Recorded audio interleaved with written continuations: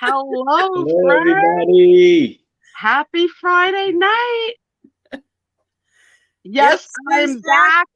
I'm back for tonight. I'll One tell you week the whole only. story. Yeah, the rock star has other things to do.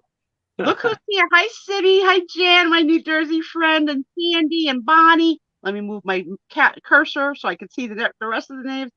Oh my, I've been looking forward to seeing you guys all week to tell you all the stuff that's been going on. I hope you all had a good week. How was your week, you two? Anything exciting? I don't know if y'all seen my my bonus Don't go score. there. Don't go there yet. I got that. Okay. I got it, and I did. Anything else exciting? Nah, just boring work. And I Trish, went sourcing. That was girl, pretty exciting. I Actually leave. trying to wear myself out. I leave the room for 1 week, and then I sign in, and there's Trisha in Goodwill. I'm like, what the heck? Trisha did picking videos. I'm like, the world is on its No, axis. I did a short. That's Oh, all I can. I know you dipped your But I toe did in a the short. I liked it though. I like that you didn't say a damn thing really.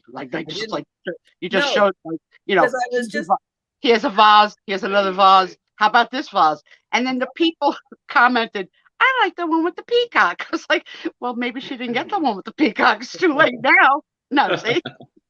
But that's hello, sorry. Yeah, everybody. Hello. not for $14.99. That was Oh, the wow. price on the So peacock. so our usual Trisha does not do shopping videos or shopping along videos. No. I leave for a freaking week. I sign on, and there's Trisha in a Goodwill showing. Well, really showing why Goodwill may not be a good source for resellers because the prices were so darn high. You can't. There's no margin to make any money. But she did show us quite an array of beautiful vases. If you're in the market for vases, go to Washington and shop for Goodwill because she'd pick them up. Or let me know because I can always go back and get it. That's true. Yeah. So Jan, she everything's on her channel, her videos, her playlist. You can find anything. You can watch from Sue Spiezio episode 1 to the present and never have a life if that's what you choose. You can. I've got so much I want to tell you guys. I am just gonna wait a few minutes for people to come in, but one thing I do want to talk about was I did miss you on Friday, and I did pander our business card. I'm calling it our business card. And the buttons, and had the bag hanging from the wheelchair that said the Sue Spiezio Show, and told everyone. So if we have new people in tonight that might come out of curiosity of what the heck the Sue Spiezio Show is, or if you had more subscribers, because I tried to push the subscribe right now, like don't leave me. So maybe I pushed the number a little. I don't know. I know, Nancy, that peacock clip was inspired by a vintage one that Trisha sold maybe 9 or 10 months ago. It was the most beautiful thing I ever saw, and it was pricey. It was in the $70 range, and I was so tempted because my outfit was sequined. So, like, you're not going to wear like a necklace, an earring. It's too much. I says, I want to wear something in my hair, and I was tempted, but I'm cheap.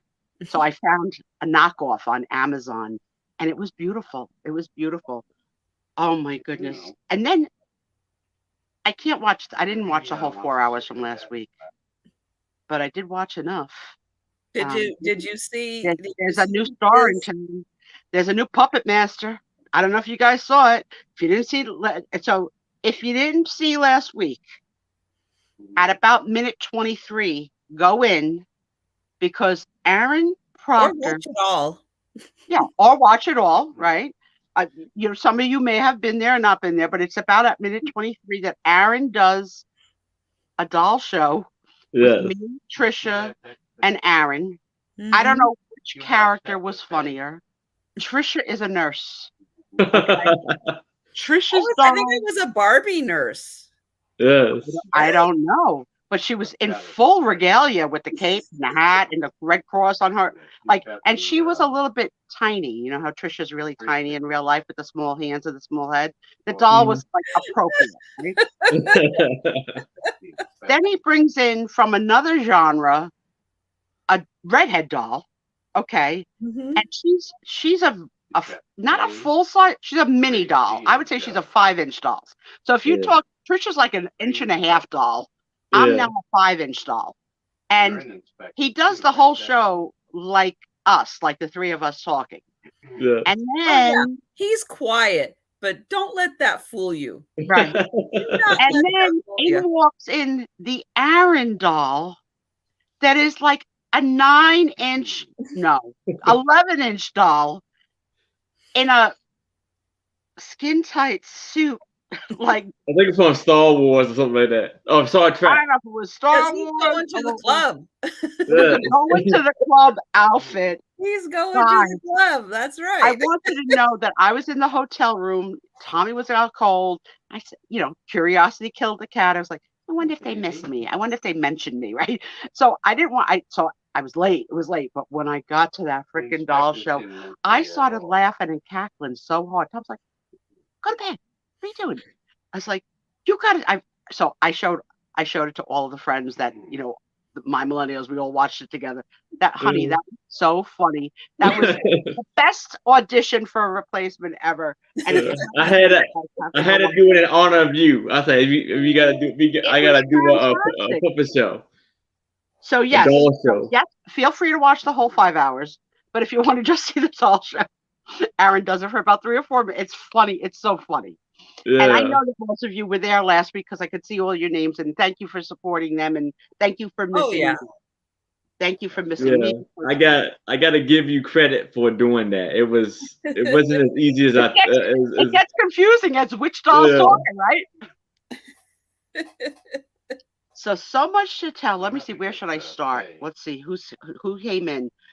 Jan and Denise and Gina and Nancy and Cam and Amy. Oh, here they all come. They're all coming. We have like 36 in the room now. So, and there's my girl Apple.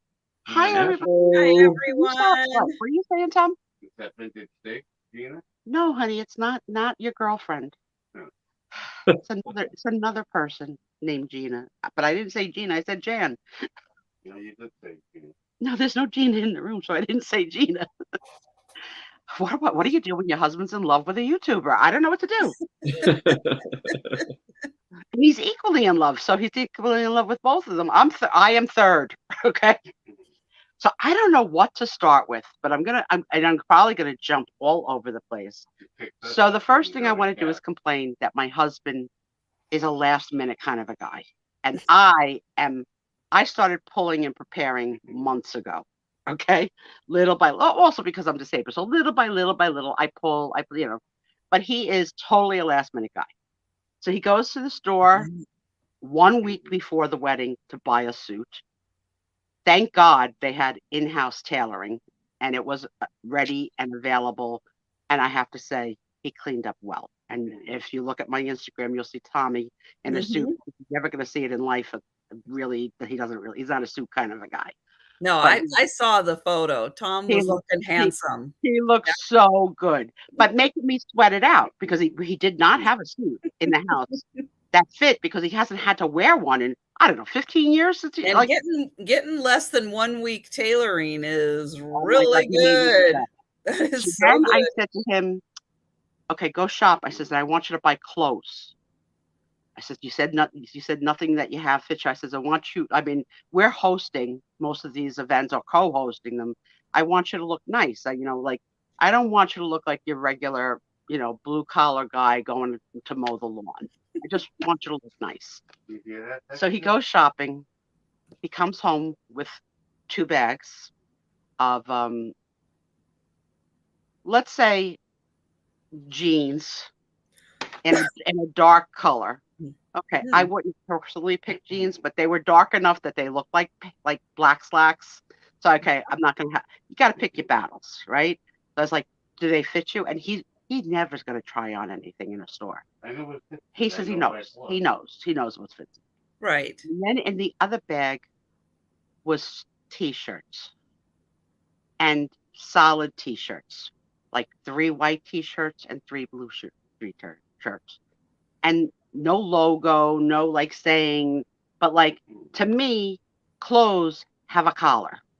Okay, plain T-shirts are ice cream men, especially in white. So the reason why this is important, and the reason why I'm going to tell you out of order, is I gave him a really hard time. And he did buy 1 shirt with a collar. He goes, I just got to do it the one night. Then when I'm hanging around the hotel, I can wear whatever the heck I want. I was like, at this point, yes, okay. At the wedding, I had to bite my frickin' tongue because the young hipsters all wear plain white or black T-shirts under blazers. That's their look. That's the happening look. So who knew? Boyfriend was ahead of his time.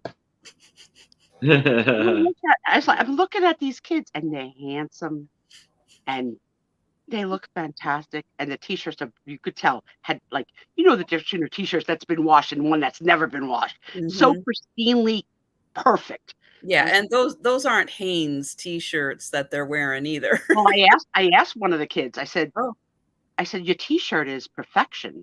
I said, I yelled at my husband. I said, where did you get your T-shirt? He goes, Target. Oh, but it was good. I mean, one of their brands, I'm sure. But but he's trying to tell me, like, you don't have to go spend $50 on a T-shirt. It was the combination of the T-shirt with the blazers, and they were more like blazers than suit jackets, so they had a slim cut. And plus, all these guys were pretty slim. I don't know that Tom could have really pulled it off, but I have to apologize for yelling at him. Now, I don't want to ever go out with him with those outfits again because I don't like them.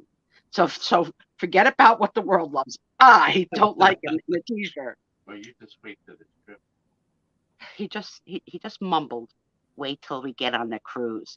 He has a whole wardrobe of cat T-shirts, like an everyday cat T-shirt for the cruise. But has he already packed them? Is he ready to go? No. We're not going till Thursday. Tom's got time. Yeah. All right. So,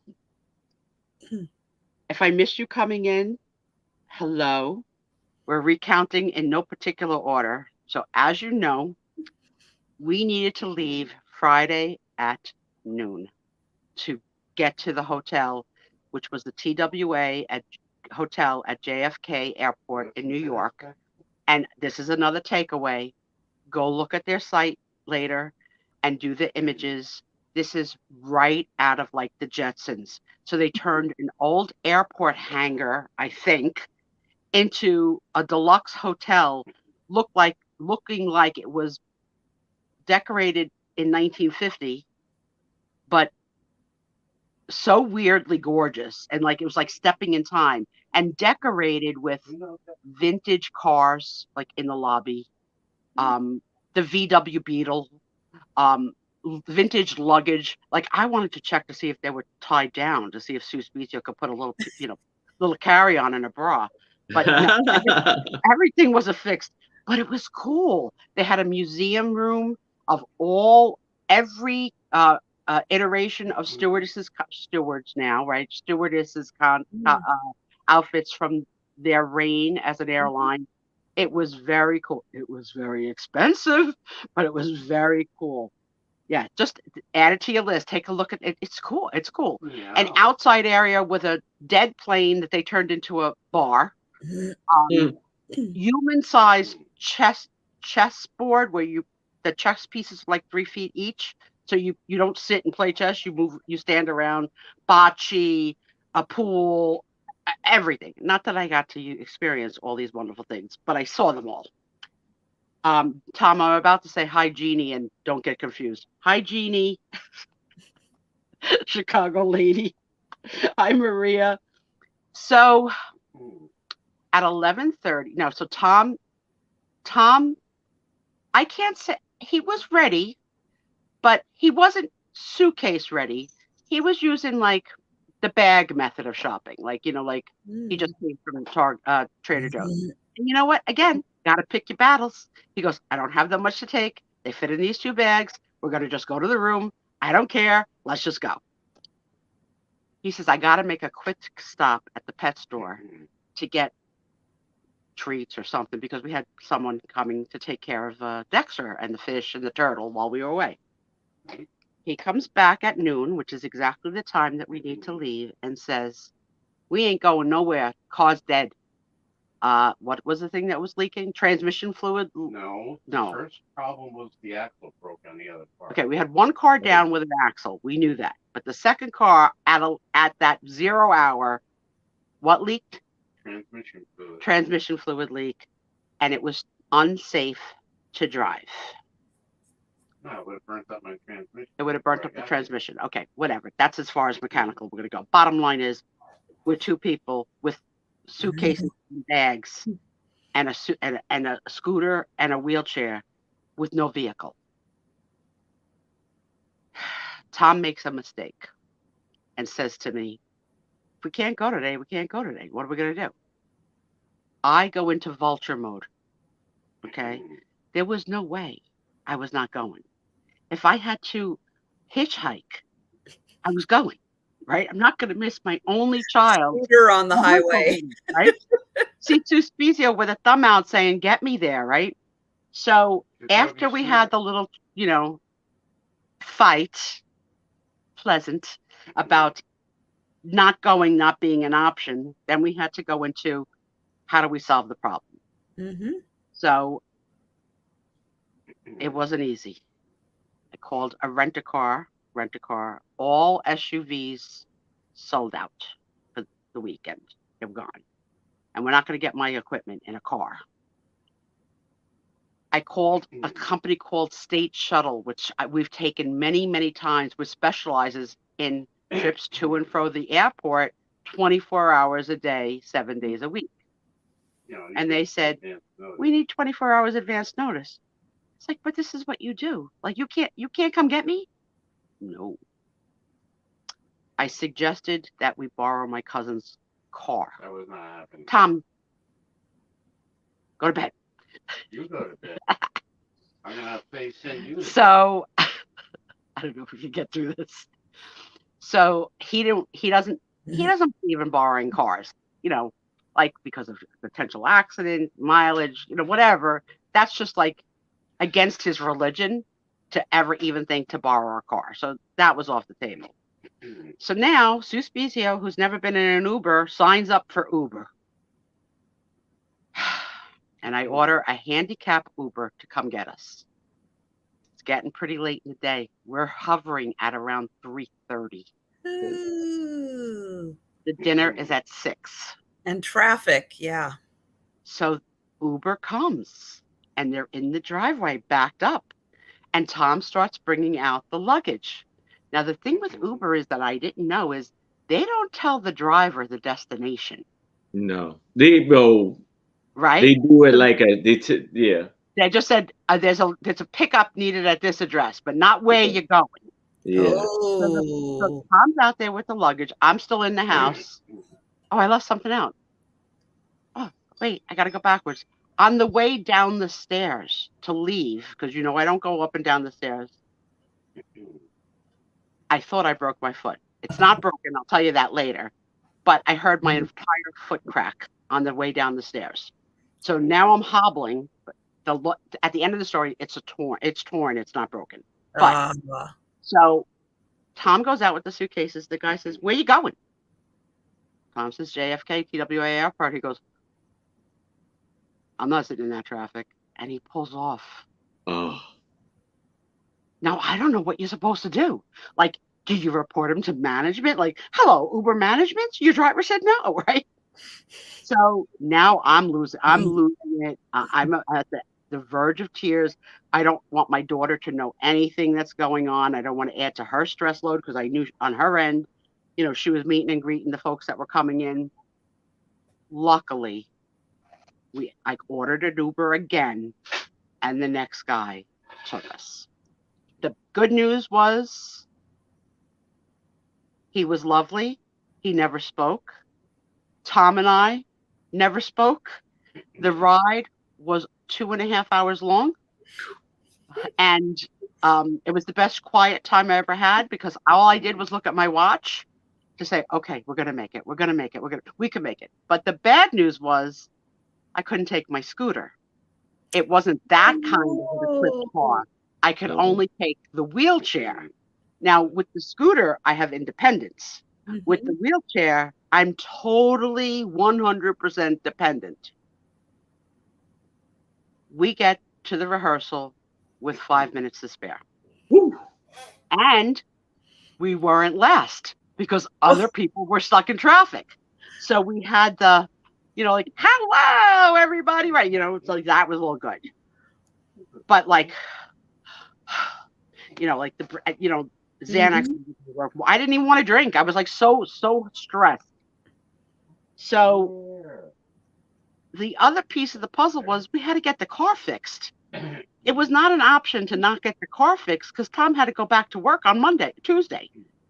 So I'll skip to the end of that night. I sent Tom home to New Jersey in an Uber so that he could on Saturday morning have an 8 o'clock appointment to have the transmission fixed, 9 o'clock, and then make it back to New York for the wedding. Oh, my goodness. Right? So now we get to the rehearsal dinner. I would say there's about 20 people. And the moment that I've been worried about happens. I see my ex-husband for the first time in many, many years. And guess what?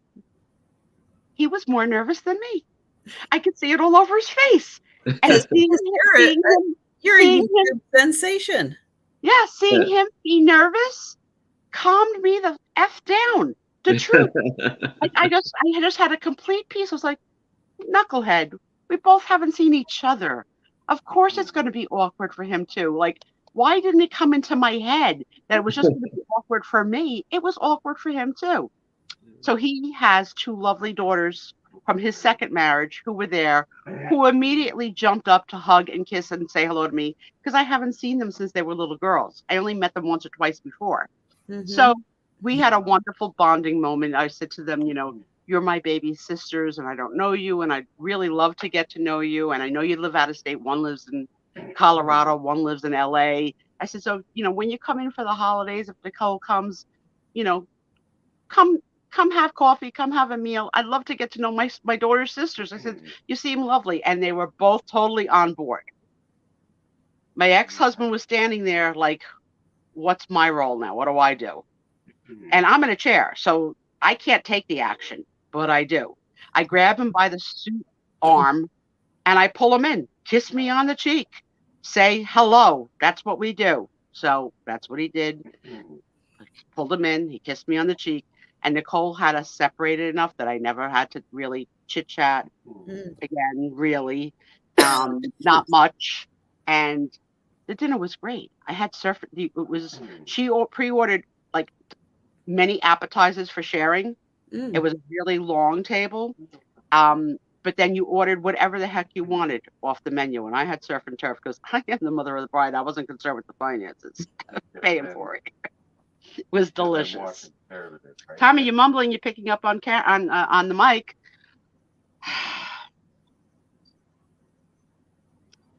So, Tommy, going to have to pay a penalty for my husband's interruptions. So now, as soon as dinner's done, I say to Tom, call for an Uber now, because we don't know how many Ubers are going to say no before they're going to take you back to New Jersey. Luckily, the first Uber said yes, and Tom was on his way, and it was 10 o'clock at night. Now at this point, they didn't really hit much traffic. He called. He said, I'm home already. Everything's fine. I'll go get the car fixed in the morning and, I'll be back. So at least I know I'm in the right place. Okay. And I could keep my fingers crossed and we could always have Ubered him again if we had to. Right. Right. So Friday night, there was an after thing. No, I did a speech at the rehearsal. Okay. Which I have the video of if anyone wants to see it. But basically, I had to wait till the band stopped playing at the restaurant next door because I knew even with my big mouth, I wouldn't be able to yell over it. So Tom's not typing because he's got the baby cat in his hand. and he's saying hello to all of you that are saying hello to him. And I saw some comments that just cracked me up. I hope they made it to the wedding. If not, Tom is no longer with us. I think Robbie wrote that. That was the funniest line I saw in like when we were, because you don't get to read everything. If not, rest in peace, Tom. Right? Okay. So now it's time for Sue Spiezio to give a speech. The bar next door, the band took a break. They did have a DJ, but it wasn't as loud as a band playing, so I still have to yell. So I had them wheel me in between my daughter and her husband, and attention, I'd like to say something. Short, I did it in 4 parts. So like, welcome guests, thanks for coming, that part. And then the part 2 was about how wonderful my daughter is and how proud I am. And then how proud I am of him and whatever, like, praising my daughter, praising her husband. Part 3 is I called us all like their village. Obviously I did this over several minutes, but basically that's the high point, that we're your village. Oh, here he is. Mr. Postman, send me a dream. Trisha gets a visit every night. Robbie, are you the one? Oh, that was Robbie. I'm telling you, you brought a tear to my eye with that comment. It was funny as heck. Funny as heck. Oh, he has a camera, Denise. Oh yeah, he'd love to be a sideshow on the show. He's waiting for an invitation. He's been on the air before. He was once on when Vintage Jigs and Calypso still were working together. He was once on their show as an invited guest. And if you've ever been to their show, there's a ticker tape at the bottom, and it says "Shut up, Thomas," because they would say "shut up" to him so much that they just let it roll constantly. And it's his claim to fame that he needs to be told "shut up." Okay, I waited for you. I stole it. Oh, I can hear. It's not that far away. Okay. So I had part 3, we're a village. You need anything, call. And then I said, you need to lend an ear or whatever. And then I said, and if you need money, I said, call Mike's parents. Right. So like that was the joke, right? Like, we're here for everything except for money. If you need money, go to his parents, right? And part 4 was I did a Rickroll. So I had handed out the words to Together Forever from Rick Astley, which was released in 1988, weeks before my daughter was born, February. I didn't know this at the time, but his birthday and Nicole's birthday are both February 6th. Oh, hi, Carol. So, Carol, we do a little chit chat first, and it's vintage photos, and probably start in about an hour, maybe 45 minutes, just so you know. So what I didn't realize would be that half the people at the table wouldn't know the song. So when you see words to a song written down, how do you know the melody? I didn't really think this through. I should have pre-sent it to them to play for themselves on a YouTube channel so that they at least knew the melody. But I think it's funnier that you see all these uncomfortable people who would not normally sing, except for maybe happy birthday to you, right? And trying to follow up my melody. And as you all know, I can't carry a tune, even though I love to sing. So I'm like yelling it, Together Forever. Like, I'm like, and then I start yelling at the people in the restaurant, everybody sing, everybody.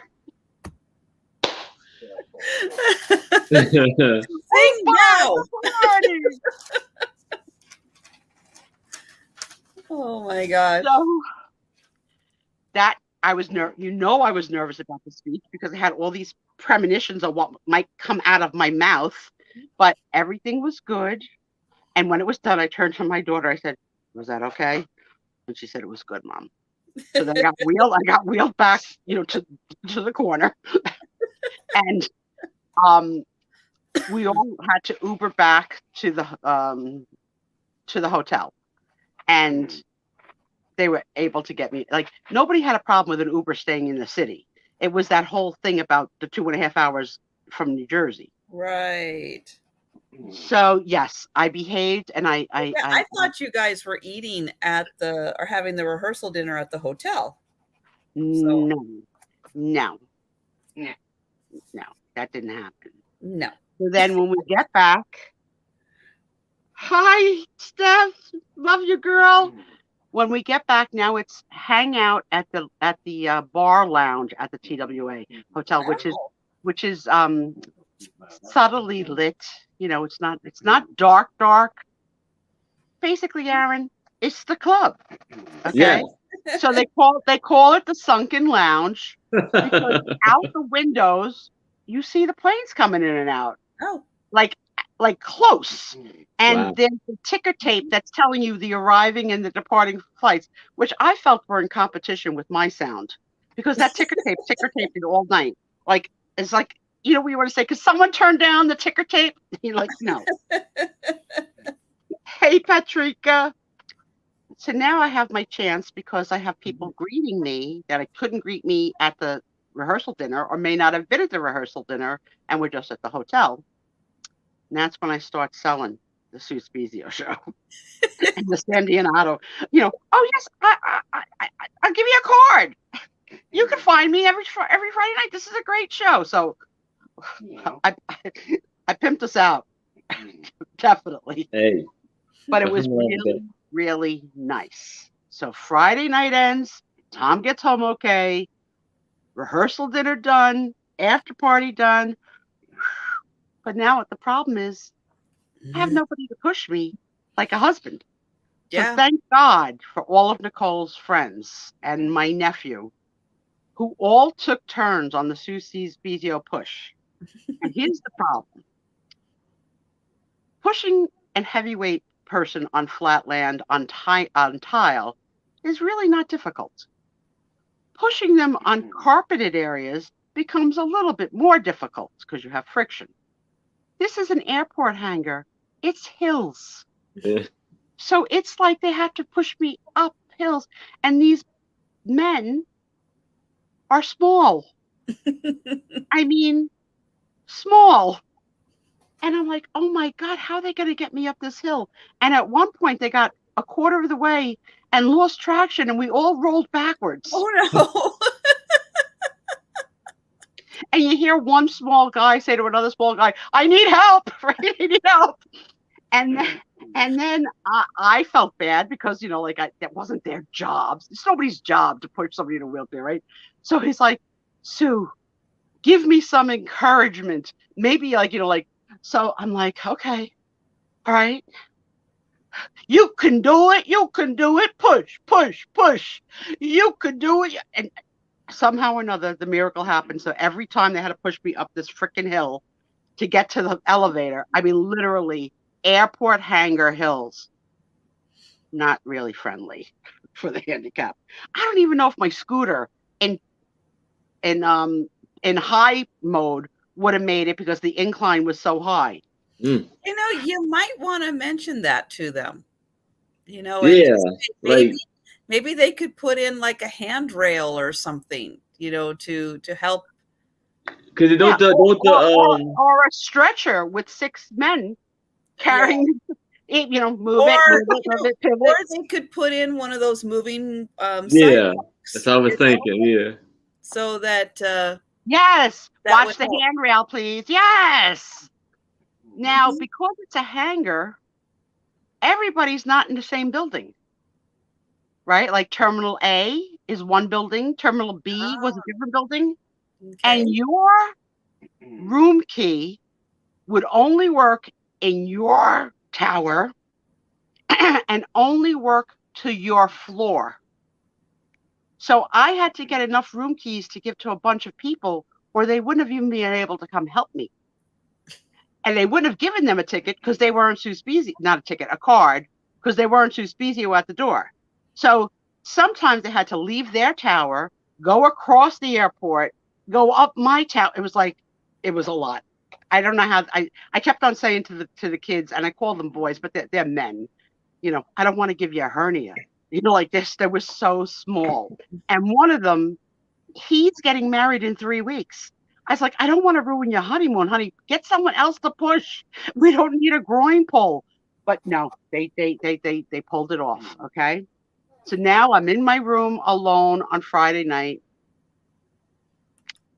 Get myself undressed, get my jammies on. I can't get into bed. The bed is like 2 feet too high. And I got a bum foot. My foot now is swollen. It looks like the head of a cauliflower. Oh. Okay. So I don't get into bed easily now, but at least my bed is at a normal level. So this was really high. I couldn't take a running start. Not that I could. Tommy, could you give the cat treats? Not that I could take a running start if I didn't have a hurt foot, but I couldn't take a running start. And when I put my butt against the mattress, my butt was below the top of the mattress. So I spent a good 20 to 30 minutes trying to figure out how to get on this bed. I want you to picture this scene. I face plant the bed with my stomach, and I sliver like a snake, inch by inch by inch by inch by inch, till I made it. Was the most. I'm imagining your arms like this. I'm like pulling on sheets, like help. There was no true headboard. It was like an in the wall headboard. There was nothing to pull on. No one in the room next to me, and I didn't want to call these boys to say, you need to push my butt in bed. Like, how much can you ask for, right? So I didn't make it like all the way in, but I got it enough in that I was on the end. Like, if I rolled forward, I would have died. But I was on the end because I sleep on my left side. And I got my CPAP on, my face mask, my noise machine. Tom wasn't there. My adrenaline rush was there. But we made it through. The next morning is wedding day, and that's when I sent out. Did you guys see that adorable picture of them, the two of them on their communion? So to me, that was so adorable, of like what they looked like at little kids on their communion day, looking at each other like what we're going to be together in the future. Because she looked like a little bride, and he looked like a little groom. That picture. So I posted that picture and said, "Today's the day."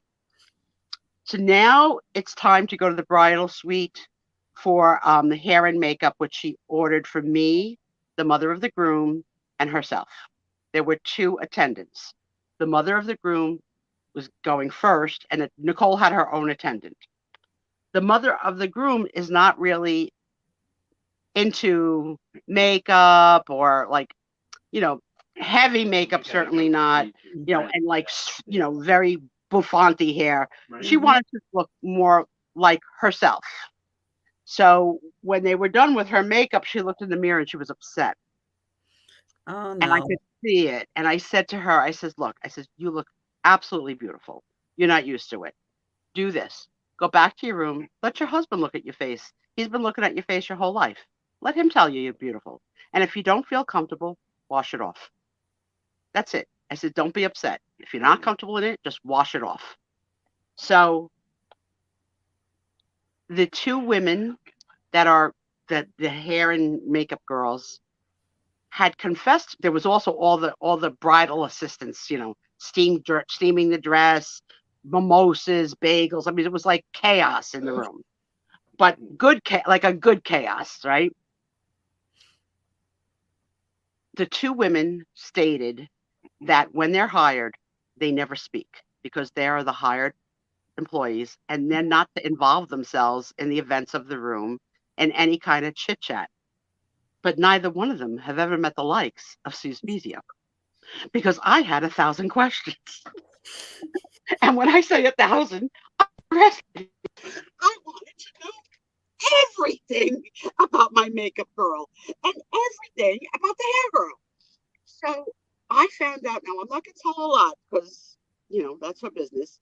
But She told me her whole life and said to me at the end, I've never spoken. I've been doing this for years. I've never spoken before. I had so much fun. It's like, me too.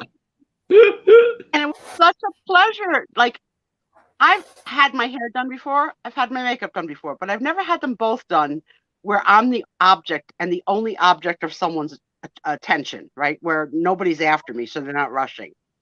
It was so relaxing. I chose not to have a mimosa. I thought, let's not start drinking at 11 o'clock in the morning. So Nicole's sister went and got me a iced coffee from downstairs. And that was, and I had not one, two bagels, New York bagels. Oh my God. If you haven't had a New York bagel, you haven't had a bagel. Right, Apple? If you're still here, they are like butter in your mouth. Okay. So the woman comes and asks me what I want to do with my hair. I says, look, I don't want any kind of tight French twist like I got to stick up my butt. I says, I'm raggedy. I'm raggedy Susie. I want my hair wild. I said, and I want this peacock to fly. So the other girl now is doing my makeup and she said, how about false eyelashes? I said, I don't know. She goes, you could do it. I says, well, I have glasses. I says, all right, let's try. So I didn't have a full force, but I had like the corners. And then so like when I was all done, face and makeup, I looked at it and I said, I need more eyebrows because, you know, like as a redhead, I don't have, like they don't show. So she goes, really, Mama? I didn't know you wanted to go that way. I said, I need some eyebrows. So she gave me the eyebrows. And then Nicole came over. And then that's when we took the mother-daughter face picture, which I'll cherish forever because she was done and I was done. And oh my God, she looked so beautiful. Like, I can't. She was just so beautiful and so happy. New Jersey bagels are close, but New York, oh my God. I'm now dismissed from the bride's room. Oh. And I'm able to now go back to my room to put on my outfit. And we're to meet in the lobby at 5 o'clock for the photo shoots. Tom makes it. He makes it with the suit. Now, I have my outfit on, and so I'm watching him put on his suit. And I'm like, oh, I hope it fits because we didn't know. We didn't try it on after the fitting. But he looks so cute and so handsome and so clean shaven. And you all know how important that is to me that he has that all of you have a clean shaven face. But he was good. But he really couldn't push me. He has bad knees. So again, Sue Spiezio calling for assistance, and a couple more boys came and got me. And that my room key got passed like a prostitute's. It went to so many different boys and men and women, just everywhere. Who has the key? Who has the Sue Spiezio key? We go down to the lobby, and it was such a nice backdrop. And they hired a photographer, and he was literally dressed all in white, like the way our milkman used to dress and the ice cream truck guy used to dress. It was a look. I didn't like it, but he wasn't going to be in the picture. He wasn't our guest. He was the photographer. But photographers do a lot of, let's just take another and one more, right? And then my cousin kept on directing me. She calls me cuz. Chin up, to the right, look up, look down, look at. I was like, this is going to be with me whether I'm this way. I was like, stop trying. Like, you're not going to hide the fact that I have a double throat. I said, so he's the photographer. Let him place me, like which way to look. Don't become the photographer's photographer. So then I asked my friends to use my phone to take pictures because I was in the picture, so I couldn't take it. So I didn't get all the pictures that I wanted, but eventually I will. Now it's time to go. Nicole hires shuttle services, and specifically a shuttle with a lift that you roll into and it goes zzz in. The 3 shuttles come. The one that was the handicap accessible with the lift, the guy couldn't figure out how to open the door on that one. or it was stuck. So there was no way for me to get Oh into no. the shuttle. So I had a step stool with me, and we are going to try and have men pull me up the stairs, but I only had one good foot. So when you have only one good foot, do you use the good foot to go up or the bad foot to go up? And either way, my legs don't spread that far anymore to go up bus stairs. Like, that's a big step. It's like a mega step. So now we have to abort. And again, order another handicap Uber. Oh no. Right?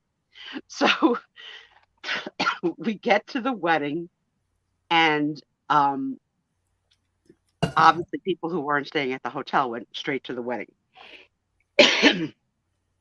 There was a a little bit of a meet and greet, but they wanted to do the ceremony while the sun was still up because they wanted it was so beautiful because it was on the water. It was outside, but they could bring the walls down if it rained or got bad weather. It was complete like al fresco dining, a Thai restaurant. So not anything like a wedding, like, tablecloths and linens. Like, no, none of that. And Nicole had both fathers walk her down the aisle. Nice. First husband and my second husband. And I had tissues to these freaking fake eyelashes the whole day, right? I'm not crying. I'm not crying. I was crying. So they do their handwritten vows, and they're very loving. Now, remember, they did them 2 years ago, but they didn't do the same ones again. They said, we've had 2 years of marriage now. Let's do a rewrite. Well, the funniest thing that I think Nicole said in her vows to her husband was, I guess this is a fight that they've had repeatedly in the 8 years that they've been together. And as a result of all of us having cell phones, nobody memorizes anybody's phone number anymore. Now, when you were a kid in grammar school and high school, you knew your buddy's numbers in your head. Yeah. Mm-hmm. She never memorized her husband's phone number. Yeah. And it's been a repeat fight that they've had, that he has said to her through the years, like, you can't call me if you lose your phone and you need to borrow a phone, or so during the wedding vows, she says, and the gift that I want to give to you today is, and she says his number, like 908. He freaking cried. He cried. He was so moved that she gave, like, I'm like, you don't know what little things will make somebody so freaking happy, right? But I guess it was enough of a sticking point in their relationship that when he said it, he was just so over the moon. And of course, the vows were loving and beautiful, and the sun is setting, and it was like dynamite. Now it's time for dinner, but I basically had to eat cold food because every single person in the room came to greet me, and I had my head, like, when you're in a wheelchair, you got to talk to somebody like this because people don't lean down. So I was like, I'm gonna wake up like this tomorrow, like, because it was awful, but it is what it is. But everybody, I kissed everybody. If I didn't kiss them, I held their hands. Of course, I cross-contaminated everyone in the room. We were all smooching. But the food, even cold, when I got to it, was delicious because I love Thai food. And the DJ announces, it's time to dance. It's time for the party. I watched these young kids from my table. It was like what do they call it, Aaron? Like a mosh pit where they're all in there, jumping with the fist all around. in the air, and then, and the music was curated by my son-in-law because he's in the music industry. So he didn't want to take a chance with a DJ playing whatever the heck the DJ wanted. He curated every song and in what order he wanted them to be played over the hours that we were there dancing. Nice. I thought that I would sit in my little perch on my wheelchair and watch with joy until the groom's Aunt Lucille had a walker and went on the dance floor. I was like, oh, hell no. Whoever steals going to go on the dance floor with a walker. Somebody better wheel Spiezio in. I'm going in. So I went in. I didn't go to the center because that would have been scary, but I went to the fringe on the outside, and I danced from the waist up the entire party. He then now surprises Nicole with something. And if you look at my Instagram, it's the first picture. He made a 3-foot sign of their cat, Ravioli. And Ravioli came to the dance floor and was passed around from person to person, and he danced with us because that's their baby that they just, that they had together. So that's why the first picture of me was my turn with Ravioli. Oh yeah, I do remember it was that. so funny. I had never seen that done before. That the cat would make an appearance at the wedding somehow. But they're both cute. Like in I don't know. It was just freaking adorable.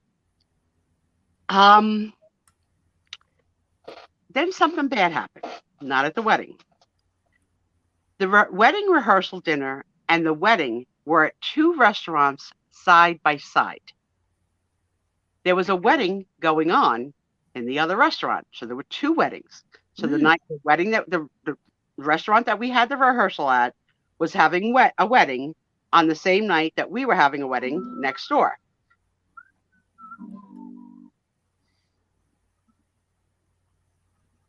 Okay. My nephew goes to the restroom, and when he comes out of the restroom, someone from the other restaurant comes running in and says, "You guys have a defibrillator." At the other wedding, the bride's uncle had a heart attack. Oh boy. Oh no. So now, if it's not loud enough, all the ambulances, everything gets dispatched. You never know the outcome because, it wasn't our wedding, but he didn't leave in good shape. My nephew said he was already turning blue. So it was, and luckily, nobody shared the story at the wedding, not till after, right? Because he didn't upset anybody. But I was like, oh my God, you don't know when your number's gonna go, right? It's somebody's, you don't know, right? Mm-hmm. So the kids had a custom cake made. I don't know where the hell I went. I never saw the cake. I never ate the cake because I never ever went back to my table, ever. I'm going to say Tom may not have danced, but he stood next to me and chit-chatted with me and, chit-chatted away with the friends or whatever. But he's not that, he's not a dancer. My ex-husband never stood up. He's not a dancer either. So I married two men that don't like to dance, but that's okay. I did. And in my day, I was quite the disco girl. It's time to go back. Can't get an Uber. Uh-oh. No one will come. So someone that's a close person in our family said he would drive me. And it wasn't like the hotel and the restaurant are next door, okay? So they drove me, but Tom went on the shuttle. The 3 shuttles, the early bird shuttle, if you want to cut out at 10:30, the 11:30, so the guests had 3 choices of when they wanted to cut out and go back to the hotel. So of course I was going to stay till the very last moment. So her friend takes me back to the hotel, thank God, and I'm not going to need any Ubers anymore because Tom's here with a car now, right? So there's no after party after the after party. We're done. So it's just a matter of getting me to my room. But Tom took a misstep himself getting off the shuttle and completely knocked his knee out. Oh, no. So not only did I need assistance, Tom needed assistance. So I had to give Tom my cane, which that's not him. He doesn't want to be a guy with a cane. He's not there. I've been using a cane for so many years. I don't even look, here they are. serious in the room. So we had a posse of people to take us, people to push me, people to make sure Tom didn't take a fall because he was that knee was really out. The knee was so out that Tom, I gave medicine to, like strong medicine. He was out cold for 24 hours. So, Ooh. yeah. So never spent Sunday with Tom. He was in bed. And he also felt that the cushioning and the pillows and he couldn't get his knee in any way comfortable. Mm-hmm. We didn't even think to ice it. We didn't think to ice my ankle. My ankle, my ankle got so swollen. I was at the wedding with no shoes, like an old Italian grape stomping mama, like all dressed up with no shoes and no pedicure because I didn't get a chance to have, my niece didn't get a chance. But you know what? Who cares, right? Who cares? Nobody's looking at your feet. Girl, they were all looking at all of me because I was all in wonderment. Here's my baby. Here's the bride. Ravioli. Hi, Nicole. I don't know how have you been here long? You just got here, honey. So, where are we? What was I saying? I got Tom spent 24 hours in bed. 24 hours in bed, right? No ice. Right. So I gave him, he was out 24 hours. The next morning now is anybody who stayed in the hotel, join us for brunch. You can join between 9 and 11:30 for any of it or all of it. So I got down there with help at about 9:30. The brunch was fantastic. I think she had probably 40 people there too, right? Fun. Totally fantastic. It was also, all like glass, floor to ceiling glass, hot food, cold food, fresh fruit, anything you wanted. And everybody, nobody like ate and ran. Everybody lingered. We lingered long enough that they were like, it's past your time. Like get the heck out. So I now desperately need a nap. Like it's time. And Nicole, everyone's going to check out except for 3 rooms. So Nicole's going to stay. Tom and I are going to stay. Thank God, because he would have never been able to drive a car with his knee. And my cousin from Florida and nephew stayed. So we're down to now 3 rooms for Sunday night. Nicole and her hubby spend some alone time and take a nice swim in the heated pool. If I'd known it was heated, maybe I would have gone in, but I don't think, the Army could have got me in or out, and my wheelchair is not water friendly, although they do make them. I go take a killer nap with Tom, but I get a text from one of my very best friends. And the text reads, I just tested positive for COVID. Oh. Now, when I tell you this best friend practically licked my face because we're that close. She kissed me and loved on me and hugged me, every part of my face. I think she even stuck her tongue in my ear. I can't even swear to it. It was a lot of kissing, and I love you, and thank you for being my friend of 25 years, and I wouldn't miss this for anything. Well, girl, you got COVID, and you've now rubbed on the bride's mother. Yeah. And I've touched everyone. I'm now considering myself to be ground zero. Okay? That I'm going to be the first person because she probably didn't kiss anybody else but me. She probably didn't touch anybody else but me. But really, so I have to now tell Nicole, right? And the last thing you want to do is say, we have our first guest with COVID. Because Nicole, one of the reasons why she didn't want to necessarily do a party because of this pandemic was she felt like, am I being selfish to ask 100 people to join in a room? But like as the world started to open up and people started to become more, and that was partially why she picked the alfresco dining, because that was, and we are like 2 years past the height of the emergency, but still getting a call the next day saying it's COVID. Yeah, because it still is. It's still there, right? Contagious. So now we have to make a decision because it's Sunday night into Monday. Do we have dinner together? The three of us that are left at the hotel, the 3 rooms. Do we quarantine from each other? Like, what the hell do we do? We're paying this, expensive hotel to spend time together. She flew from Florida. I wanted to have time with the bride and groom without, an audience. And it was a really, really hard decision to make. So at the end, we decided to meet at the food court, not at the restaurant. And we got 3 tables in a row. So each table was confined. And my cousin brought out the hand sanitizer. Now, it's a little bit of it's a food court. So every vendor you pay separately. And I have to see everything and every menu. So my poor son-in-law, I said to him, and I need to start at the end. Now, I would have liked to have gone left to right, but he insisted on going right to left, which was against my OCD. But I did my best because, pushing me is not easy. So at each vendor, I would look at the menu, say my order, and my son-in-law would pay for it with my charge card.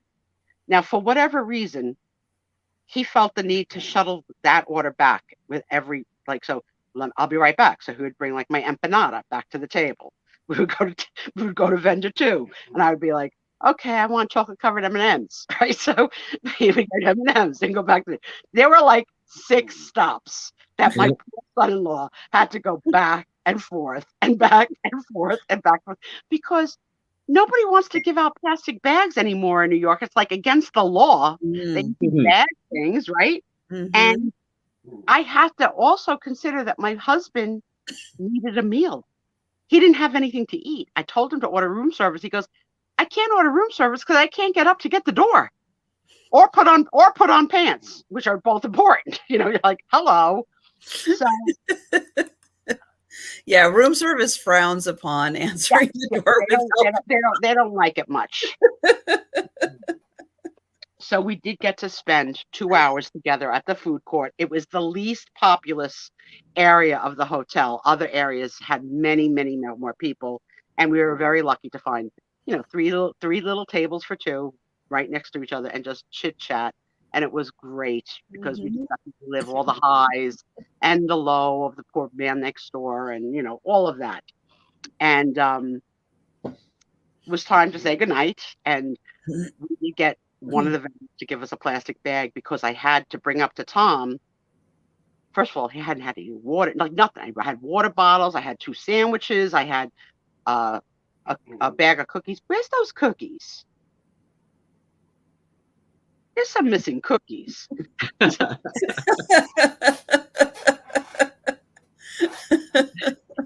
And by that point, Tom was able to help me to use the step stool to get on the bed. Without that, I don't even know.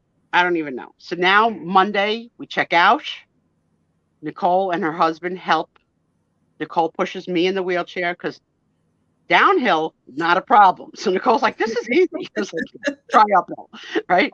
And my son-in-law pushed the cart filled with luggage and stuff. I'm going in. And Tom hobbled. Hey, Tommy, could you put water by my bedside and before you go? Good night, Thomas. All right, let him Good night, continue. Trisha. You want to say good night to the father of the bride? Come say good night, honey, to everybody. Okay, he's coming to say good night to y'all. Because this was the first picture I ever posted of Tommy. He wanted to be incognito his whole life. Yeah, I want it all. I don't want to go on that Instagram. Don't post it. I'm not into that social media. All right, here's the camera. Look at all these people that support us. Good night, all. Good night. All right, bye. We're not kissing yet because we're still scared. So we're fist pumping, right? we're afraid. This is day 6. We're afraid because I'll get there. Hey, make sure you keep her in line. Good night, Tommy. I guarantee he's gonna forget the food. You go in the wrong way. Okay. Oh my God. And let me tell you, Tom is chatty to begin with, but Tom with a couple of drinks is a motorboat, motormouth. And because of the music being so loud, I couldn't hear him. And so I would say, I'd like, or talk in my ear. And he would try and talk in my ear, and I would pick up one or two words, and I'd be like, I don't know what you're trying to tell me. I can't hear you. Like, and the music never it's stopped. hard with that loud background music. You know, the DJ, so he wasn't, you know, it wasn't a band taking a break. If he was playing for 3 hours, he was playing for 3 hours. So the music never broke. I don't know what the hell secret Tom was trying to tell me. And the next day he said he didn't remember. I says, what were you starting so hard to tell me, Leslie? He goes, I don't even remember. But luckily his knee buckled enough that he could, and we didn't have the car with the clutch because that would have been a problem. So we had the standard. So they helped us out. Now we're in the car and my foot is turning into like 2 heads of cauliflower. So I said to him, you know what? Let's stop at an urgent care because we leave on our cruise Thursday next week in 6 weeks. Yeah. Can't mess around with, Right? No, So you got to be in good shape to get on that cruise. They take the x-rays and they say it's not good news or bad news because both are bad, but it's a torn fascia. Like I hurt the arch and the big toe, not the ankle.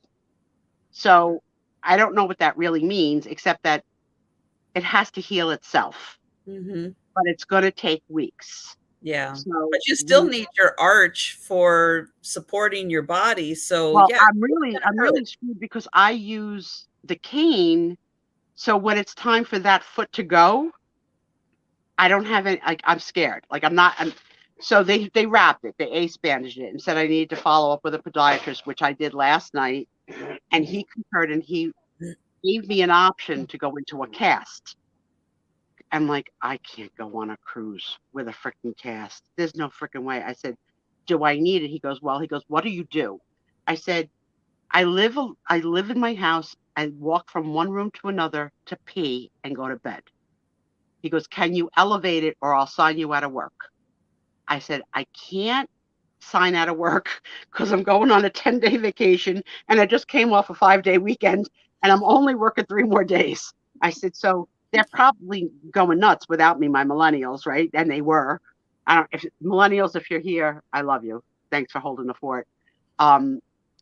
So he bandaged it and he gave me bandages for the cruise. And when I come back from the cruise, if I could tell you the swelling's already gone down from just being bandaged because compression is what it needs. But if it's not as far along as he wants, when I come back, he'll cast it.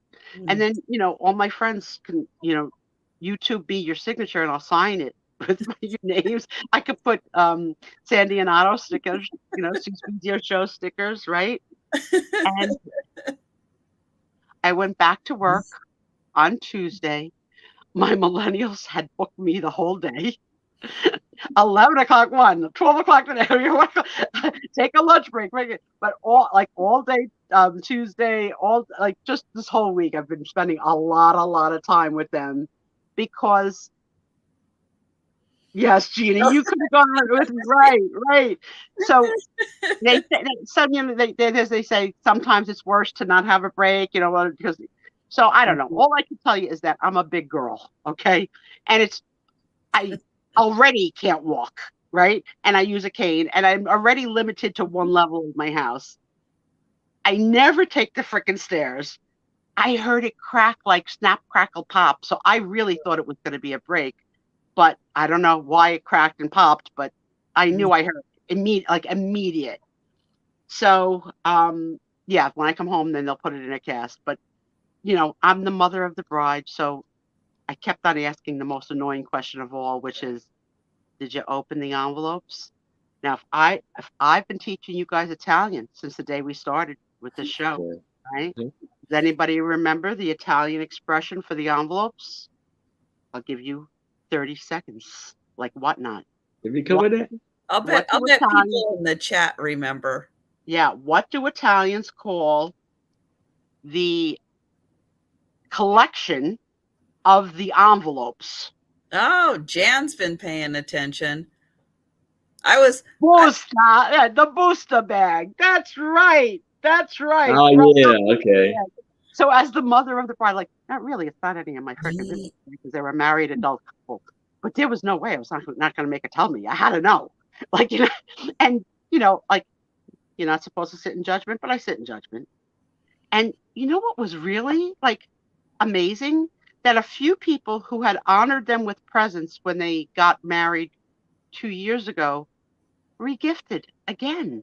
Nice. And you didn't have to, 2 years have passed. You've honored them with, but she got regifted a couple of times, and I thought, like, wow, like, pushed up some family members in my mind that I had, downgraded to a higher level. I was like, like, yay. They got bonus points. They got some bonus points. I thought it was so nice. No, there was no positive. No, it was tie. It was the first night was an actual like American fare, and the second night was tie. Oh my God, I wish. And people had leftovers. It was good. So we were very lucky. Yes, and so my daughter, if you don't know her, follow her, Nicole Spiezio. My dream one day, I've told her, is that we have a podcast together called Generations, where she represents the younger generation and I'm the old hag. But she has dreams of her own that don't necessarily include me, and that's okay. That's okay. But together, no one makes me laugh as hard as Nicole, and sometimes just with a look. We had a moment where she said to me, "Mommy, if I said anything snippy over the last couple of days, I just want to apologize." And I said, "You know what? You really didn't." Like, she was not a bridezilla at all. There was only one time she said something to me, and I was so freaking adrenaline up, okay, that in the room with the makeup girls and the bride's attendants, I was schmoozing it, like, just on the show. And she looked at me from across the room and she said, "Mom, you're at about a 14. Can you bring it down to about a 7?" And I know you all know the difference between Sue Spiezio out of 14 and Sue Spiezio out of 7. So if that's the snippiest thing your daughter says in 5 days, I'm okay with that. Because you know what? I was out of 14. I was like, hello, Sue Spiezio, I want to pay. How much espresso, how many espresso shots were in that iced coffee you got? I know, right? No, I've been pumped to tell you all week. I've been so excited to come and tell. And right? You could see it. I couldn't call it this. I would have to call it, the Nicole and Sue Spiezio. I mean, she is the star. She is trained. I'm untrained. But, as you know now, the kids are moving because they had, I told you they got an apartment lottery win. They're moving in a few days, October 1st. Oh, wow. This is something I didn't know, but you can rent the bins to store your stuff in for the move. Oh, pods, yeah. Oh, pods, yeah. We have no one. Yeah, no, there's several companies that all right, do pods. I'm a shut-in. I don't know. Show off. So the pods came, and at first the cat got freaked out. That's a smart way to do it. Right? The cat got freaked out. But by today, the cat's using it like his own village. He's crawling in and out. He's peering in. He's jumping. So he's still having a good time, Nicole. The funny thing is, I used to call Nicole Ravioli, and that she named her cat Ravioli is confusing because I still sometimes want to call her Ravioli, and I can't now because Ravioli is my grandfur baby. But so far, knock on wood, we have not had reports of anyone else testing positive, which is fantastic. Good.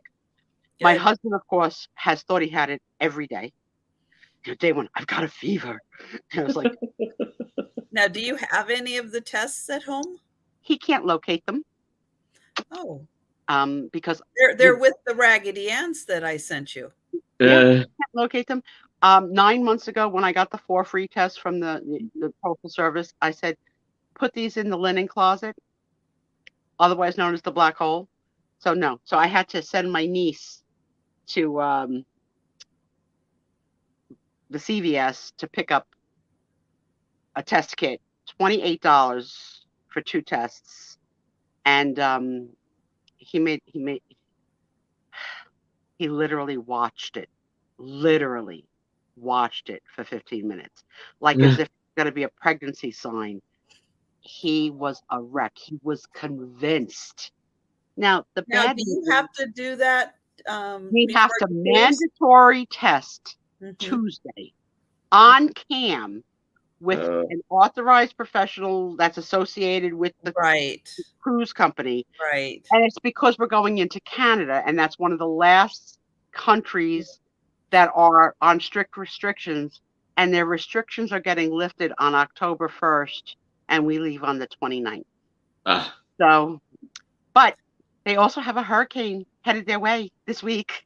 Yes. So, so I don't know. I don't know what's happening, but all I know is Tuesday, Tom and I have to test on cam, and God willing, we'll both test the same way. Because if we test opposite, we got to decide what to do. Because we have a girlfriend traveling with us. Yes. But I would think if you don't have symptoms yet, that we don't. You're Tom's convinced he does have symptoms, but Tom has postnasal drips allergy that he's a throat clearer. That's his I constantly year round. I can find him in a store by listening to because he makes it's also like a little bit of a tick, I think, too, because he does it so much. So so we're hoping that I just hope we both test the same. Yes. Because and my worst nightmare is like Tom going with my girlfriend on a 10-day vacation. Like, if I get to go, that's all right. But like, what if Tom gets to go and I'm the one that stays behind with my cat? But so we'll know on Tuesday. But oh my God, there's so much adrenaline that like I could block the pain of my foot because I couldn't even believe it happened. And now I feel the constant throb, like a toothache. It feels like a toothache, right? Yeah. Yeah. Well, you don't have the wedding on your mind and everything. So much anxiety. Good adrenaline anxiety. Also some nervous anxiety. What will I say? Will I say anything inappropriate? Will I be a 14 or a 7? Right? And only your baby can meter it out for you in points, right? Right? I knew exactly what you meant. And I was up. I was on. I was like, hello, bridesmaids. I was like a combination of Liberace and Paul Lynde. Right? I was just like totally on. I love that outfit. I don't even know what voice came into my body, but it was just like, oh my gosh. And Nicole basically was really calm. And when she put on the dress, oh my God. That's what the dress was beautiful. That's what I was waiting for, to see my baby in her white dress. It fit her like it was custom made for her. It looked so beautiful. Yeah. And her husband the style was outstanding. He was so handsome and dapper, and they had fun at their own wedding. And that's what counts. Yeah. I don't know that she ate. At one point I called her over like a mother and I says, baby, can you eat a little? Because you get caught up, and I didn't want her to not be sick or anything. So she goes, I had a little. So she was able to have a little during the cocktail hour. I don't know that she had anything of dinner much, but yeah.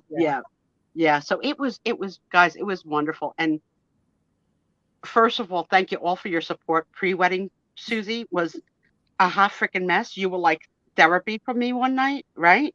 And licensed therapists or unlicensed therapists, this community of friends have been terrific and so supportive of me, Tom, my daughter, and husband in the journey.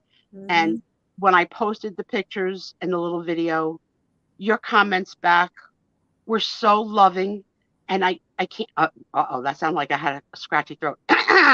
Okay, we just had to clear like Tom. We're so loving. Yeah, she says it's impossible to eat at your own wedding.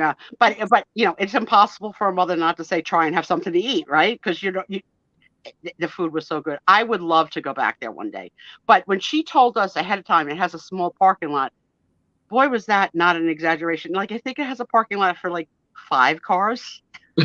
Oh my! And it shares the parking lot with the restaurant next door. Oh, so wow. it's a neighborhood. It's a neighborhood.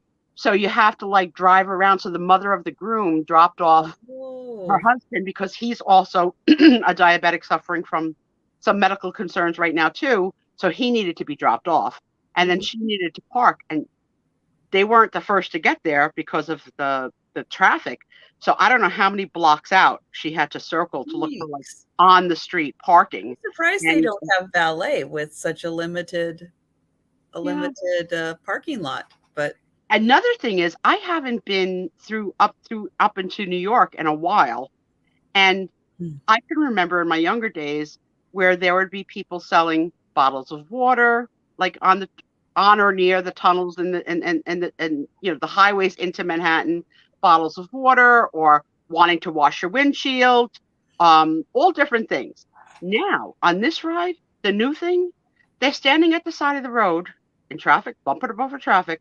Yes, they have the water bottles, they have Gatorade, but they have fresh fruit, cups filled with fresh mango, and bags of limes. I was like, what the heck? Like a bag of hello, I'll take a bag of limes. Traffic. What do I need a bag of limes for? Exactly. And who's mixing drinks? And I was so worried about having an incontinence accident, and luckily I did not have any noticeable accidents. I had some spillage, but no accidents. Well, but, that's good. When we came home through the ride home to New Jersey, heading to the urgent care, I couldn't hold it not one more second. So I said to Tom, pull over. And he's like, you cannot just pee wherever you want. I said, no. I said, listen to what I tell you. So I made him pull into an office building parking lot with under the building parking, open both doors, the driver door and the passenger door, while he's yelling at me that I'm going to get ticketed for exposing myself sexually. Because there's probably you on camera. Okay. So now there's nothing for me to sit on. I'm not a man. I can't point, right? So, and I'm big, and I got a bum foot. I'm barefoot. So I'm walking away from the car, and I'm saying to him, am I far enough? Because God forbid I pee in the new car, right? So I do the ladylike thing, and I spread my legs as far as I could, and I got the shorts down to my knees, and I leaned as best as I could, and I peed. And I peed. And Tom's like, are you almost done? I was like, shut up. There was like 2 hours worth of urine in my body. Right? Meanwhile, Tom's looking for the FBI all around, like, they're coming. We're on camera. I was like, I don't care. Either I pee in the car, roll over your new car, or I pee on the ground. So I emptied my bladder, got my buns. Thank God I didn't get any on his shoes, because that would have been another, drama. I didn't get any on my feet, so we were good. I get back in the car. Now I'm like heaven. I'm like, oh, I got an empty bladder. I'm good to go. All right. So I have talked for an hour and 25 minutes. Any questions before we let our friends sell what this show is all about? And I absolutely told Sue to please just tell the stories, just talk, and have a great time letting us know everything that happened, because I know you guys absolutely want to hear. Well, they were online with me on Friday at Jane's show, I was killing the time by talking online while Tom was figuring out the car. And that's, I think, where Robbie said, if they don't make it, rest in peace. God help Tom if they don't make it. And it did make me laugh, but I didn't have this. I didn't laugh as hard till the solution was found. Once the solution was found, it was really funny. Yeah, then it was funny. Yeah, then it was really funny. Yeah, it was so good. I'm so happy, and I didn't pee on Tom. You know, and then the new office that I went to for the podiatrist, the building just opened on Tuesday. Brand new construction. The door is not wide enough for a wheelchair. So whoever designed this doctor's office measured for an average door, not thinking about wheelchairs and stretchers. So I had to go to the door. And they didn't have the button to push that the doors open automatically. They had that. But beyond that, when you went into the office.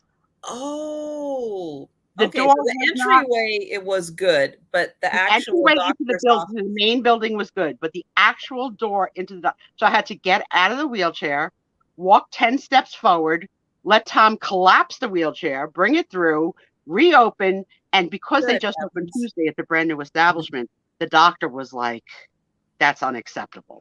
I was like, okay, can you have it fixed by my next time? Right? So I'll be going to him. We made a relationship because I'm a diabetic. We're going to be going 4 times a year. I see him Christmas week, December 22nd. I don't know if I need to bring a gift or not. Yeah, because how many, you got to figure there's going to be a good handful of people. Yeah. I was probably there first. That have I was probably there first. But you know what? Wheelchairs come in 2 sizes. Well, actually 3. They come in a child size. They come in the average human size, and they call, I hate the name, a large wheelchair, they call it a bariatric chair.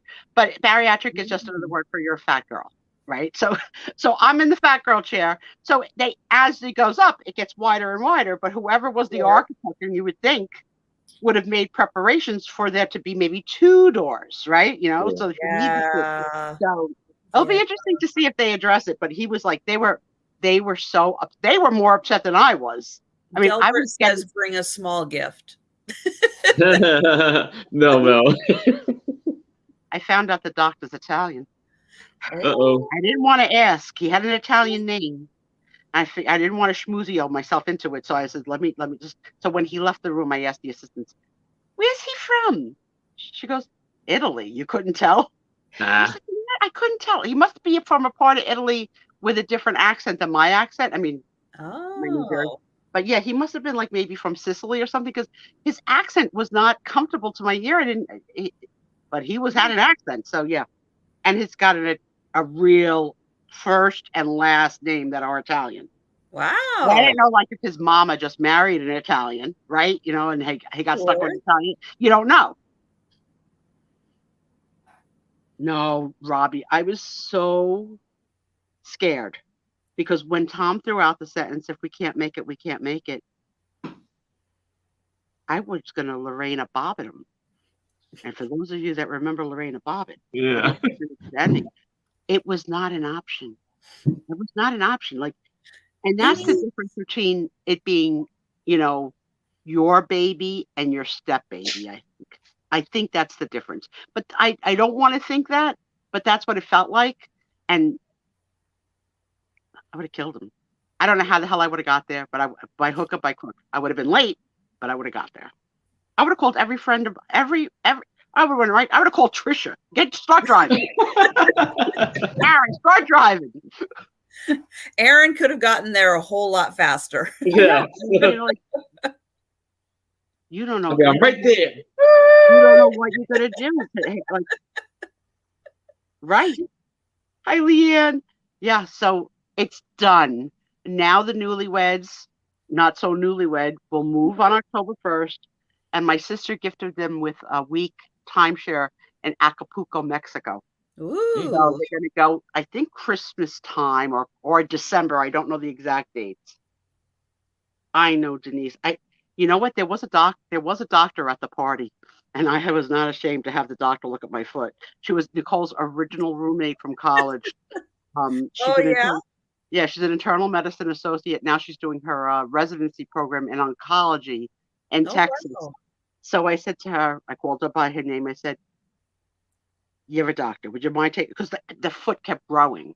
I was like, Mm. I at this one point the shoe was only on my toes, like, Yeah. and I had no bandage on. I was like, Tom's like, just take them off. I was like, okay.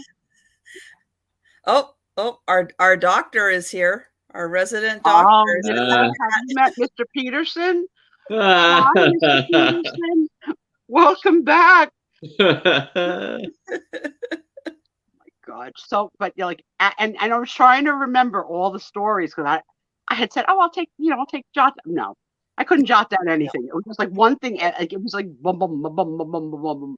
It no. was good. It was good. I'm literally so happy, and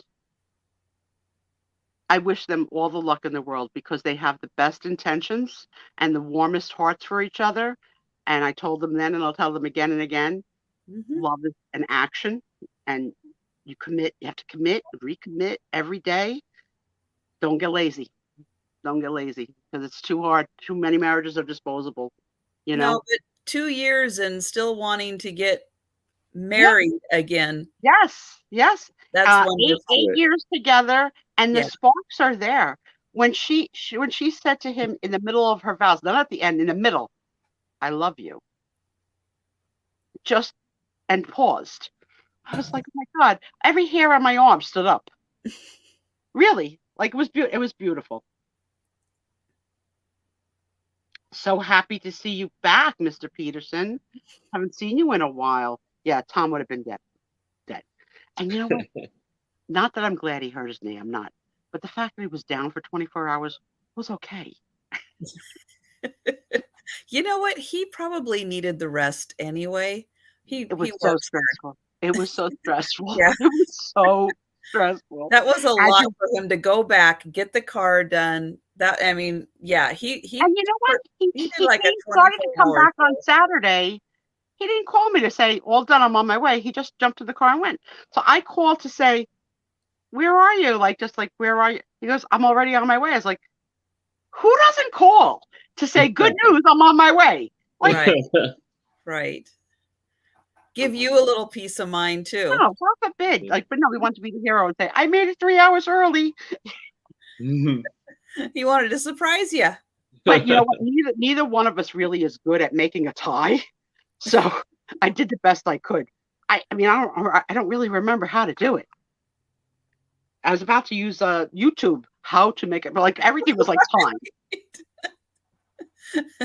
Because you can learn everything on YouTube. Oh yeah. All my jokes are jokes, but let me tell you, Tom has the power. If anybody's going to be dead in garbage bags, it's going to be me. Okay, because I drive him nuts. I can't catch him to hurt him. But we really are looking forward to our cruise. Hopefully we'll test negative on Tuesday and we'll have 10 wonderful days. Hurricane and no hurricane. I don't care.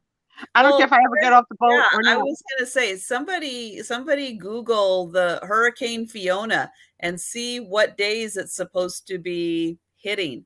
I think with the cruise ships, what they do is they go somewhere else. They don't go into it. I don't think they go around and everything. They navigate around it. Yeah. Believe me, if I don't even get off the boat, I don't care. I really don't care. I mean, I can't.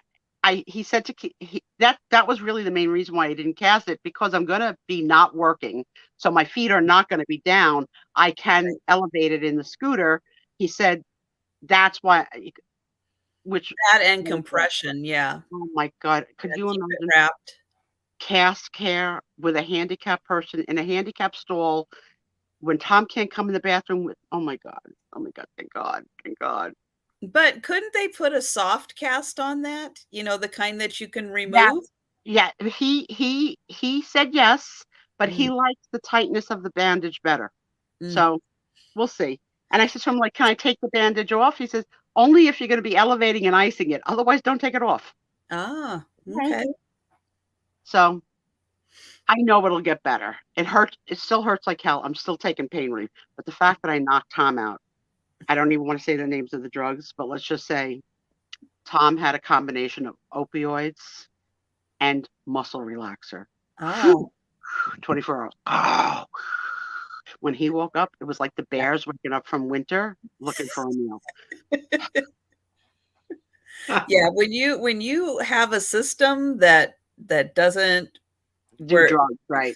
Yeah, I had to have my wisdom teeth out, and the oral surgeon gave me Valium. Well, I mean, little Valium, and I was like Jello. Yeah. I would freaking love to spend a half an hour with Otto-Trisha. You would be so much fun. I would get all her secrets out.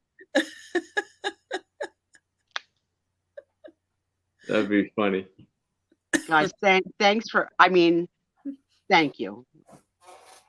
I'll tell you, I'm going to be absent again for a couple of weeks.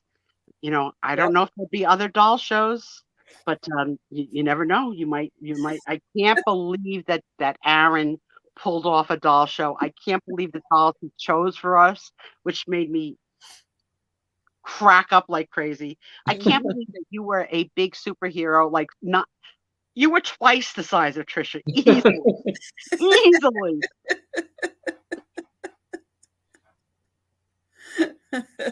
Yeah, right, Delbert. I could drug him the whole cruise.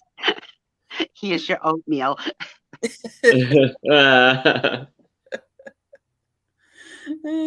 I was really glad, I had that struggle of whether or not to dye my hair again or not, because I was starting to embrace the gray, and my daughter gave me the gift of do whatever you want, and I'm glad I did. I loved the skunk stripe, the way that it looked like a highlight in my hair, and I loved the peacock. Gonna have to just wear the peacock once a year just for what the heck. Yeah. Right? Absolutely. I just hope his knee doesn't go out on the cruise. But I'll have my scooter so I can, and you can order room service. So even if he rests for 10 days, and it's still 10 days off from work. Or just a knee brace might help. Yeah, he has a knee brace. Also, remember all the stress, but not knowing if he was going to get approved. So, yes, hopefully we don't test positive by some fluke of a bad test. Mm-hmm. I know, it was so cute, Gina. Now this cat is here, putting his nose up in my elbow because Tom went to, oh my God, they're so smart. All right, baby. Yep.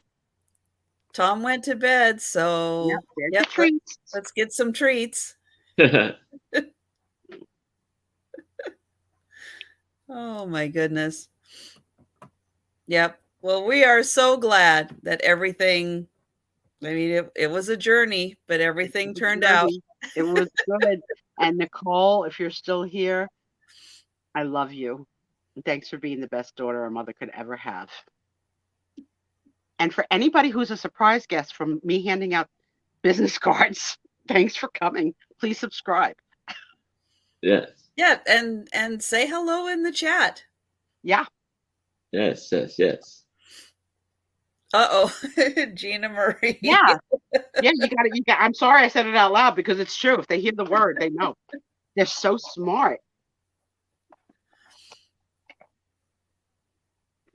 Where you going at 8:39 at night? You better have an escort walking you in the dark. I'll never get used to them living in the city and being afraid. Never. Oh, thank you, Haley. Thank you. We love each other very much. Yes, she has to pack for her move too. Well, go have a nice night. Go have a nice dinner if that's what you're going to do. And I'll talk to you tomorrow, baby. I love you. Think about having a podcast with your mother after I retire. Little side job, little income. Could use my own booster bag when I retire. And Jan, you win the prize for remembering the booster. That's right. It's to give the couple of the booster bag. Yeah, but single people, you can do that too. You can just do it. And when Aaron said, "I'm going to teach an Italian word," I peed. Ciao. Aaron was so good.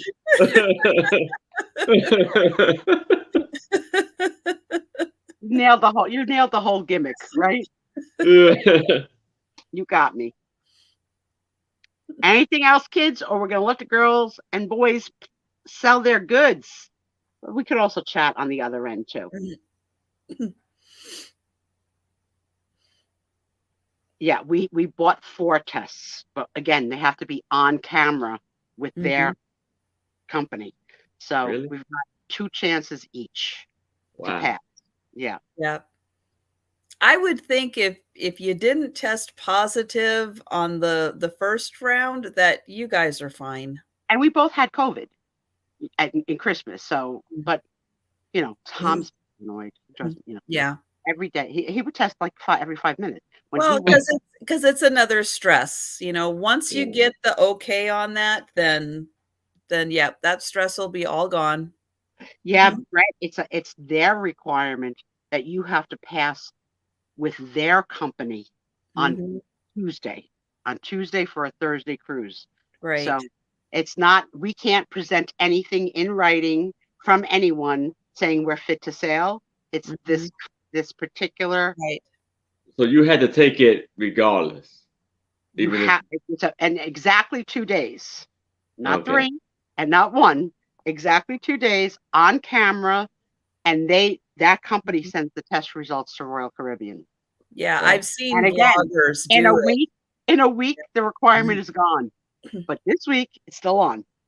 Yeah, Brad, I'm gonna bring some in our bag because I don't want to. If we ever start to get sick on the cruise ship, I don't want to go to medical because then they'll quarantine my ass with Tom. Oh no, your room isn't that big. No, and they only have like a dozen movies to rent. I'll watch like, okay, how many times can you watch the same movie? But yes, Brett, that's a good idea. I'm going to buy a couple extra. Yeah, not a bad idea to have on the cruise just in case. Yeah, because they could throw your butt right off a cruise ship. Because I know that happened to me. Wow, I've they been call you unfit to sail, and they pack you and send you to the hospital and say, see you back in America. They don't wait for you. That's it. Wow. Okay. And your cruise is done. Yeah. But I take travel. Once you wind up on a hospital on a cruise once, you always take, I always take the insurance now. I don't care. Always. Because you just don't know what's going to happen. You really don't. And that medical system in the cruise line, it's sort of really not covered by your insurance. It is, but it isn't. It's considered internet. Like it's like insurance companies try and get around anyway, and it's very expensive.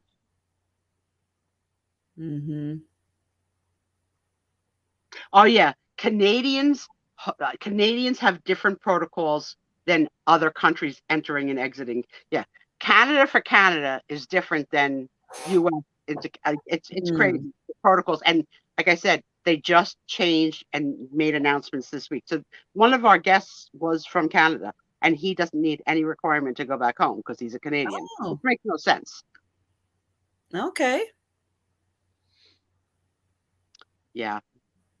So I hope you enjoyed the Nicole Spiezio wedding, Sue Spiezio or not broken foot, Tom Lynch broken or not broken knee, the Sue Spiezio transmission, Sue Spiezio peas on the side of the road, bad Uber versus good Uber.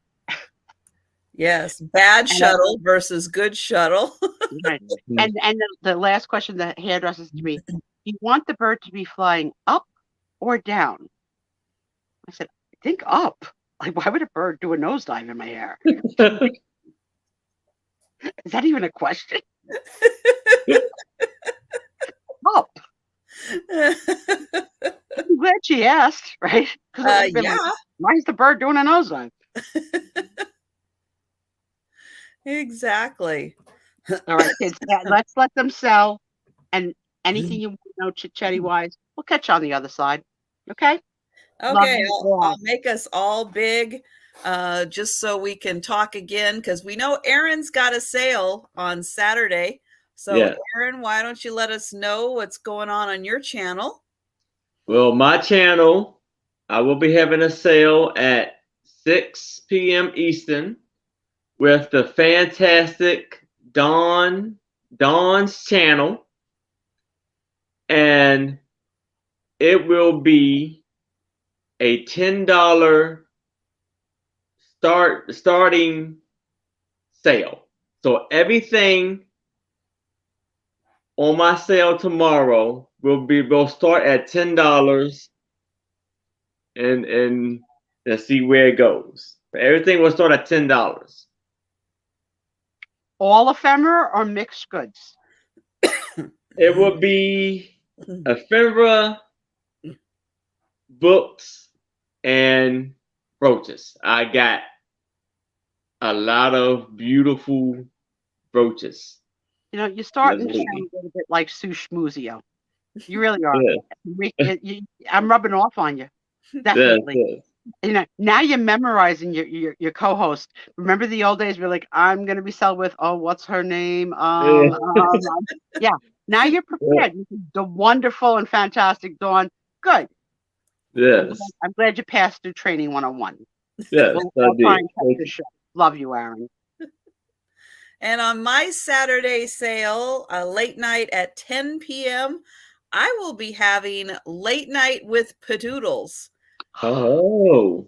And if you have not experienced Late Night Padoodles, I put that on my bucket list because Pat is different at night.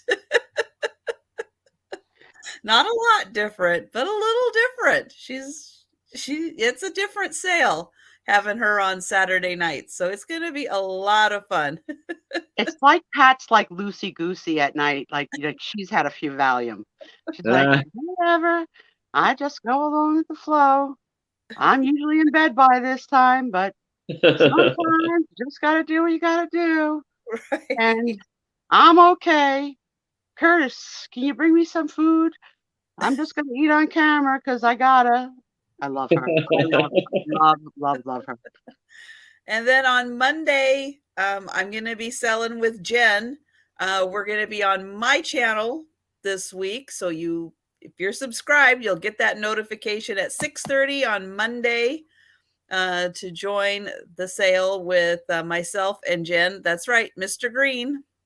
Yeah, guys, we're not ending the show, so nobody leave. No, this is the beginning of the sale, right? This is the beginning. It was the post-Sue Spiezio show, so nobody leave. Right. But while we have people, we like to talk about what is coming up.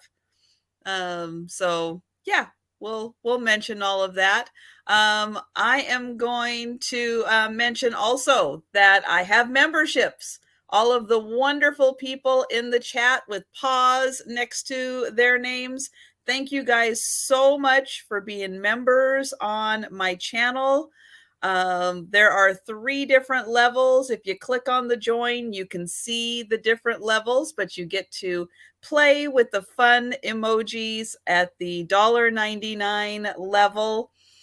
And you get early access to my drop sale videos at the $4.99 a month level. So those are 2 really good perks. Let's see. What else do I have? Well, I think that's, and of course, merch. You can get the Sue Spiezio Show t-shirts. The Sue Spiezio merch. The Sue Spiezio buttons. Buttons come from a different source. You have to tell them that. That's true. Buttons, stickers, and magnets you can purchase directly from me. T-shirts, bucket hats, hoodies, and all kinds of stuff you can find at the merch link right there.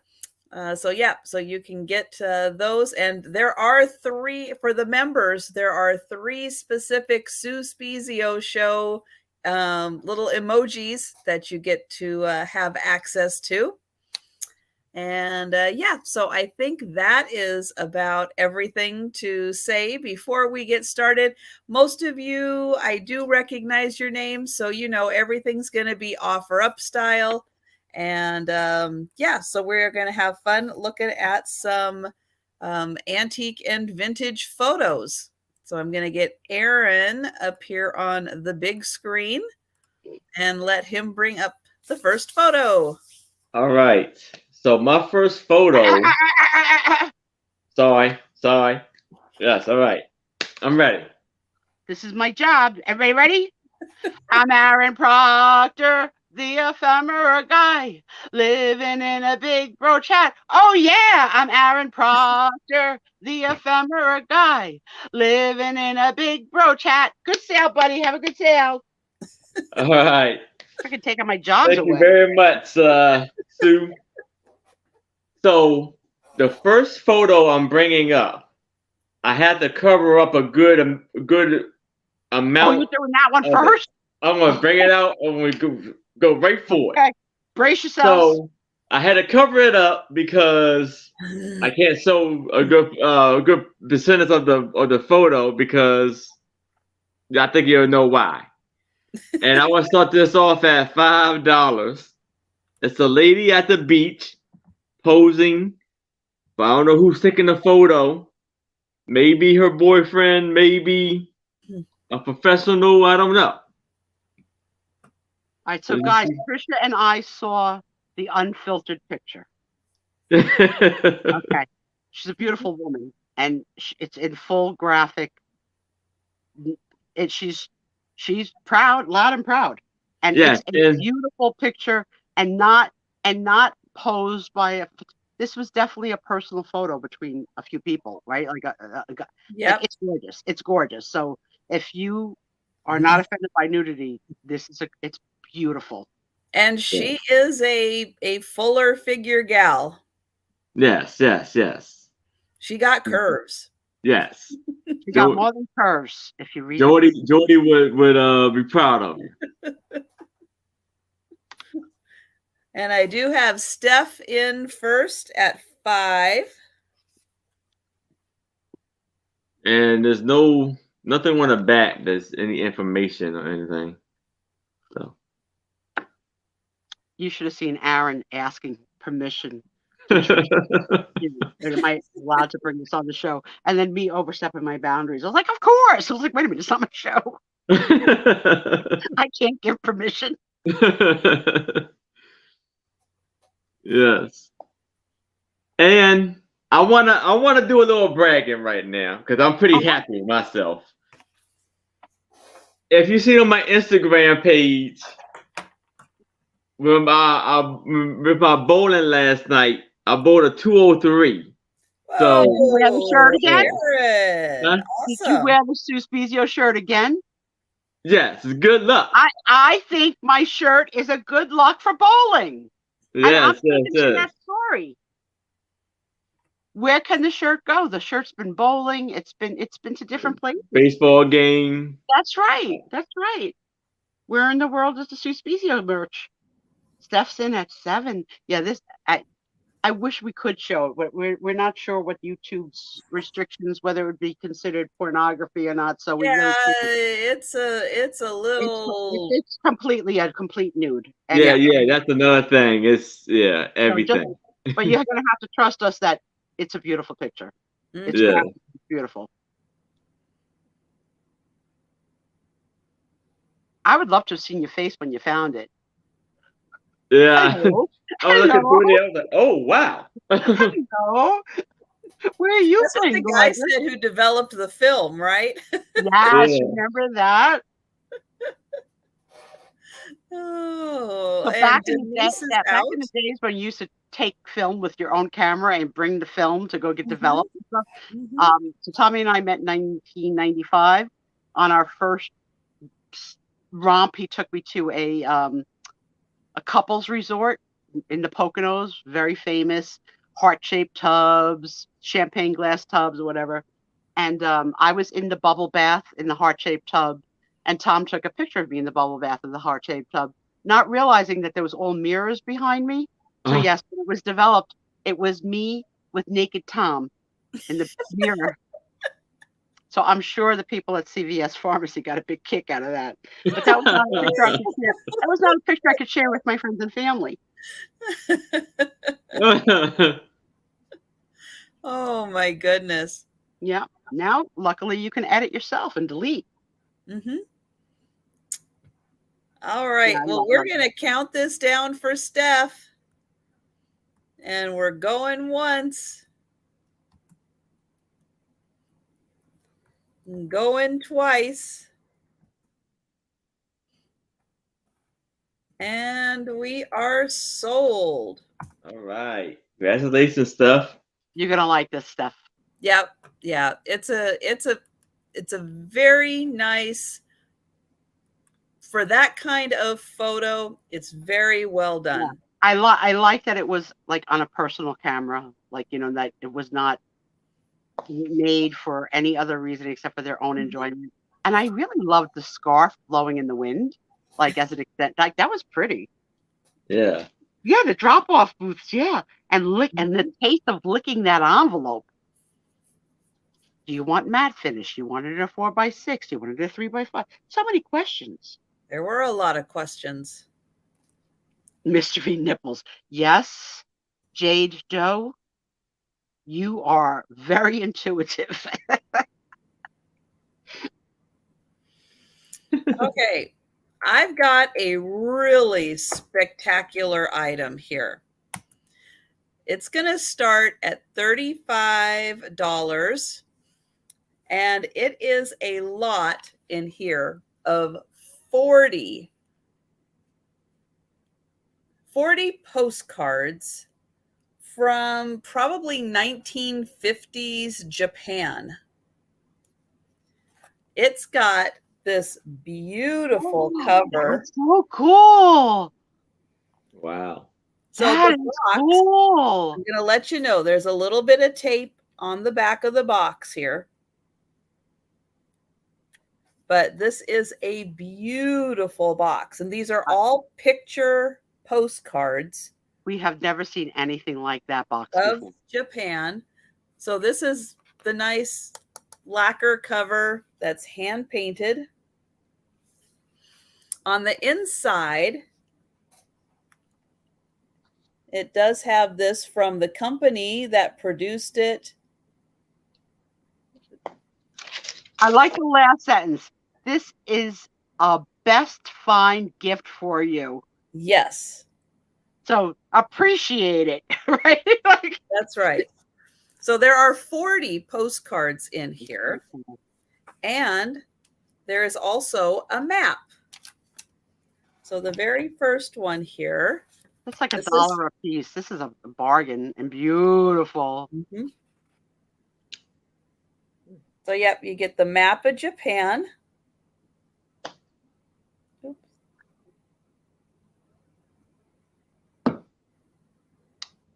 Anybody in the room ever been to Japan? Yeah. Or is it on anyone's bucket list to go to Japan? So a couple of these have been written on the back. I'm just going to show you the back of one of them. So there's the postcard. There is the Japanese writing. And let me see if I can find one real quick, because they've got like little notes on a couple of them. Like this one says, here is part of the shipyard I've seen from Akasuka. So a couple of them have little writings like that on it. But I'll go through and show. So it does have Japanese writing, and then it has what it is and kind of where it is. This is fantastic. And we have one person in the room that had been in Japan for 3 weeks. Very cool, Nightmare. Yeah, that is really neat. Awesome. 3 weeks. Wow. That's a vacation. These are great, Trish. Oh, look at the cherry blossoms. We have in New Jersey a park not far from me that has the second, I think, because the Washington, D.C. has the first large amount of cherry blossoms in bloom. And we have one in New Jersey, too. And it's such a popular and short-lived holiday. But the people come from everywhere to come see these cherry blossoms in bloom. They are so beautiful when they're, oh, that's gorgeous with Mount Fuji in the back. Jen was there for 5 weeks. Can we get 6 weeks? That is so cool. The Newark cherry blossoms. That's what I'm talking about, Jan. That's right. Right by Clara Moss Hospital, across the street. Beautiful. And not just Americans, but the Asians flock there because it's such a reminder of their home that it's mobbed with people taking pictures with the cherry blossoms. They're beautiful. Tony, you are bidding on, this is fantastic. Hi, Tony. Even if it was just for the box. Good to see you, Tony. I haven't seen you in a while. This is great.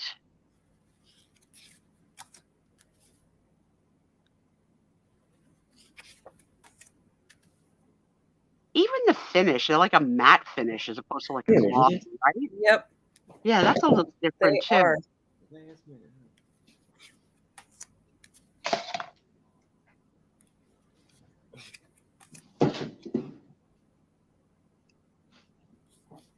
How beautiful.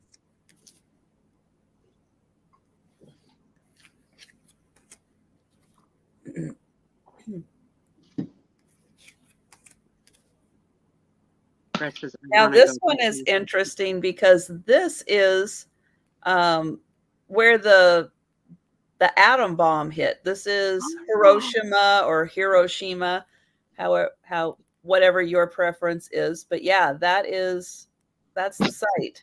Oh my. It almost looks like they built a swimming pool there, but that's not a swimming pool. No. At first glance, it looked like a perfectly rectangular swimming pool, but no.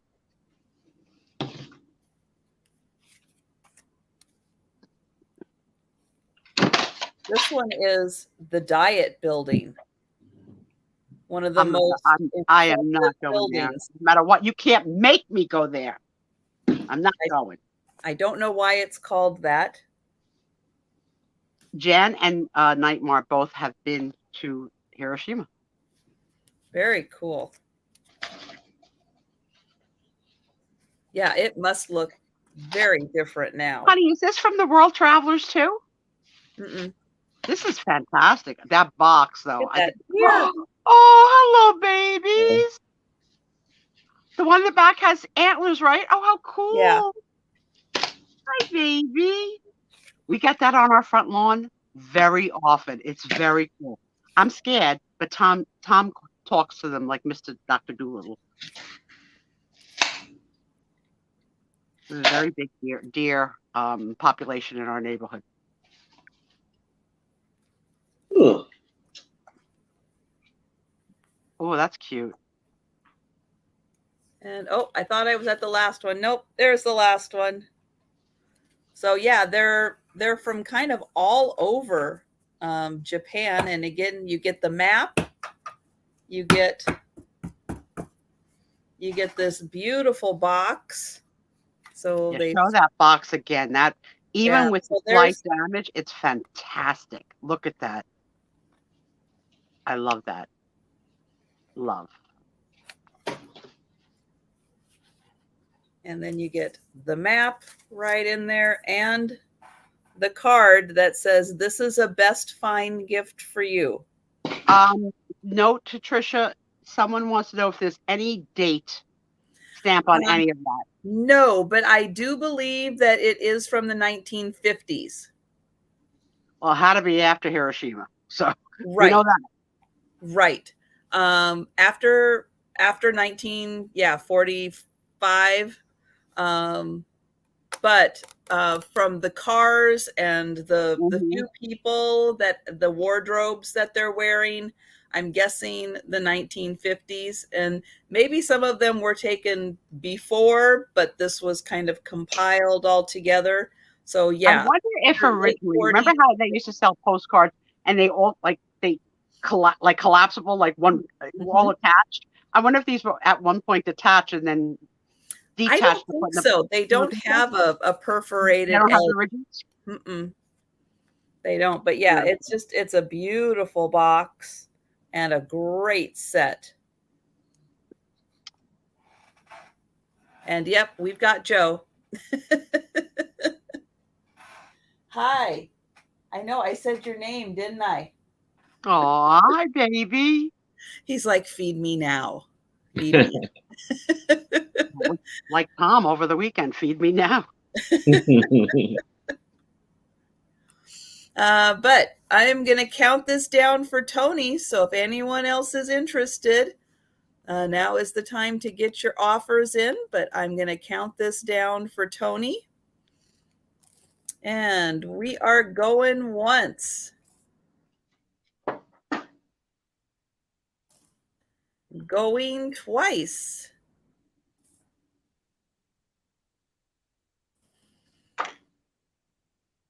And we are sold to Tony. Thank you, Tony. And back to Aaron. All right. So now I have a 24 by 8 photo, and it is of, and I'm gonna put this off at $8. There's 2 of them.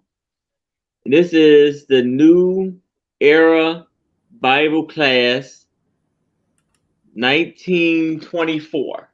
Oh, So wow. you see this large photo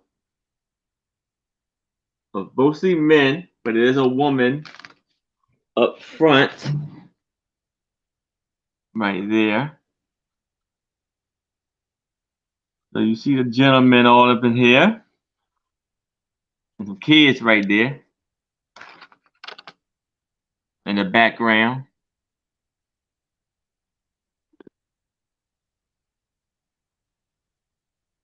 So that's the first photo. They still have Bible camps that kids go to around here.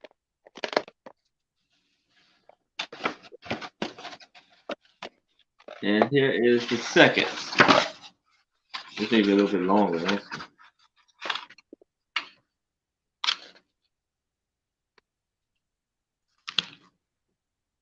At Westminster Church. You see all of the gentlemen.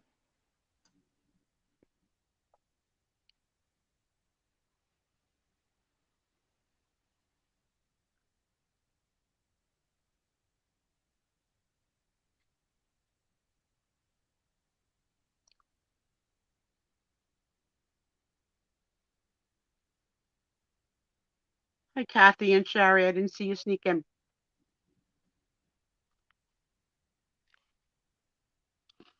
It's like I would love to know if they're sinners, right? Like what's the worst thing you ever did? And if they were honest.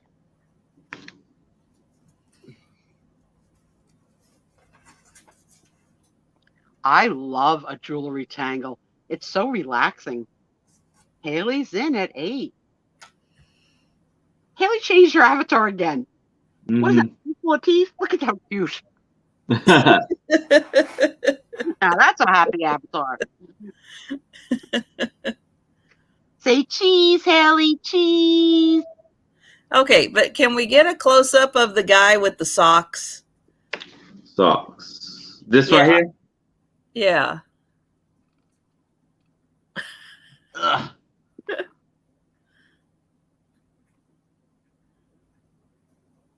His pants just seem unusually high, Yeah.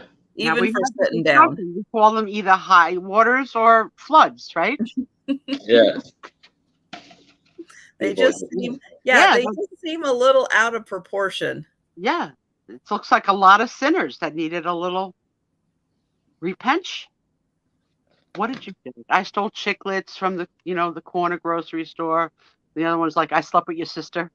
How do you weigh that out in sinning? Which is worse? Now, is this the same group or a different group? Well, the lady is new. I thought. It's the same school. It may be a different year. I Okay, don't know. what year is this? This one's 1927. The other one doesn't really have a year on it. Oh. Let me see if there's anything else in the background that So you maybe get helps. both of those for $8. Yes. Woo! That's a good deal, Haley. I'll tell you, Yes. Aaron, when you were picking that up, I thought you were picking up a roll of paper towels to blow your nose. Oh, 1927. 1923. So this was a year before that one. Because you can see it. It's kind of faded, but it's right there. Oh, yeah.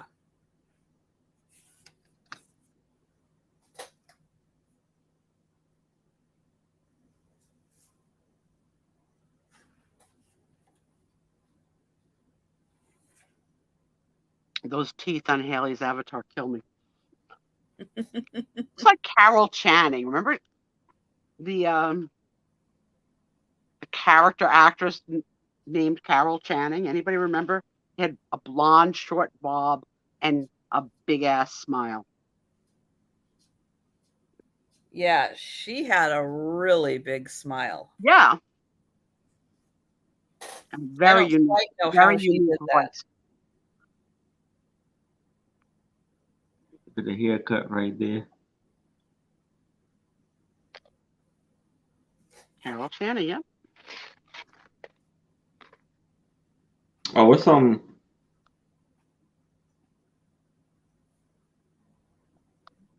So man. She made the rounds on all the talk shows. That's how I got to know her as a kid, because from my generation, really. But she was a character on the dress code, right? And they all knew how to make a tie. Only a couple of bow ties, a couple of standouts saying, I don't know her story, Jan. I'll have to, and I do read a lot of, I used to read a lot of biographies before I found you guys. Now I just talk and talk and talk. I'm delivering my own biography, one week at a time. So I hope somebody's taking notes. Well, Haley said she was going to be the official biographer of the Spiezio show. I don't know if she remembered. So but look at them, Haley. You would not look at this group of guys and sing "It's Raining Men," Hallelujah. No, there's only a few lookers. Most of the rest look like brothel owners. Well, it's a really interesting group. I would imagine there's a lot of fathers, sons, grandfathers. Generational, yeah, very, because they're kind of all over with the age. Yeah.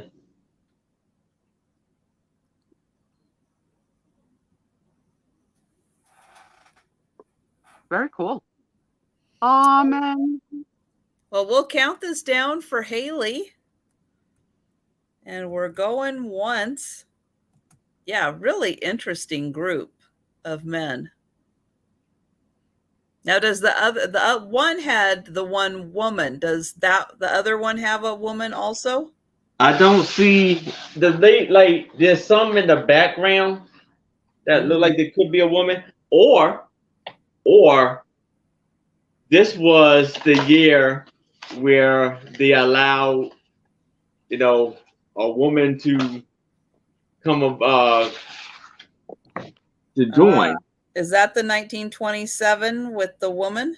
1924, yes. 1924. Well, the dark side, how Spiezio thinks, she was the woman, the lamb that they sacrificed, and she's no longer with us.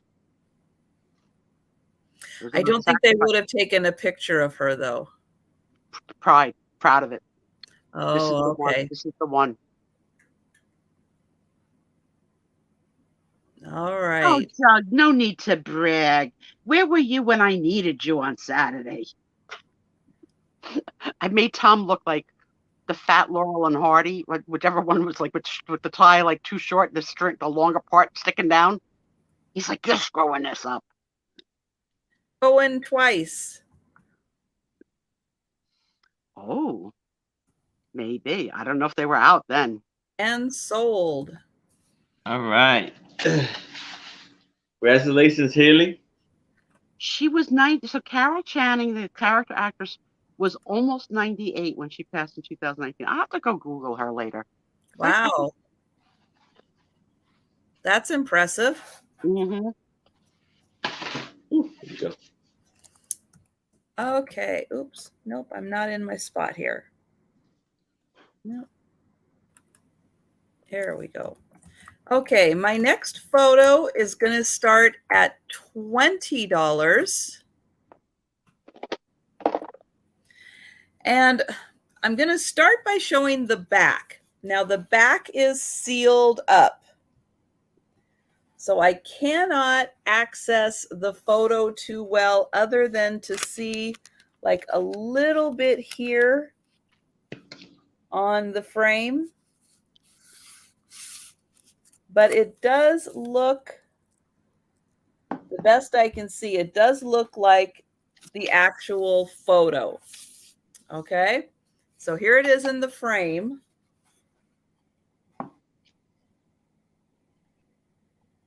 We've got this amazing old town photo. I'm going to get in here closer so you can see the people.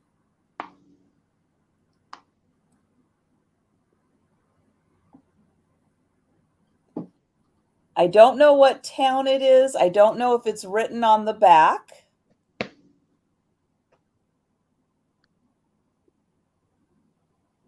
Look at the woman in the doorway. Gorgeous. But it kind of looks like the first 3 buildings, you know, in the town. Yeah, attached. Yeah, they sharing a wall. Yeah. Mm-hmm.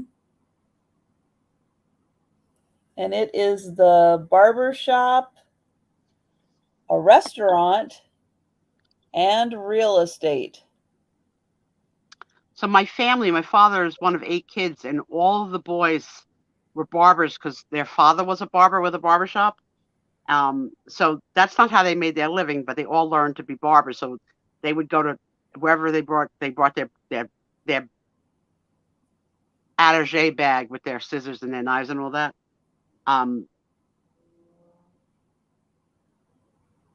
My father was naughty though. He would do buzz cuts, and he would put like initials, like way before the rappers did it. He would write things in little kids' heads. It's not to the happiness of the mother.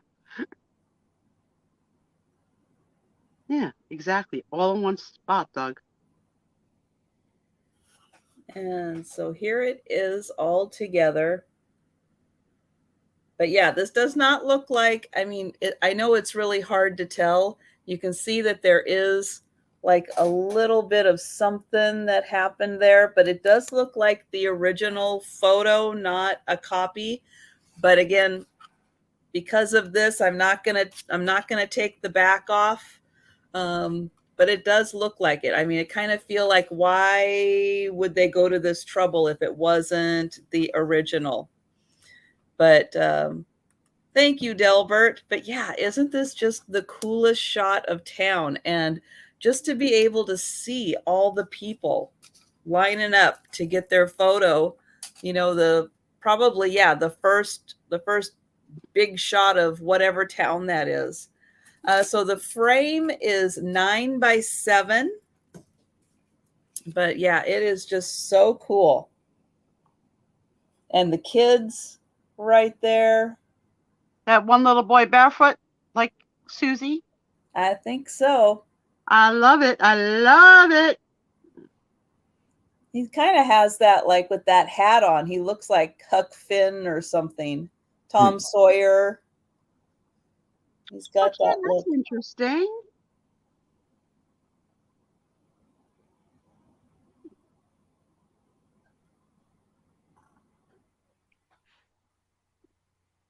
Love it.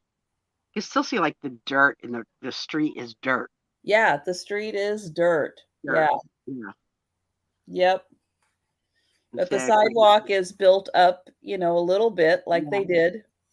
Yep. Sidewalk looks wood, not concrete. It looks like like a Oh deck. yeah. Oh yeah, that would be wood.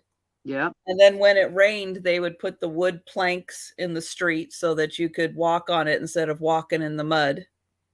But her white dress would not be staying white.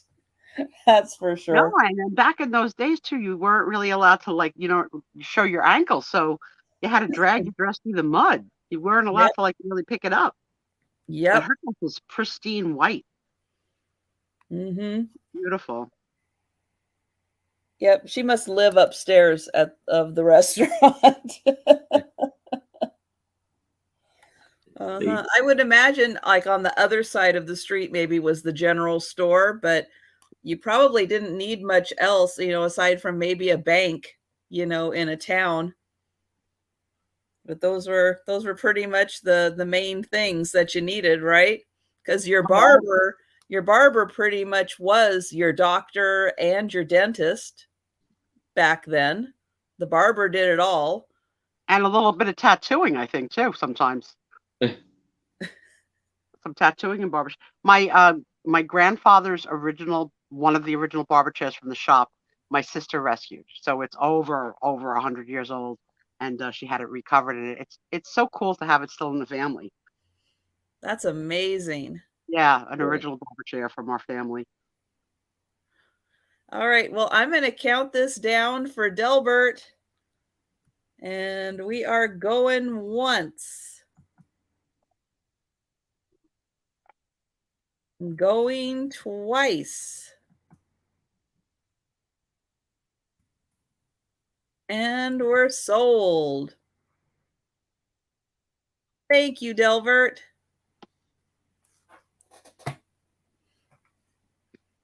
No, but I think I need to send you an 8x10 of me, because I know we're secretly in love. You can just put over my head barbershop. Not to make your wife mad. Well, I mean, it's a ginger thing, right? It's a ginger thing, yeah.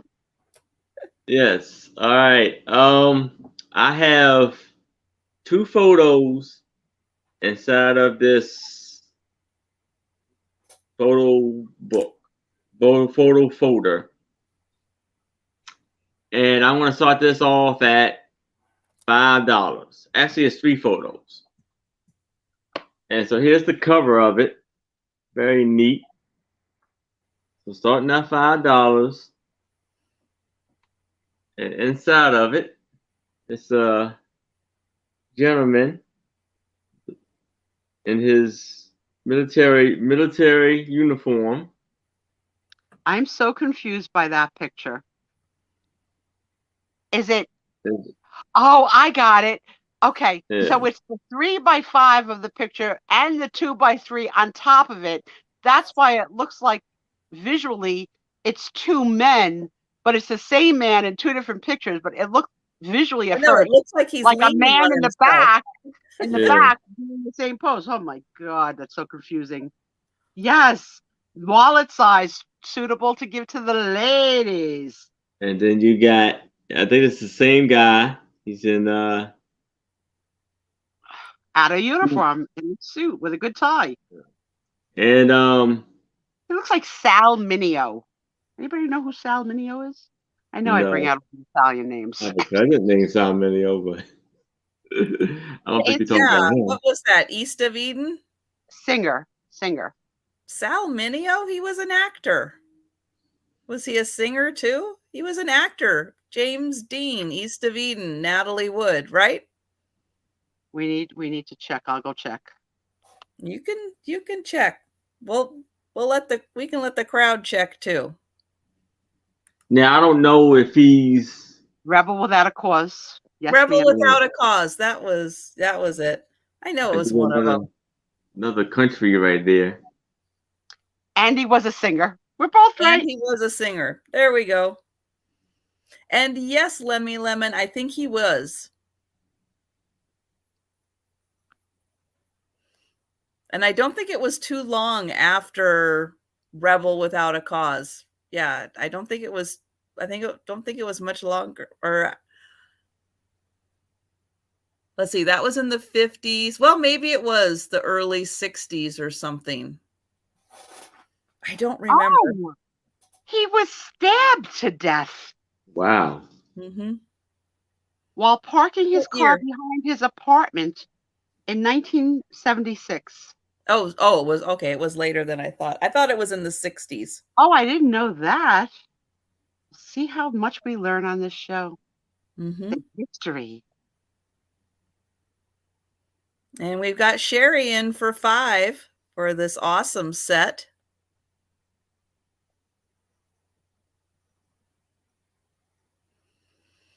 Now he looks somewhere, the military guy looks like there's palm trees or something in the back. Oh yeah, it is. So he looks like maybe he's in the South Pacific or something, maybe Florida. Yeah, maybe. Some tropical island.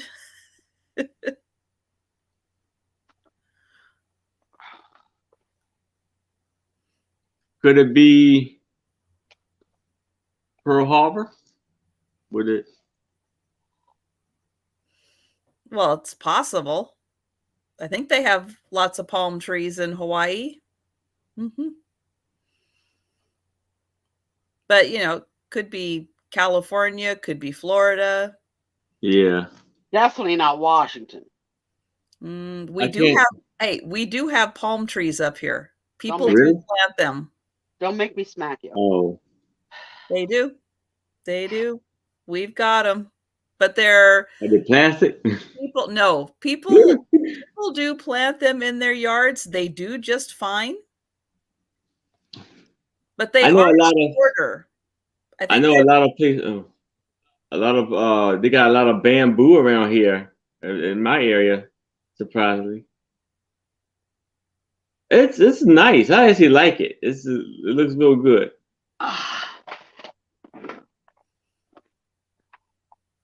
Okay, well, we're going to count this down for Sherry. And we are going once, going twice,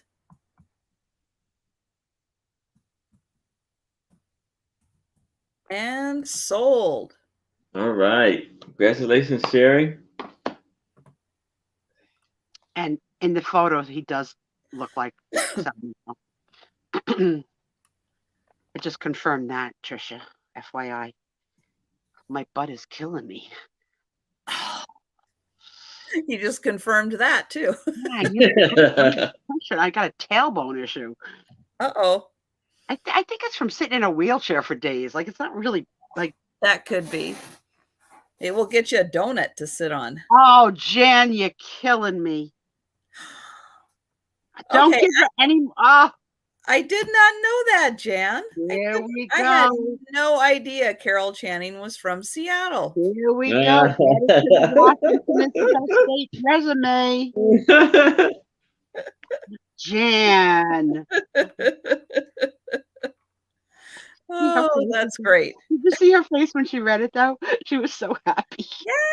Yay! From Seattle. According to Wikipedia. Here's how Wikipedia go. Thank you, Jan, for making Trisha happy. And unfortunately, when I Wikipedia'd Sal Mineo, they didn't say he was Italian. They said he was American. There's no way. There's no way. Well, he would have to be an Italian American. It's okay, Jan. Okay, so my next item is a book. Oh, give me that first kiss. That first kiss. Now, this one is called The First Kiss because for the motion pictures, this was the first kiss caught on camera for the movies. On the other side, it's a 2-in-1. You get Charlie Chaplin's The Knockout. And so these are flip books. So they're made so that you go like this. And awesome. Like very cool. And then this one is The First Kiss.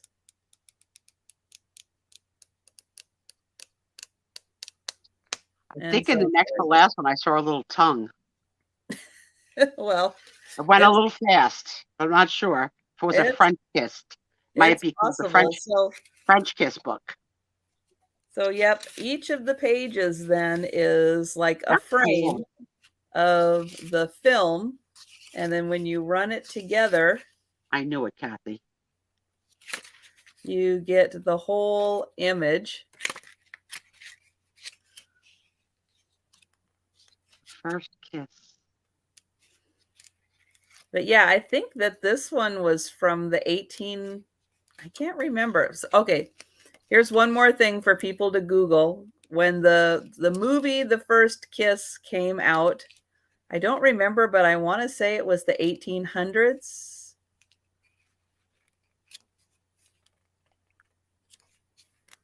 But there you go. Frame by frame. There it is. But it's a fun book to have all of the stills in there. And then when you do it together, you get this fun image. See, there's the tongue. And then the other side here is Charlie Chaplin.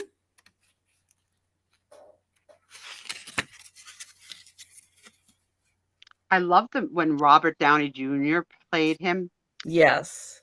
Really, really cool. It's another complicated man, Charlie Chaplin. Yeah, I just watched a documentary on him. Yeah, he really was. Yeah. He was off. Conflicted, I think is the best word, right?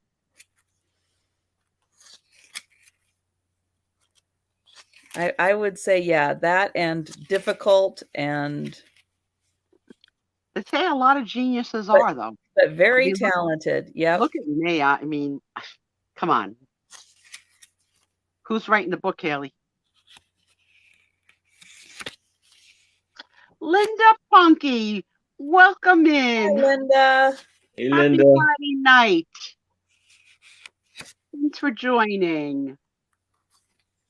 See, Kathy, when I went to Wikipedia, it says nationality American. I knew he was Italian. This is great. I never had any of these little books as a kid. The closest thing I had was the thing with the round thing that's you pressed in the, I don't know what you called it. It was like red, and you held it to your eyes, and you put a disc in. And The viewfinder. Yeah, that was the yeah. closest thing I ever had to anything like this. I never had anything like this. So then all together.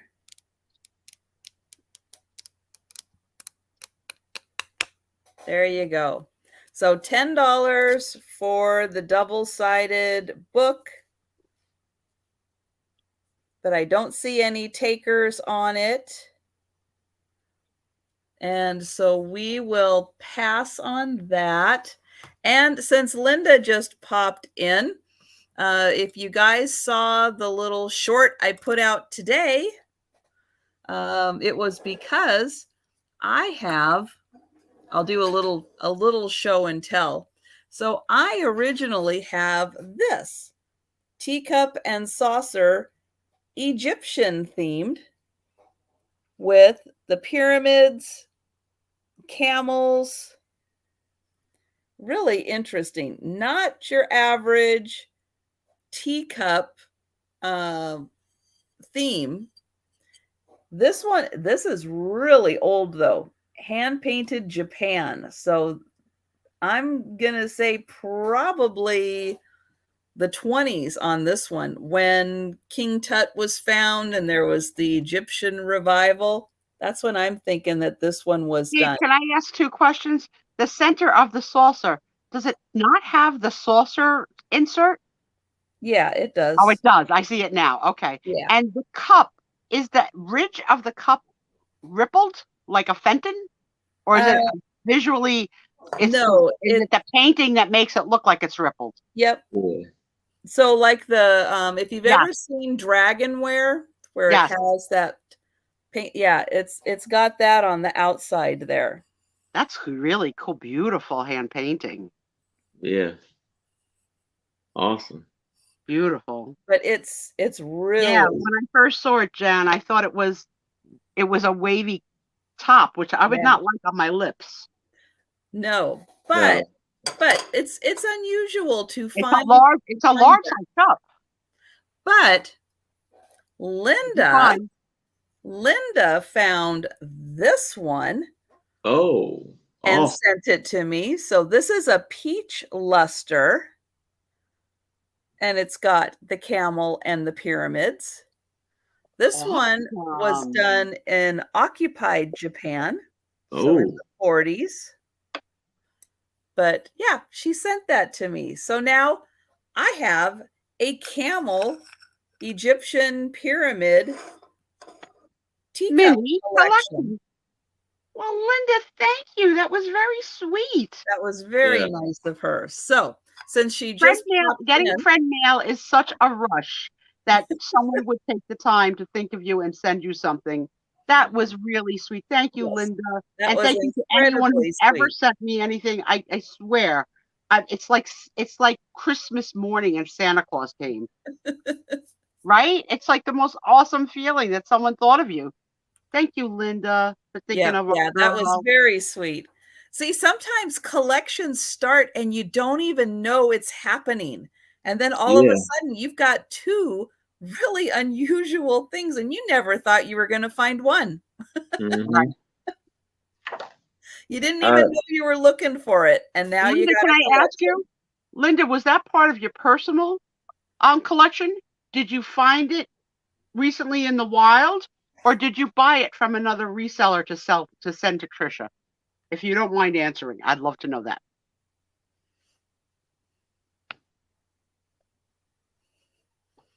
That's All nice, right. Tina Marie. All right. Now I have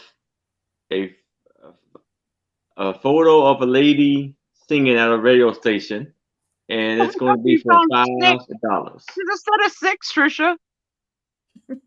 Holy moly! I'm sorry, Aaron. I talked right over you. My apologies. It's all right. It's okay. I got excited. I gotta bring it down from a 14 to a 7. That's right. It's them in the wild. Are All right, you drinking an iced coffee right now? Yeah. You know, I gotta stay up tonight. This shows I missed all week. I gotta watch my Dragon. I gotta watch my Handmaid's Tale. There's a lot. I've missed a lot. Sorry, Aaron.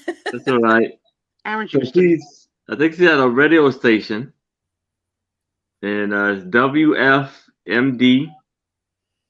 I think she's singing, and so I don't know if I don't know her name, or if she was ever made it big time or anything like that. So, 2 questions for you. Do we have just the one photo of her? Yes. Okay. And what is your start price? 5. Okay. Amy, I can't wait because that's my favorite show. I have some questions. Is the wall behind her a cement block wall? Yes. And is that a bed? It's a piano, I think. It's a piano. Okay. Oh gosh, it's a radio station. I hope it's not a bed. You don't know, Trisha. They get tired. I don't know. Amy, I can't wait. That's why I'm having my coffee. I'm gonna put on my jammies. Oh, I can't. I don't I got it because I have seen The Handmaid's Tale, but I don't have Hulu anymore, so I can't watch the rest of it. But I made it through like 3.5 seasons or so of it. I did enjoy it, but yeah, that's one I can't watch anymore until they put it on something else, so I can. But Sue, you're watching. You still have this week's episode of the House of Dragon to watch? Yeah, I wasn't home on Sunday. Yeah, so yeah. It's going to blow your mind. I loved last week's. That was my favorite episode so far, last week's. And ironically, my friend didn't like last week's. I said, no, it set the story. I understand it better now, the characters, their roles. I said, I said, I'm in now. Like I was on the fence, but I loved last week's episode. No, yeah, that last week's was very much character driven. Character driven, not so Yeah. much blood and guts, right? Right. Yeah. And kind of getting everybody's position in the court and Uh-huh. everything. Uh-huh. But yeah, this week's, yeah. Yeah, so tonight's the night I'm allowed to stay up late. Your mind is going to be blown. Tommy works tomorrow, so I can binge watch after our show, and relax and elevate my poor paw. I have my own paw that's hurt. Mary Wicks, isn't she from Wizard of Oz? The character actress Mary Wicks that played the bad witch on Wizard of Oz. Oh, okay. She was some character actress. You stopped watching last week, Gina Marie? You stopped watching The Dragon? Oh, yeah. Things take a turn this week. No way. Do you know how freaking close I live to there? Oh, Sandy found the radio station. Holy crapola. That is a hop, skip, and a jump from where I live. Oh, wow. Margaret Hamilton was the bad witch. Oh, Margaret Hamilton. Okay. Oh, incest is disturbing. Well, yes.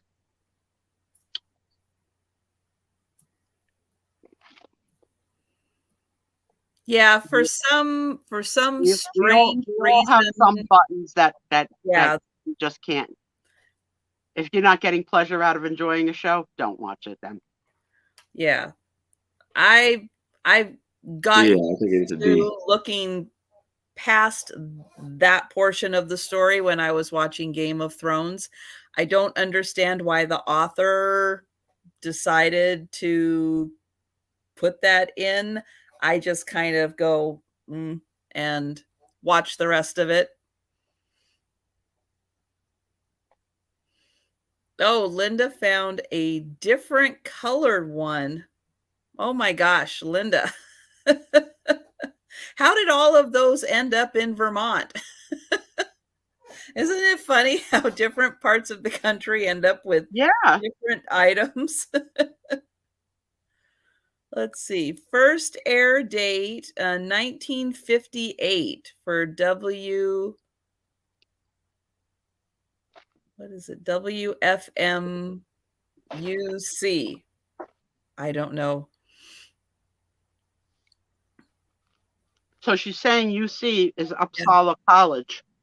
Well, and to Sherry's point, yeah, because I think Queen Elizabeth and Prince Philip were cousins. So it really, I mean, it's still kind of a thing, right? It's still kind of a thing. All right. Well, I am not seeing any takers on her, but it's interesting. But yeah, people are trying to figure out who she is, but that's really cool that you found the radio station, and it's right. Sue's going to go drive by it the next time she goes out. One for Washington, one for New Jersey. All tied up. Okay, we got to get Maryland representing in the House now. Yeah. Maryland, nothing. They're too tiny. Yeah. It's like a drive-by state that you just go to get crab cakes in. And go to the club with Aaron. Yeah. Well, yeah, I guess it's true. The part that's by the coast, I guess that is pretty small, isn't it? It's small, yeah. It's like just a little chunk. And then the state, as you go west, gets bigger. Yeah. One of our smaller states, for sure. I'm on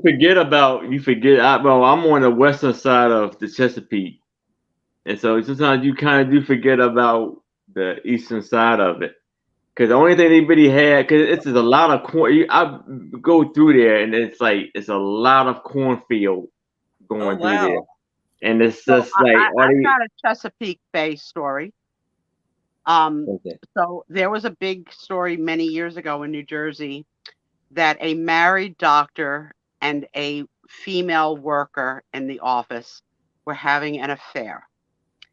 The female worker decided that she wanted the doctor all to herself, so she decided to kill. I don't know if she killed her husband or his wife, one or the other, so that they could be single.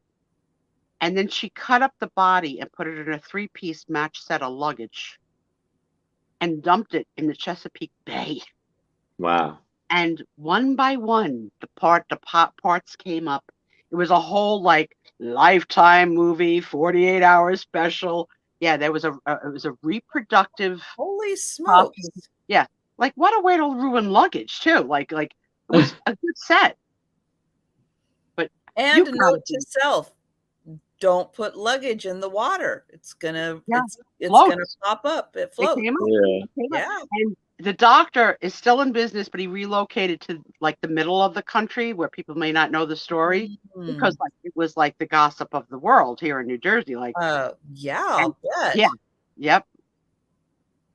My. And she's serving like I think a double life sentence. I just can't remember if she killed her husband or his wife, but she killed him. Like I could see you getting into a rage to kill somebody, but not being in a rage. Just do it, willy-nilly after dinner. You kill somebody, and then you cut them and pack them. Like that's beyond crazy. Like it's crazy times 10. That's a lot of work. It's a lot of work. Yeah.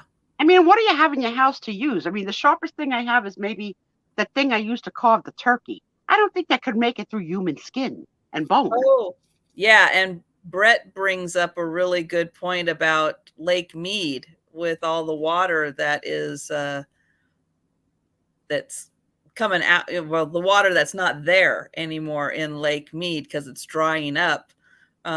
Yeah, they're finding all kinds of things, aren't they? Well, we're going to have our own mudlarking, I guess, right? Ooh, yeah. Well, I don't see anyone for this photo, so we will pass on it. All right. And, so Sherry thinks that the count is up to 8 so far in Lake Mead. Wow. Now, is one of them Jimmy Hoffa?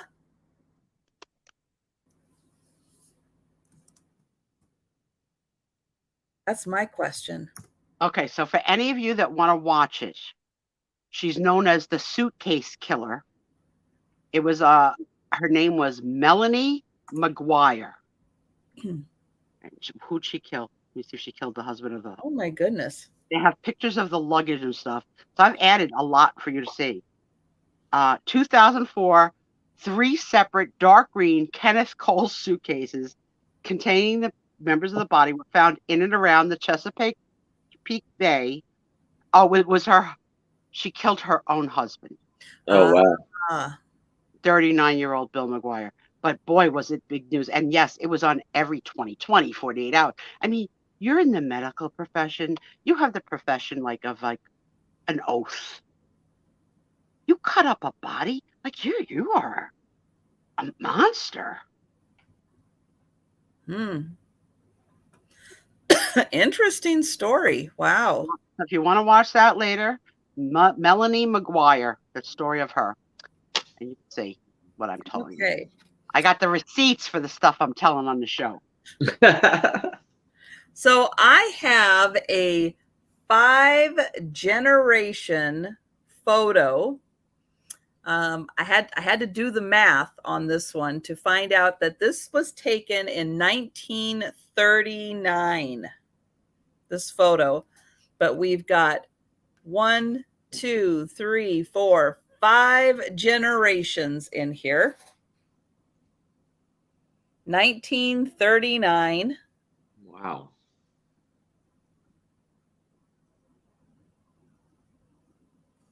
Right, Gina? Yeah, it's a good. Yeah, just go to YouTube and then it'll tell you, I guess, different places. But that's the name to Google or YouTube or whatever. Nuts. Now on the back, this is how I was doing the math. What's written on the back here, I got to get it in the light so I can read it.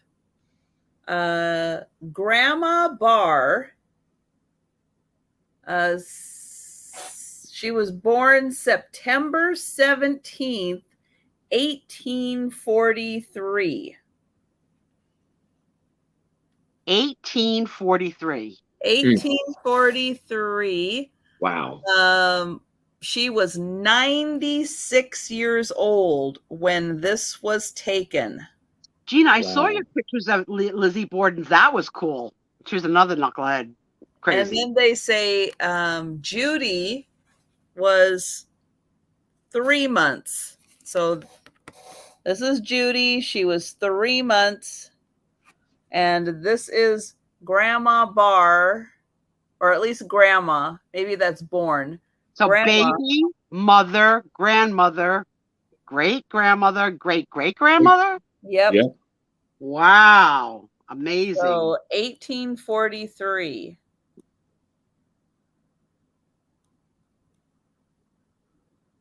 And she was 96 years old in this photo. But yeah, 5 generations of women. Hello, Lucinda. Welcome in. Hi, Brett, Lucinda. I didn't catch you when you first came. Hey, Thanks for Lucinda. joining. So this photo is 7 by 5. Yeah, I figure it was 1939. But, you know, depending on birth dates and everything. So, yeah, 3940 was when this photo was taken. But, you know, she would have been in her 20s during the Civil War. It's like she would have remembered the Civil War in the 1940s. Civil War was nothing like what was going on in my house on Friday. Nope. But yeah, isn't that something? She was born in 1843. 1843. Wow. Yep. So if she's what did you do the math to figure out how old she is sitting in that picture? It says she's 96. 96. Amazing. It says that she's 96. The baby is 3 months. All right, here's a poll question. Given the choice, would you want to live to 96? 96. Would you want to go that old? Sure. Yeah, sure. You got a zest for life, you guys. I love it. I'm out like in 10 years. Why not? I got nothing else to do. Why not? I love you, Trisha. What's it keeping me from? If you're happy and you're healthy, I think you're right, Denise. Congrats that you still have your mama. I miss mine so. But both my mama and my papa suffered their last years of their lives, and I don't want that. And let me. The Queen was 96. Yeah, nobody had better care than the Queen of England, right? In terms of assistance, personal and. Yep. All right. So I think this is a pretty spectacular photo. So we'll pass on it, though. We'll pass on it. I was amazed. My own father passed at 62. So I always had 62 in my head as that would be my year. But I turned 63 this year. So I was like, I beat Daddy. I got a chance because my mother lived into her 80s.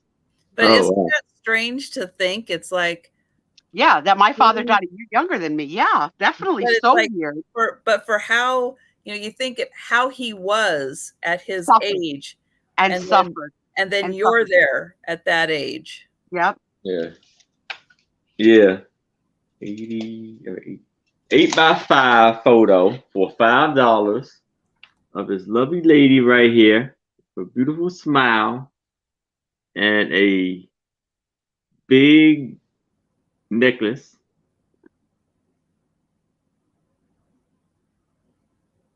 Who knows what color it is? Yeah. It looks like a stone. It does. It looks like a pendant. With a big old stone.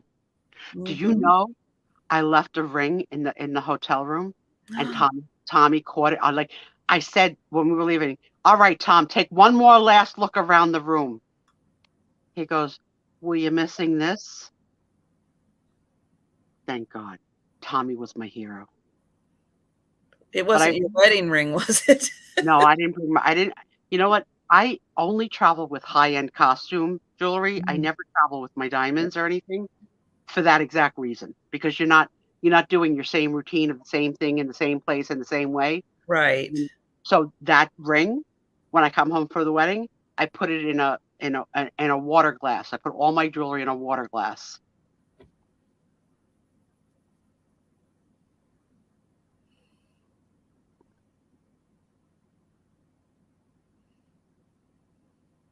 $103. We got a side conversation going on about sports that I cannot chime in on. I don't know, not a darn thing.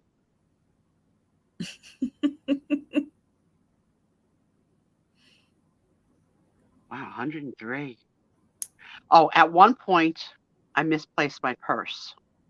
Now, my purse is not like a purse. It's a tote bag with a zipper that Tom bought me for Christmas that I never used before. And on one side of it is a 3-dimensional pussycat or two, like furry.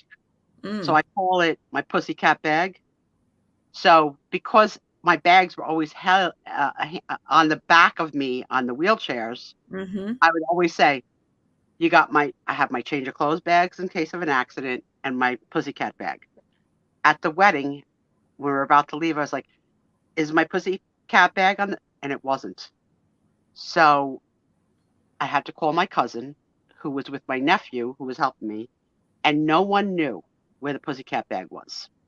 So my cousin was not taking it seriously. Just like, oh, you misplaced the bag. No, this was my pocketbook, my checkbooks, my credit cards, my ID, my wallet, everything. So she was on shuttle number 1, and I said to her, stop joking around. This is a crisis. Stand the frick up and yell out loud, has anybody seen Sue Spiezio's pussycat purse? So someone said it's still in her room. Yay. So now we have to send someone to retrieve it who has never seen the pussycat purse. Okay? And remember I told you about the towers? He went to the wrong tower. Oh. And when he finally got to the right tower, to my room, he called and said, it's not here. Well, the good news was it was there, but it was facing backwards. So the back of it had no design. So from the back, you saw just a blue bag. So I didn't remember, but I said, it's got to be there. Turn it. So you hear him yell into the phone, I've got the pussycat bag. I've got the pussycat bag. And it was like when the guy catches the football and starts running. So the poor guy, it seemed like forever, but once I knew that my purse, my wallet, was safe, I felt so much better. But the fact that it was called the pussycat bag was like the joke of the whole weekend. Oh yeah. Yeah, this is what Tommy thinks I want for Christmas, a pussycat bag. No. Get me a cushion for my butt. Get me a bra that will hold up these massive boobs and not cause me pain. All right. Well, we are going to pass on this photo. The very nice looking lady, but if you change your mind, you let Aaron know. Trisha, explain this to me. What does Gina Marie's mean? I just got crop dusted by my cat. What does that mean? You've got 3 cats, maybe you know. I don't know. I would say that that's like a tail. I get sometimes Faye's really bad about it, getting a tail right across the face. But I don't know. I would go with the backwards of the getting out of the litter box and some of it spraying on her, like dust from the litter box. So Gina Marie, please explain, what does it mean to be crop dusted? Lucinda, no matter what you can do, you can only worry so much, and you'll get through it. And even if I had lost the ring, I would have been upset. Oh, farted while walking by. Yeah, I don't really notice my cats farting. So My cat has never farted in 12 years. I've never not heard. not that I know of. No. No, never. My cat doesn't fart either. My father and his brother and they would lift a leg so that it could have more room to spread out into the room, like, really to like blow the room up. Thanks, Daddy. God rest your soul. But I knew if he would sit like this, that one was coming. Great. Yeah, no, I've never smelt or heard one. 11, 12 years. And Tom said the same thing. Never heard. And Trisha sleeps with her. Yeah. Yeah, no, I never know. Yeah, and Gracie actually sleeps with her rear end facing me. Yeah, so you would know. And I never have noticed. I mean, I know you have sinus issues, but you would know a fart, right? Yeah. Yeah. My sinus issues. I've asked that question to Tommy many times. Why do we never hear this cat pass gas? It seems odd, right? You would think all animals pass, and he must be very private about it. How polite. Yeah. Or yeah, it's what they're fed. If I could get Tom to not pass gas in front of me, that would be a hit. Because Ben don't care. Aaron, while you're in your search for your wife, control your farts. There's Dana Grace. Hi, girlfriend. So this photo is going to start at $5, but I want to just show that there's a little something here on the front cover. But here is a lovely young lady in a really interesting top.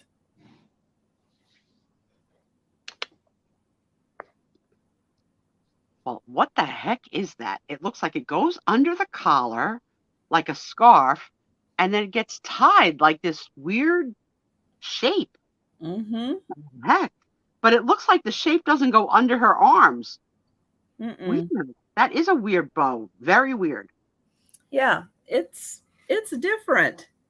But she is a lovely young lady. Oh, she's beautiful. Absolutely beautiful.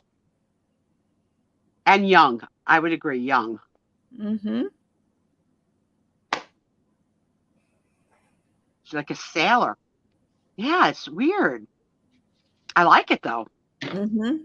I love when someone steps out of the box, and that blouse is definitely stepping out of the box. Yep.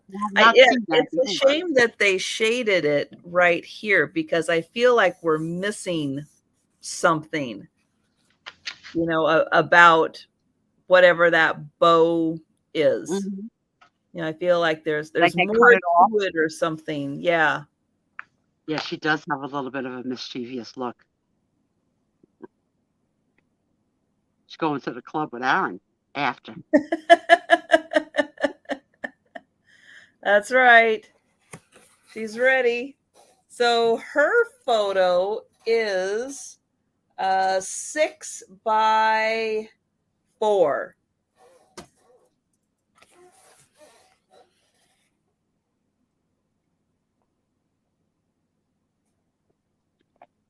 So $5, and she is a 6 by 4. This is a really big folder, which is why her photo looks a little smaller than 6 by 4. But you can see this is much bigger than one head.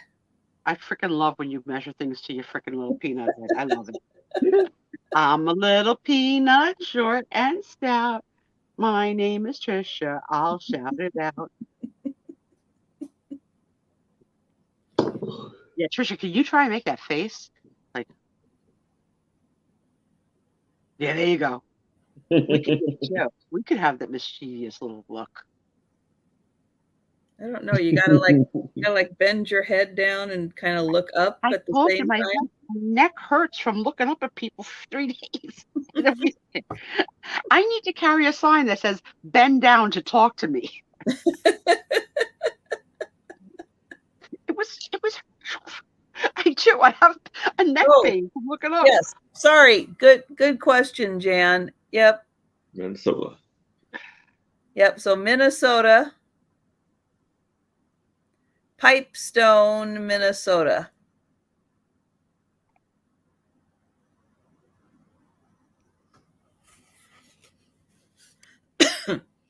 All right. Well, I don't see any takers on her.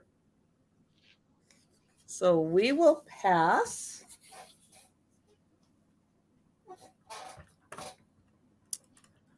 And we're going back to Aaron. All right.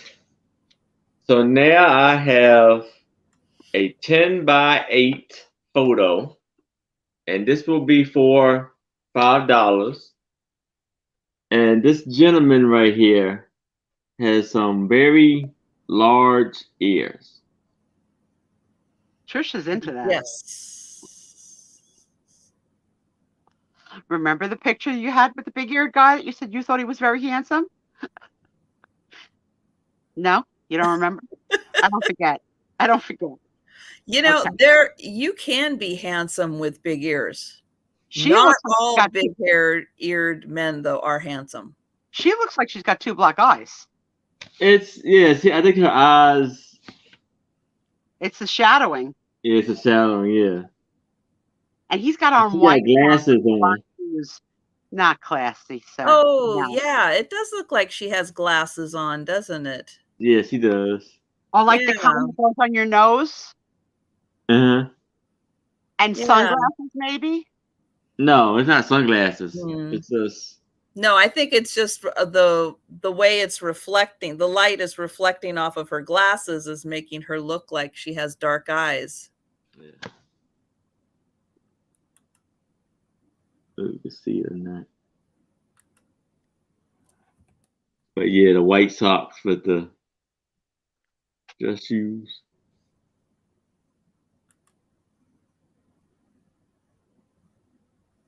Oh, no, sir. No, no, no. You're a lady and a gentleman. Put on your black socks. Yeah, she does. She does look. Like, yeah. Like, hello, this is the man that hits me in the eyes. No. Well, he's got really dark under his eyes too. So maybe it's like, yeah. And actually, when Aaron was coming in with the photo, I didn't see the bottom of it first. So I thought he was a little person.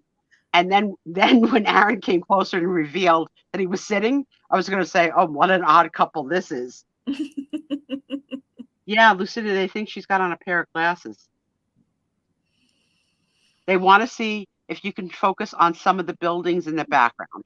Change the focus to the buildings rather than the people. Oh.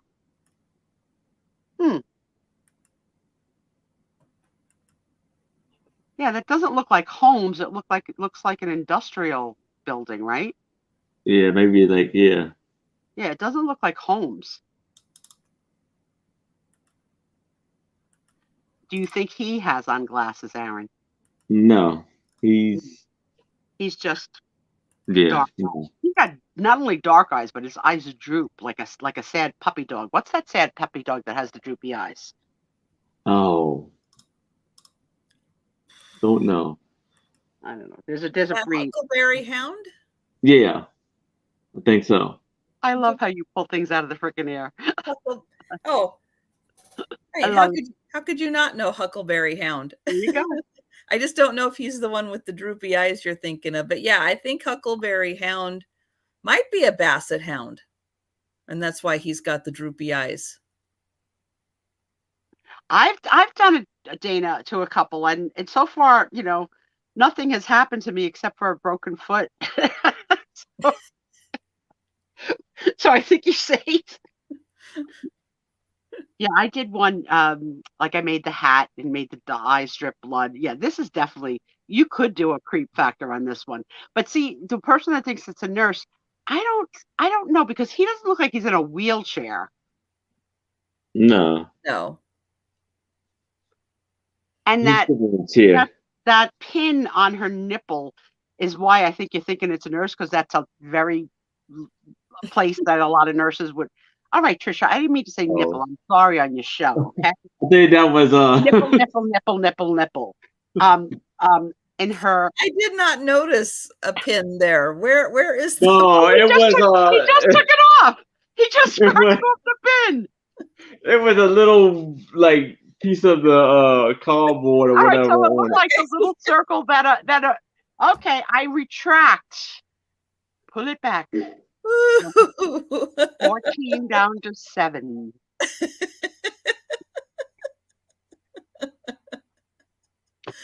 Oh All my right, let's God. take this photo again. We That's don't gonna- know that's where they gonna are. follow you forever. We don't know who they are. Mm-mm. Oh, Sherry thinks a TB clinic. Okay. Okay. I don't know why you would want a photo though. If he was in a clinic, I'll kill you people. I don't know why you would want a photo. Look at these so-called friends of mine. All right, what's Everybody's gonna be doing the check. Sue, are you out of 7?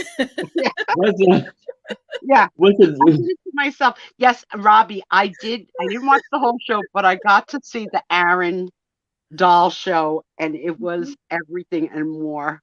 And I hope that they make another appearance in the next 2 weeks while I'm out. see what I can do. See what you can do. What is a TB clinic though? Tuberculosis. Oh, okay. So yeah, it's and one of the big symptoms, isn't it coughing? Isn't it like a horrible chest thing that causes really bad coughing? It killed. It's a killer. Yeah, it killed people. Yeah. Nowadays, I don't think it does as much because there's better treatment for it.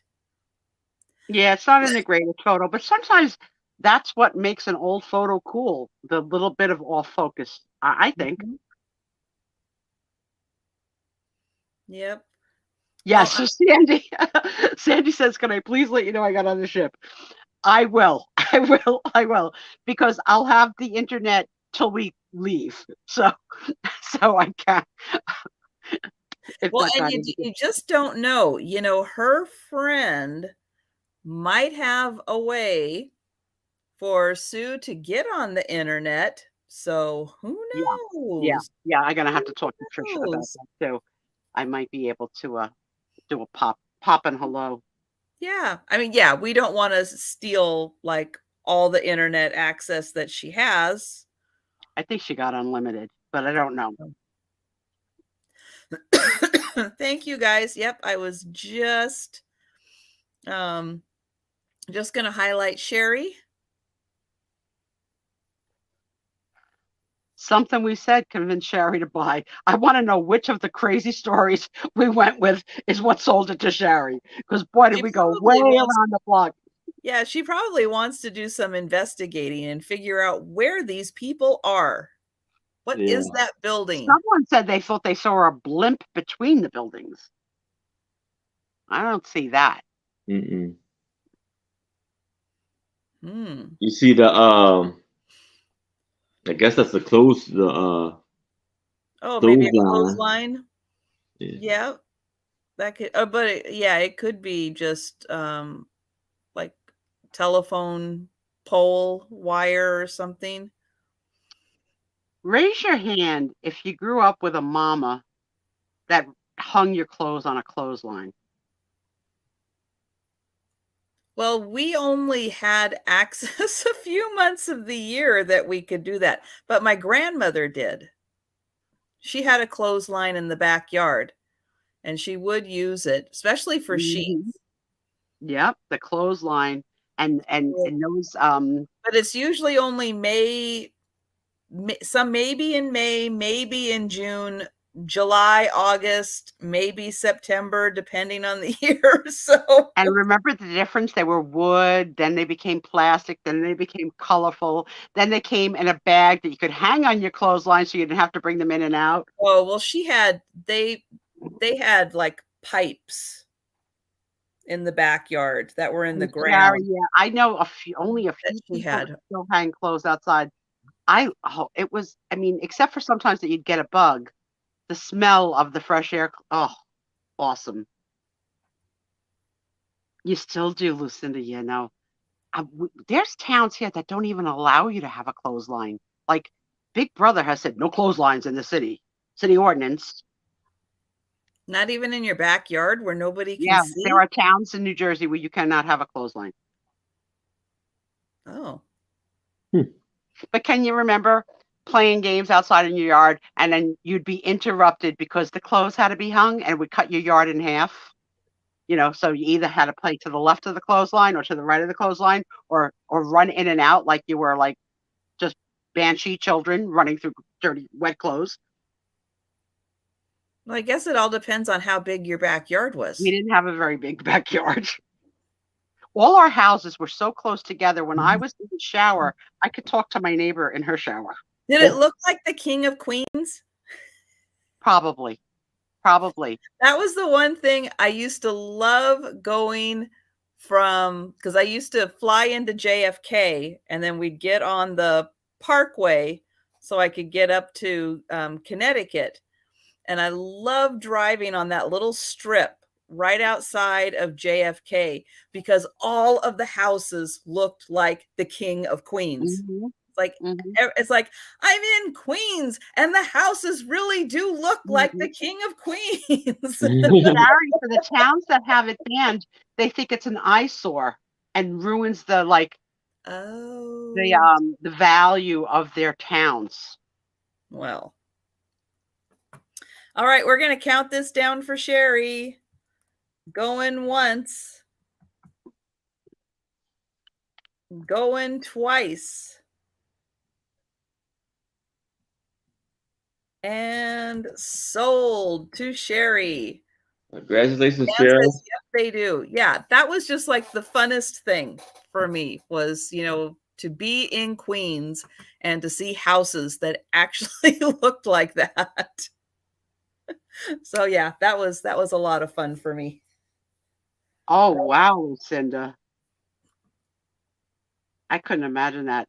Although that's something my mother would have done. The first time we went to a timeshare in Mexico, mother thought that the jacuzzi tub was an upscale hand washing machine. So she put Tide in the jacuzzi, washed all the clothes in the jacuzzi tub, and then sent my brother-in-law to like the equivalent of a Costco to buy yellow rope to tie between trees next to our hacienda. And the ownership at the timeshare came and said, no, you cannot hang clothes from ropes tied to trees. My mother was very disturbed. All right, my next photo gonna start at $5. Now this, surprisingly, is cut out and glued on. You can see how it sits on top of this piece. So that was cut out of a different photo and then mounted on this board. This handsome young fella. But we know who he is. Leonardo DiCaprio? No. Okay, let me keep looking. But he is Edward Black. He's from Coeur d'Alene, Idaho. And this photo was taken in 1908. He looks like, doesn't he look like Leonardo DiCaprio? Young Leo? Yeah. Not current Leo. But I was thinking for all the people that like to do, you know, research, I'll bet you could find, you know, Edward Black of Coeur d'Alene, Idaho, who would have been, what, probably 15 years old in 1908. So we'll see if all the researchers out there can find anything on him. But you know, he's looking pretty fancy there with his 3-piece suit, and he's got the little pin in his tie. Very well dressed. I'm going to take a bio break, guys. I'll be back in a few. All right. So his photo measures, let's see, he is 5 by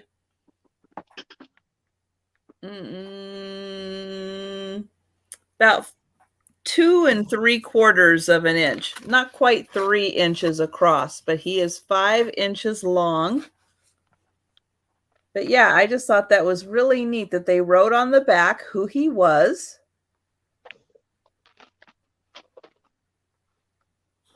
And then there's a look at his really nice suit.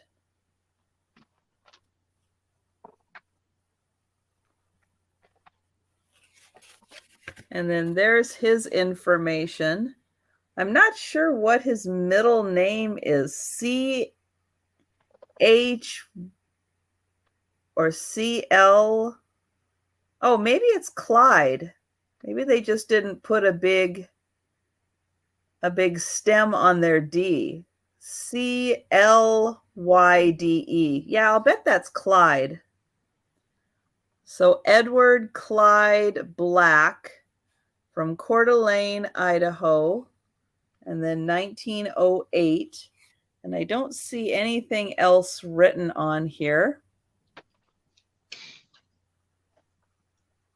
Don't think that's anything.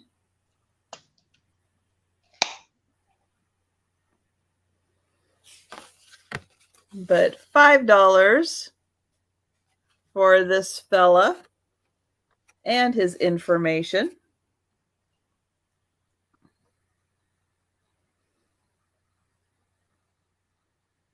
Give one last look here.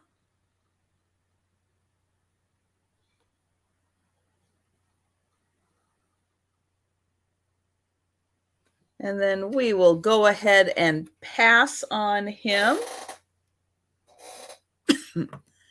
And we'll go back to Aaron. All right. So here I have a photo of, what was it? A 6 by 4 photo, and we for $5 of this couple on a horse-led carriage. Wow, that is a cool carriage. And you Those see the big wheels are wheels on so there? big. Yeah. And the horse, the good sized horse right there, and he has like tassels hanging down from him or her. Wow, I wonder if they just got married or something. It could be, because it's a pretty fancy deal there. Yeah, that would be really neat. Is anything? Because her dress kind of does look like a wedding dress. Yeah, it could be. He's in a nice suit. Mm-hmm. But I can't imagine if you're taking the carriage into town that you would put the fancy tassels on your horse. Yeah. Yeah, that horse really is a big boy. Very tall horse. Look at the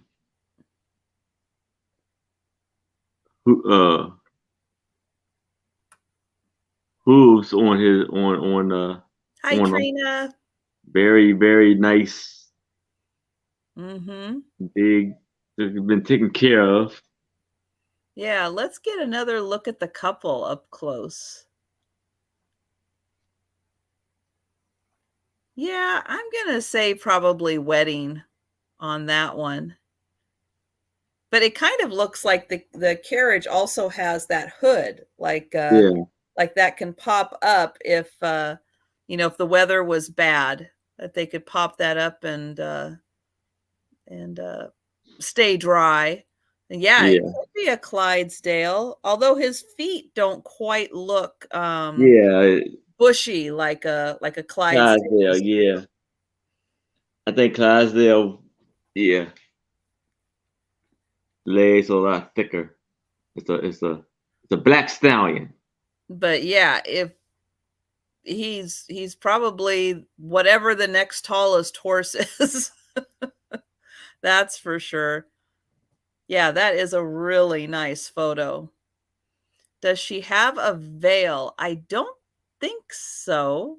Nah, I don't Let's think see there's if a veil on her. no. But she does look like she's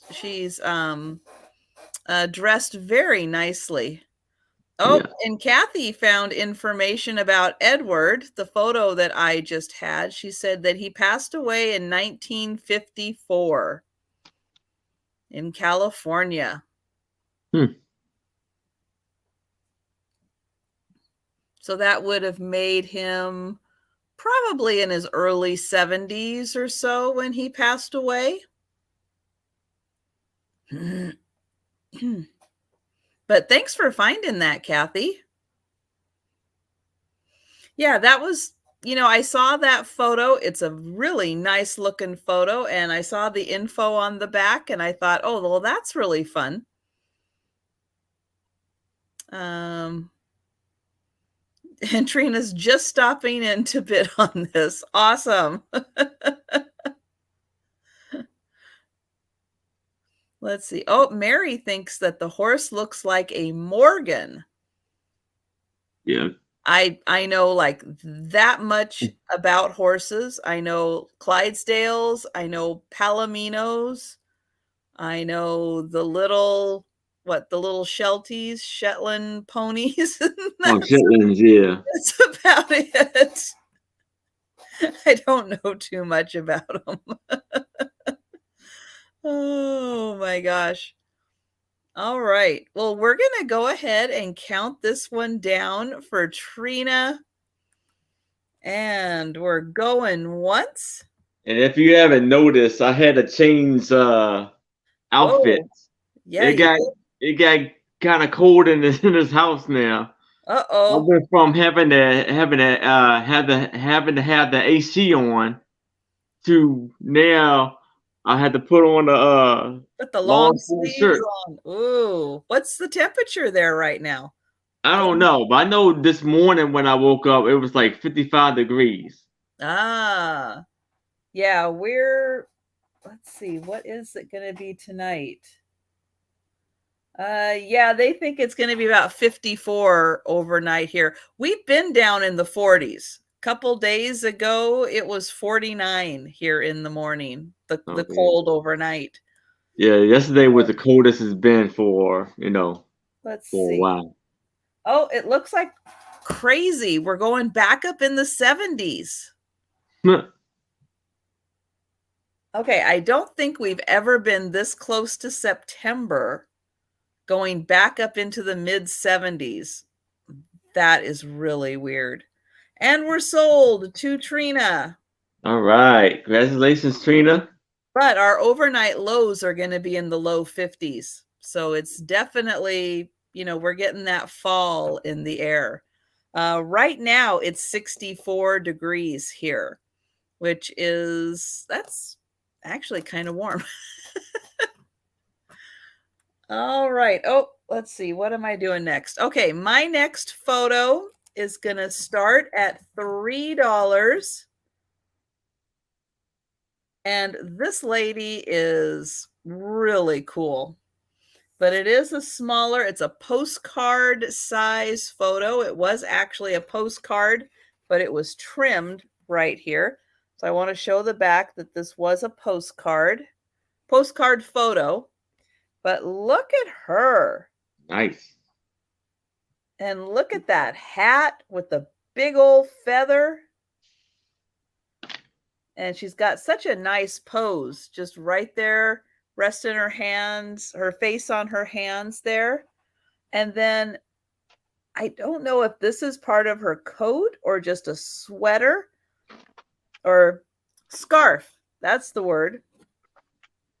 But look at that. It's got like a big button on it. And then she has, I think, a matching muff. think she's I got the walk into the word muff. Were you trying to do muff without me in the room? I hear you, Trisha. I hear you. I just started showing it. All right, I'm on my way. But yeah, postcard size photo with this woman with the great, I call it a scarf and a muff. And she's got this amazing hat with that feather. Wow.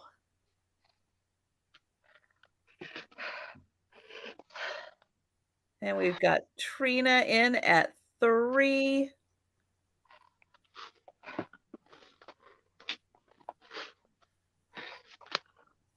Oh, gorgeous. Got one hand in it, and then the other hand.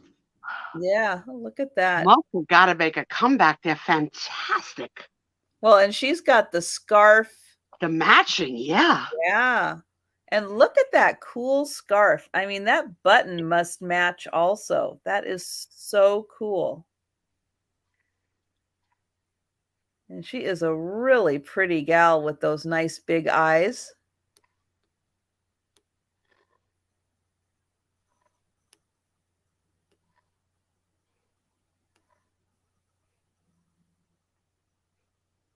Love it.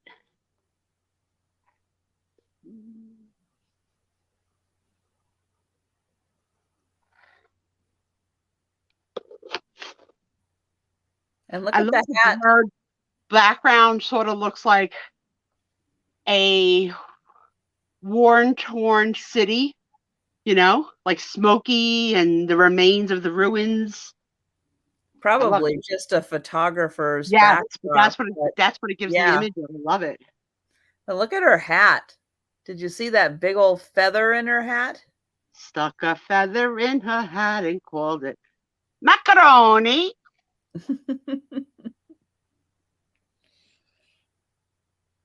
All right. Well, we are going to count this down for Trina. And we're going once.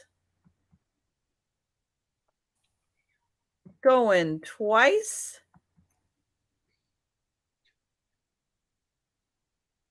And we are sold. Thank you, Trina. My compassion to all of you that have experienced your loss or are going through the final stages to lead to a loss. My thoughts are with you. I know how hard it is. Now, from that photographer shot, I want to teach a little trick. You see how her hand was here by her face? The photographer doesn't let you touch your face because it pushes your cheek in. So it's a fake out. You're near your face. You're not really touching. Aha. Little trick I learned from my one-day modeling. How about to say? You just learned that. Remember the Sue Spiezio portfolio from my 20s? Yeah. So I was going to show you real quick because you left when we were talking about this kid. Yeah, Leonardo. Yes. So Kathy found that he passed away in 1954 in California. Wow. It's amazing, this internet. Isn't it? So yeah. I'm sorry, Lucinda. Yeah.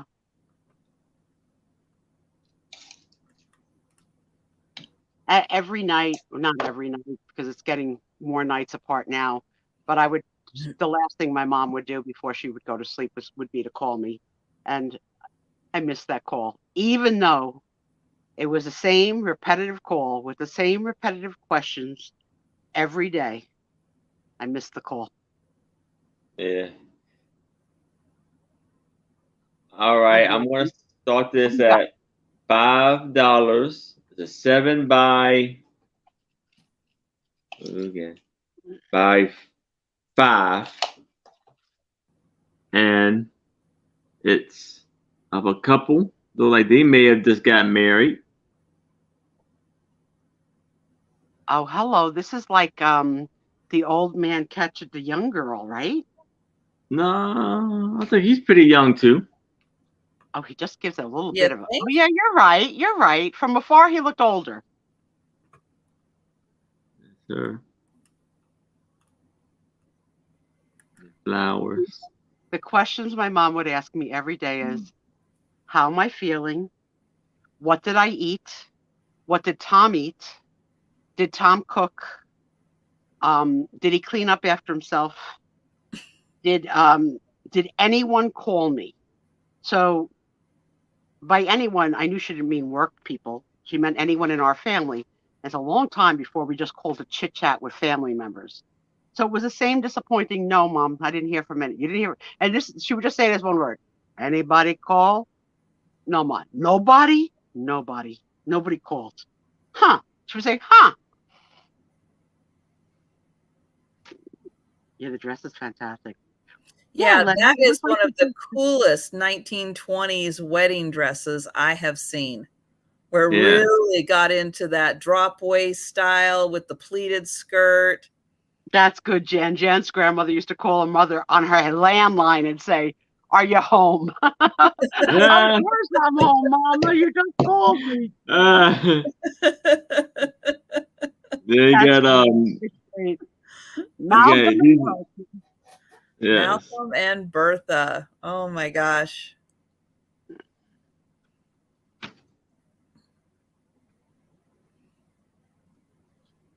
As sick as my mama was, she was always more worried about my health condition than her own.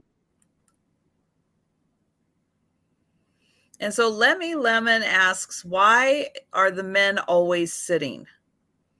And I know spoiled. That's that's how it was back in the day, you know. That's all the pictures. I thought that we kind of came to an agreement. It was because of the display of the wedding dress for the woman. It could be probably, yeah. It did not.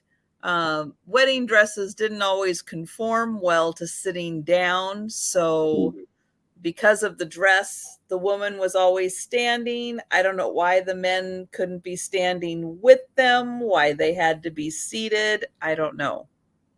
Yeah, if you guys ever saw the play Thoroughly Modern Millie, that outfit is right out of like that play.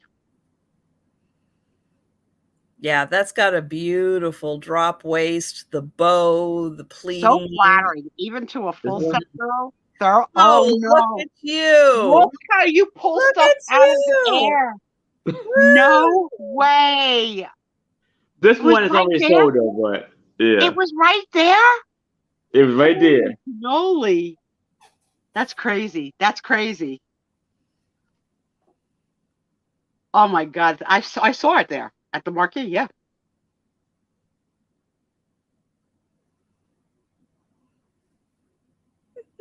I can't even believe great. That out of her.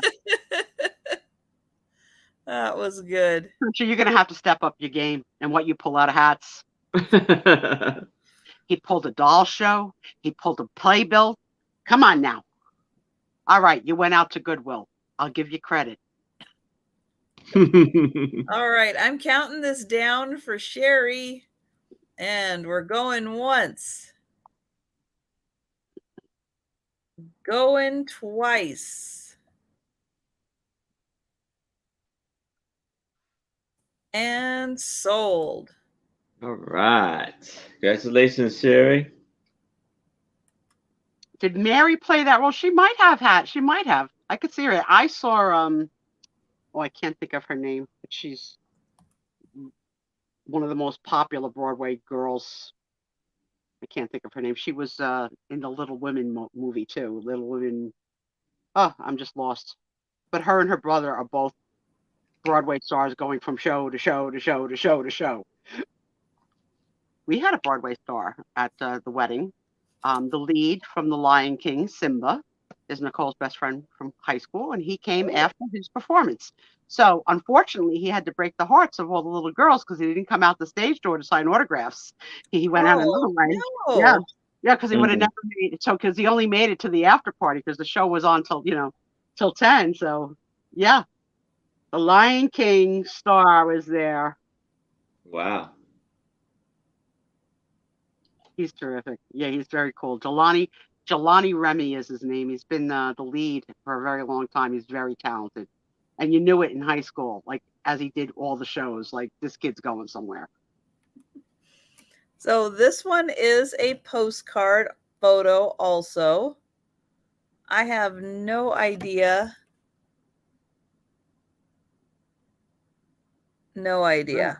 Yeah, that doesn't even look like a foreign language.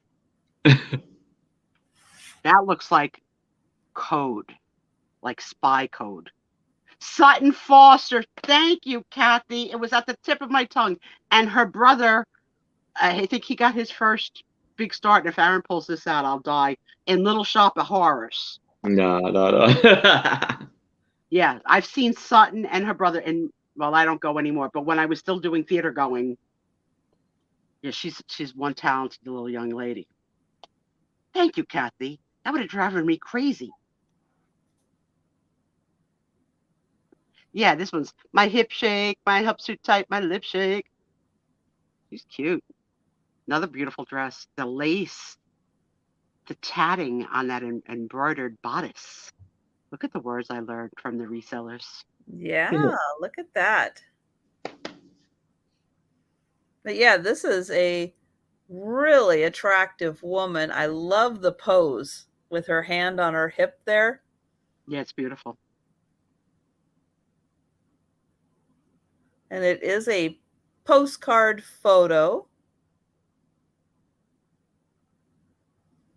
So $3 start for this one. You think Popeye or olive oil, Lemmy? Which do you mean? Like Popeye arms? Oh, because it looks like she has a muscle, maybe. Oh, I see what you're saying. Yeah. I would like someone to say I look like I had olive oil arms, but that's never going to happen. You can do it. Oh, yeah, because Popeye was small here, but then his forearms were really big. Like her, forearms are kind of big there. And hi, Ninja Riders. That cartoon. Did you guys like my thumbs up? Were you a Popeye cartoon fan? I was not. No. I didn't really like that one. I did. Thumbs up if you like the Popeye cartoon series. No, but you know what? It's mostly because of, what was it, Wimpy, who was always whining for hamburgers. I didn't like him. And then the bully, the big, Brutus or whatever his name is. Yeah, I didn't like it. He had a beard. I didn't like it. Jan watched Popeye. All right. Well, good night, Lucinda. You'll have to tell us all about your wedding in 3 weeks. We are going once.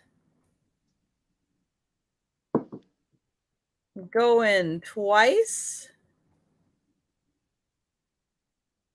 And we're sold. Woohoo! So Aaron, you probably have one more. Do you want to show one more? Sure. Go. Yeah, I can do that. Okay. Another $5 one. Denise, we have similar tastes on a lot of things. I've noticed through the weeks. You're like my sister twin. 6.5, 5, 4.5. Photo. Why you gotta have a mustache? I would date you if you didn't have the mustache. You're handsome. And this is of a cabinet card of this gentleman right here. He owns a bank. In Port Allegheny, Pennsylvania. I do free. That's the state that separates me and you, Aaron. Yes, right? It is. There's only no Pennsylvania. We'd be so close. Yes, we would. And I think it says, is that a W? WJD? Oh, like his initials, maybe. Yeah. Yeah. He's handsome, even with the mustache. I love the bow tie. I love the really beautifully tailored suit. I love the thing hanging from the button that shows I've got money. I love all of it. Yes. Gorgeous. She loves the art on the back of the photo. Oh, yeah. Yeah. That's a frameable thing just by itself. Forget about the guy. Just that's cool. You're right. I like it too. He's handsome, Jansen. Yeah, he's a handsome guy. Trina's in at 5. Thank you, Trina, for your bid.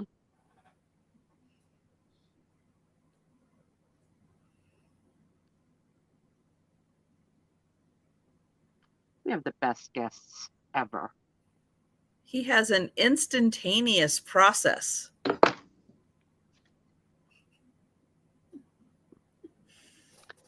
My dirty mind is going to hold back any jokes. Uh-oh. We just lost Aaron. We'll get him back. There he is.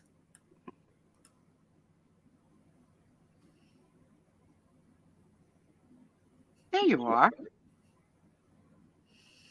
You have Trina in at 5. All right. Well, I'm going to count this down for Trina. And we're going once. Going twice.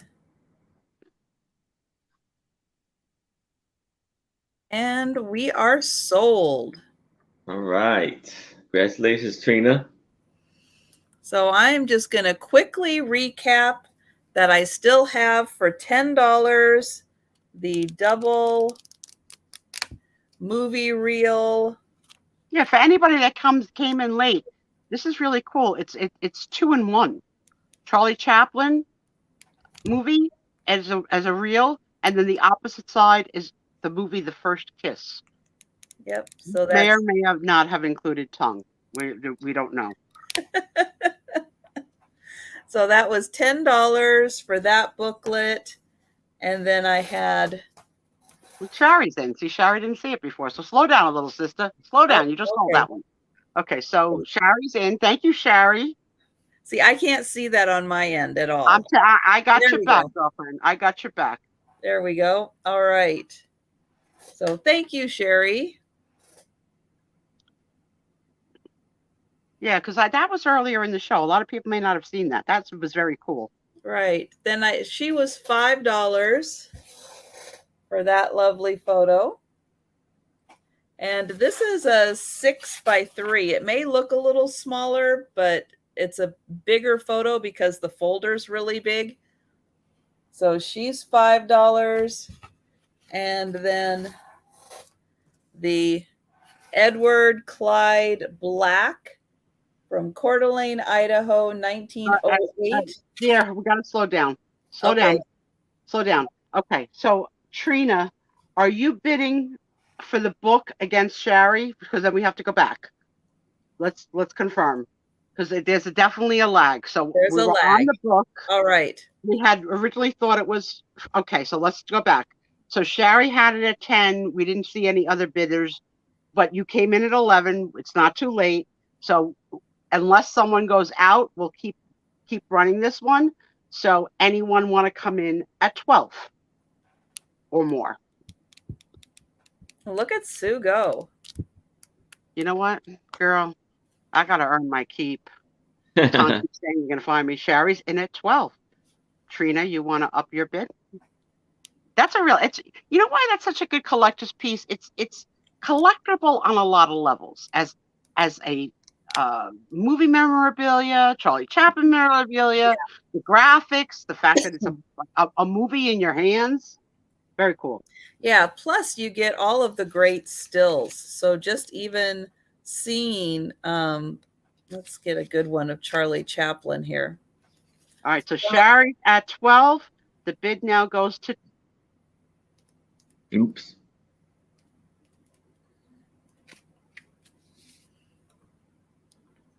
There, we lost you for a second. I'm still in. Yeah. Trina at 13. Shari comes back at 14. See, I told you, girl. Sometimes you got to bring stuff back because we have late night, the late night people that might miss something good. Yeah. You have sold your stuff tonight to a variety of buyers. You know, really. So there's something in the audience for everybody. And the same with Aaron. It's not the same buyers over and over again. Yeah. So you never know what someone's gonna dig. All right. So Shari is out. So Trina is at 20. Right. If anyone else is in, now is the time, or we're going to call it because it was only the two of them bidding. I'll let Trisha do the goings. All right. Going once.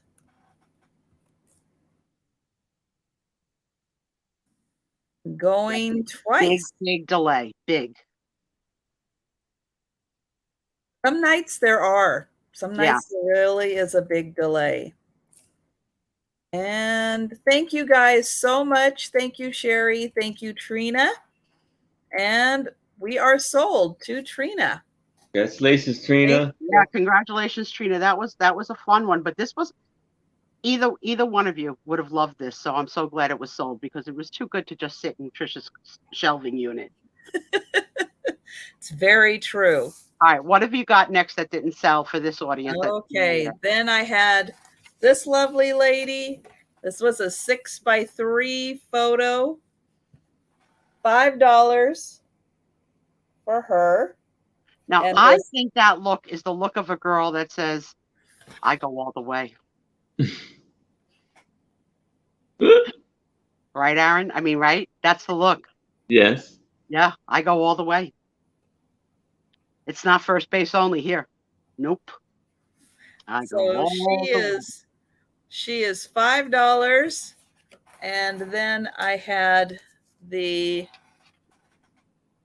Edward Clyde Black from Coeur d'Alene, Idaho, 1908. This has been cut out and put on this. You can see right there. They cut that out. And there he is. I don't know, Delbert. You're losing it. You didn't see that side eye giving you that hint? And I love how friendly you guys are to each other, to allow each other to take something and not that's really kind, and to congratulate each other. That's what I like about the guests on your show, Trisha. They really are kind to each other. They are the best. You guys in the chat are the absolute best. Yes. So, Aaron, any that didn't sell that you want to re-show real quick? Sure.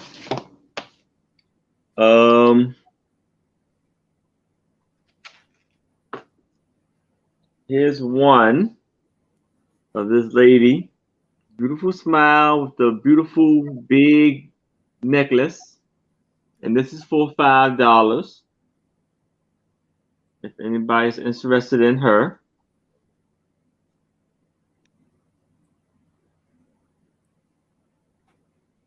One of them is behind Trisha. I can only see the bum. I can't see which one. Trisha, you got a cat alert. They want to know if it's Gracie. And then the cat. Yeah, Joe. Joe right there. Hi, buddy. Then I have a lady. She looks she's either working at the radio station, WFM, I think it's MD. WFMD. Just blocks away from Sue. And it'd be $5 for this one. And it's a big piano right there. That's for $5. Oh, Patsy. It all depends on how you look at a picture. Thank you, Patsy. That's the two that I had. Oh, that's so funny. Oh, thanks, Patsy. That was funny. Oh, let me see. All right, so that, yeah. Oh, yeah, that's right, Kathy. Yeah, she's from she was from Pipeline, Minnesota. So yeah, so Kathy was just putting a little more information about that because they were known for mining rocks. So those were $5 each for those two? $5 each for these two photos. Yes. And that's the two that didn't sell for me. All right. Nice going, guys. Good sale. Yes. Good sale. Good gets, everybody. That's awesome. Very good. Appreciate everybody coming. Always. Thank you. Thank you. listening to my We nonsense. had a great time And with y'all. if you missed it, Robbie had the line of the week when she was worried whether or not I made it to the events of last weekend. She typed in a chat, let's hope Sue made it, because if she didn't, Tom is no longer with us. Rest in peace. And I will laugh at that line and tell it forever because it's exactly what would have happened.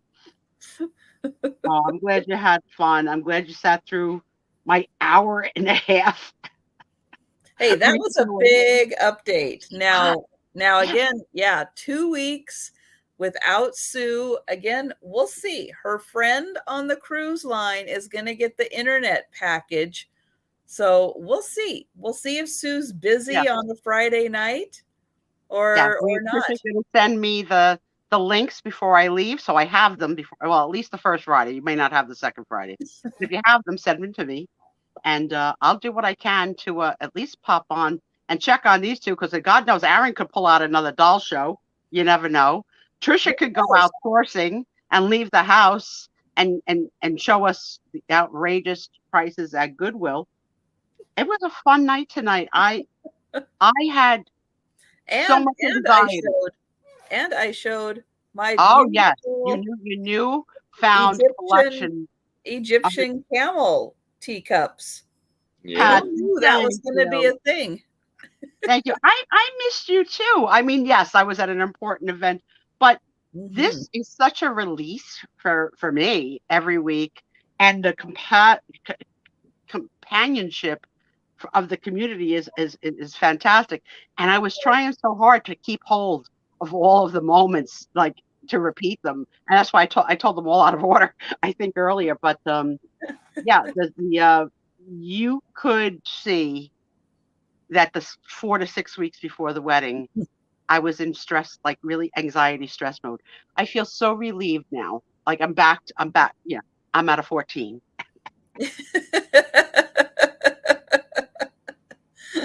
Now, yes, I might be able to come say hello. We're gonna try.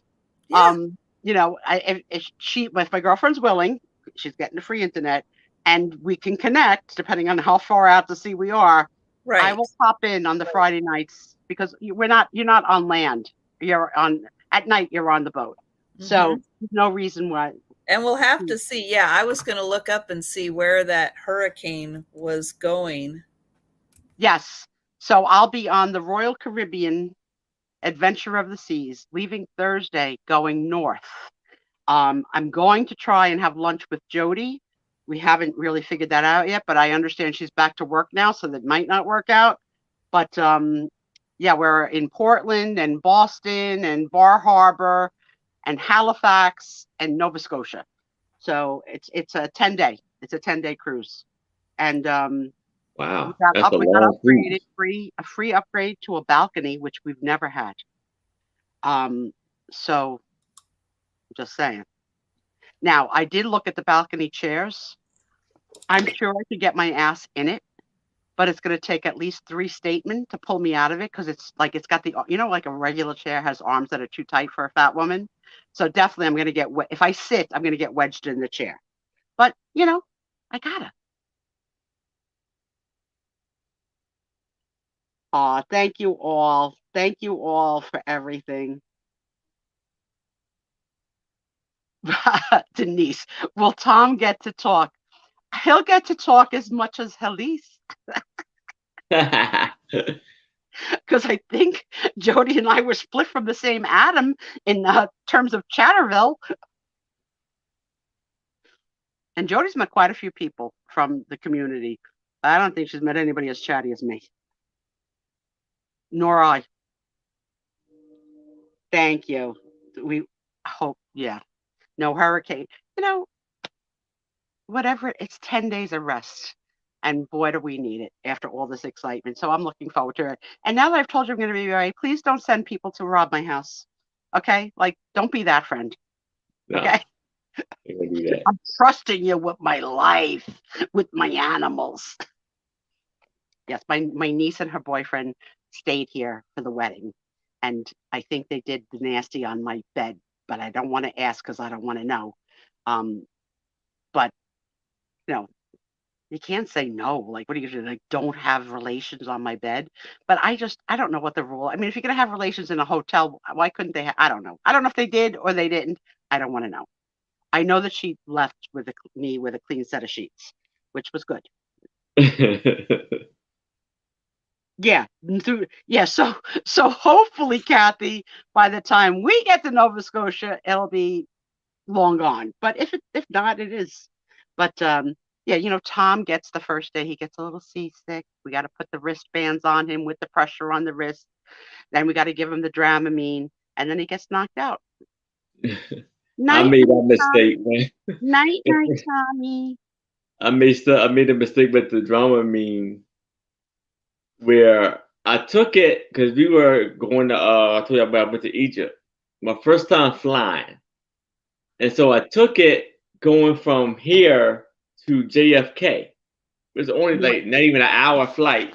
And so it didn't kick in until I got to the other airport, and I'm just sitting there just like, out of it. Yeah, you were out too soon.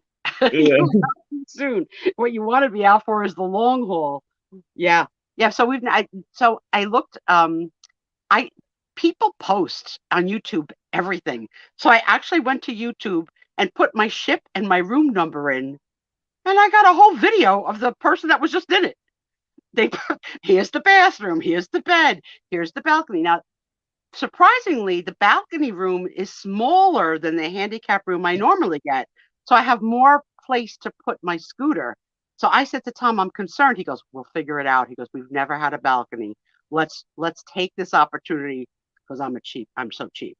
Like, I'm not paying for a balcony. I'm not, like, I won't do it. Yeah. Yeah. So yeah, Sue Spiezio at Sea. On the Sue Spiezio at Sea show, perhaps popping in to say hello on the 2 Fridays that we're away. Yeah. Well, I guess because I have a lovely queen size bed and they sleep together in a twin.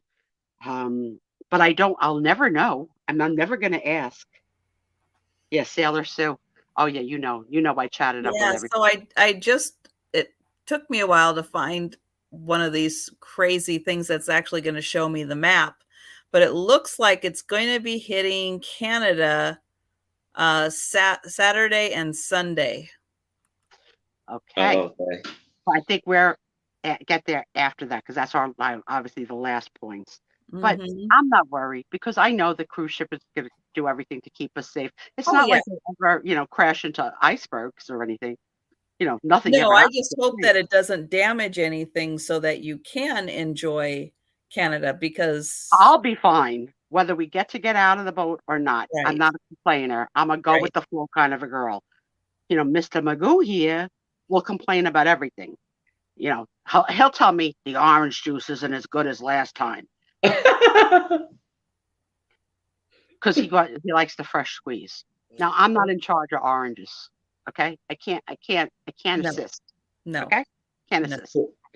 So Sue, so Trish, have you ever been on a cruise before?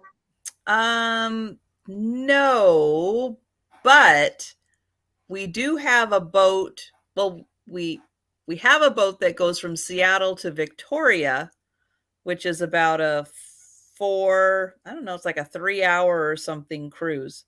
But the ship they had before, the new one that they have now, I did that. Yeah, I've been on boats, like small boats before. I'm fine. I don't get seasick.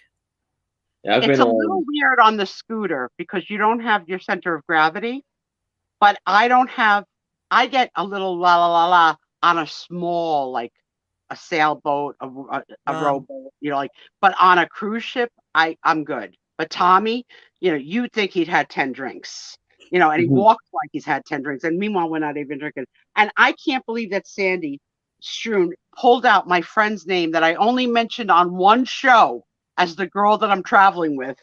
Yes, her name is Barb, and we will not let her park the scooter. But the fact that you pulled it out, we have some smart, yeah, they're collecting notes, right? So when you all have to come to court to testify, I hope you'll all, you know, I'm a member of the Spiezio, the Poor Squad. I didn't see anything. I don't know anything. I know. Oh, you know what? For me, Denise, because of the scooter, it's the most free place in the world for me because I can do 5 to 6 floors by Yeah. myself. Yeah, you got the elevators and All the everything. elevators are Yeah. friendly. The only thing is, it is a little tricky to press the button for the floor you're going to while going in if I'm alone. That's a little tricky. It's also a little tricky to start backing out because people are asses and don't step away from the opening door. Like you got to tell them in 5 languages, exiting, exiting. Like, I'm in the doorway. Can you step aside? So I've hit a few toes, Or and I'm you not just run ashamed of it. over. Just run Yeah, over I'm their not ashamed toes. of it. You're gonna step to be in front of me, I'm gonna ride over you. And I have this game that I love to play that Tom hates, and that I love to yell at children when they're running. That I just yell, "No running!" And there's no rule that there's no running, but I just love to do it. Let kids Yeah. have fun. No running. There's no Run. running. There's no running. I gotta that's my fun to make children stop dead in their paths and walk. Where you going? Where you rushing to? Yeah. So that's it. We'll go to the shows. I'll watch the salsa dancing. Barb will hit the YouTube, Bono, whatever. Cover band. Oh, YouTube. Oh, the cover band. Yeah. We don't know. We don't know what the show is. Yeah. Well, they might have a different cover band now. Delbert, you have no idea the power it is to say to children running, no running. They freeze. They freeze like they're in school and the principal yelled them. And my husband's like, that is not funny. I says, it's funny to me. It is so funny to me that I could get 6 children to go from running to walking. I love it. Let them have fun. It's their fun. cruise too. Let them have fun. Well, for the times that they run past me, I'm not going to see them every day. It's my joy. If they're running, they're covering a lot of ground. You might see them again. Yeah. Well, the good news is we normally cruise during school period. So there's not a lot of kids on the ships that we go on for that exact reason, because kids try and cut me off and because they think they can beat the scooter. So that's why I've accidentally hit so many people, because they try and cut me off. So I partly do it for that reason, but I'll do it whether they're near me or not, just because it's the little bit of fun I have. Now, I'm excited about the buffet. Tom's like, there's not going to be a buffet now because of COVID. There's no buffet. There's no buffets on cruise. I was like, Tom. No, the cruise, the blogs I watch, there's buffets. They're not always, where you can serve. A lot of times the servers will serve you depending on what their rules are. But there's a buffet.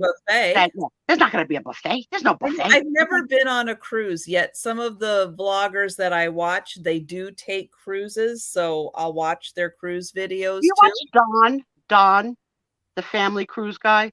No. Do you watch a British guy? No. Do you watch a gay couple? No. Do you watch a female who's an expert on packing? No. All right, so there are so many cruise know-it-alls, because those are all the ones that I watch. I watch people who are more Disney than cruises. Okay. They just take Disney or Royal Caribbean cruises, but they're more of a Disney vlog. I've never been to Disney World, but I love watching the people go to Disney World, walk around, do all the things, show off all the festivals. A couple of times. We're not able to go anymore, but Tom is as old as a 7-year-old in Disney. I've been to Disneyland, obviously, because it's so much easier here to get to Disneyland, but I've been to Disneyland a few times. And I've been to the medical center at Disney. Oh, awesome. And so has Nicole. So Nicole went with friends years ago, and it was a very, very freaking hot day. And they went from hot, sweating into the waiting line for a ride.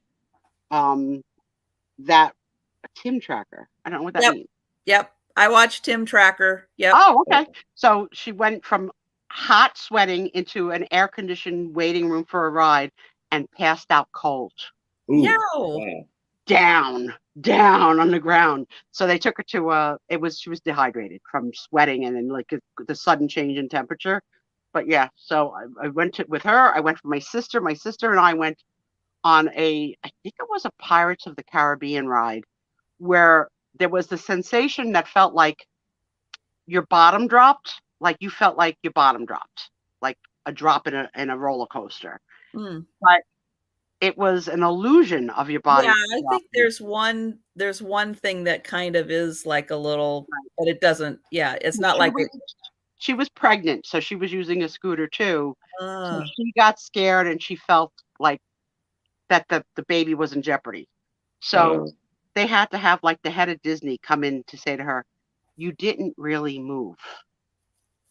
It was an illusion. You didn't move. We owned the ride. You didn't move. You thought you moved, but she's like, don't tell me. I know it." And you know what? I believed her because I felt the body drop too. So I don't know how you could trick the mind into thinking your body's dropping, but we did. it's Disney magic. That's right. Yeah. And Mary, the other couple that I like watching are out of LA, but they do Disneyland and Disney World and all kinds of things. Theirs is Ordinary Adventures. I like their vlogs also. Simi, you might want to rethink the snorkeling in the Caribbean because 2 weeks ago I reported that a Royal Caribbean guest snorkeled with her family in the Bahamas in a often popular tourist snorkeling area, and she didn't make it out. She was killed by a shark with her whole family watching, and apparently like that had never happened there before. Like, there was never shark seen in that water. But Tommy and I, before my disability, we're such mushes. We would hold hands snorkeling so that we'd stay together and point like, look at that fish. You look at that fish. Oh, we see that fish together. So goofy. And then Tommy would insist on buying the underwater camera that really is a bunch of BS because it's not like a professional underwater camera. So what you basically get is 24 pictures of haze with dots.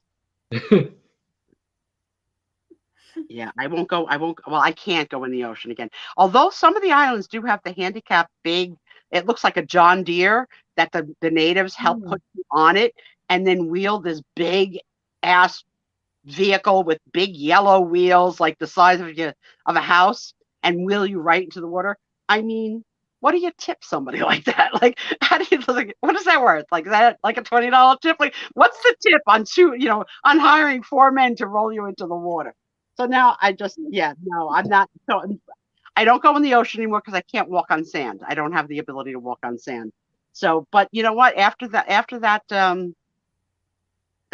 accident 2 weeks ago, I'm hesitant to go anyway because Tom's last water experience was with he came face to face with a lionfish with the teeth that was going to bite his nose. Oh. And remember I told a story a long time ago that I had never in 27 years never seen Tom run. And he was in the water in Bermuda, and I was watching him like his mommy at the shore, at the cabana with the bar. And all of a sudden, I see Tom step up in the water and come running towards me from the water.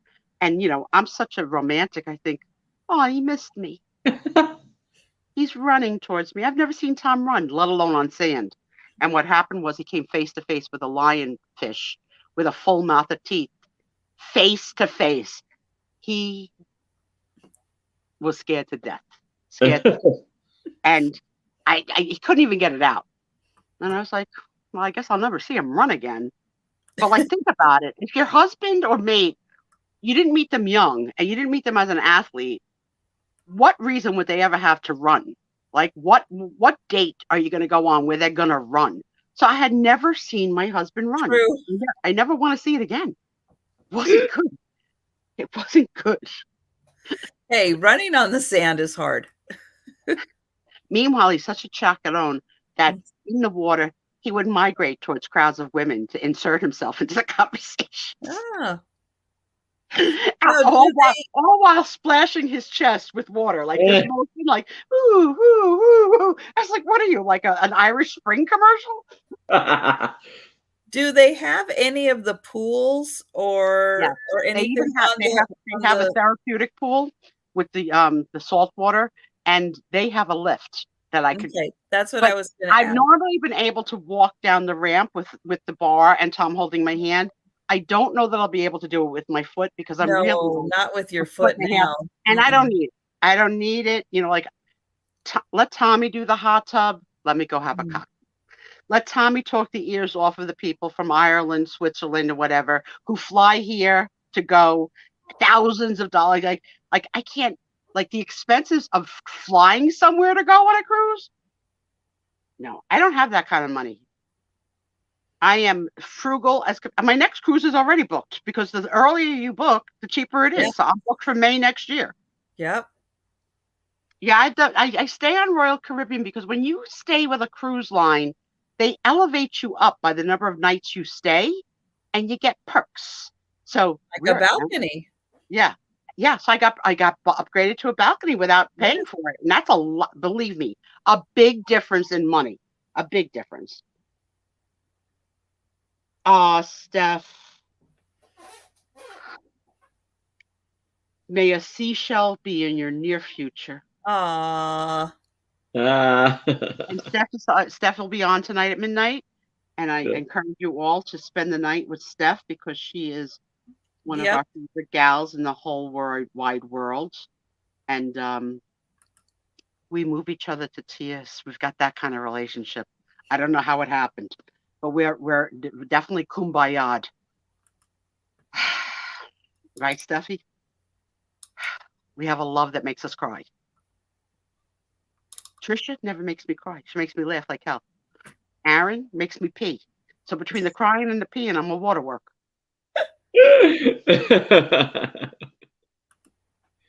And again, if you did not see Aaron's rendition of the Sue Spiezio doll show, last week's show at about minute 23 or 24, it's about 5 minutes long. It's hysterical. Stay for the whole show if you want to look and see what they were selling.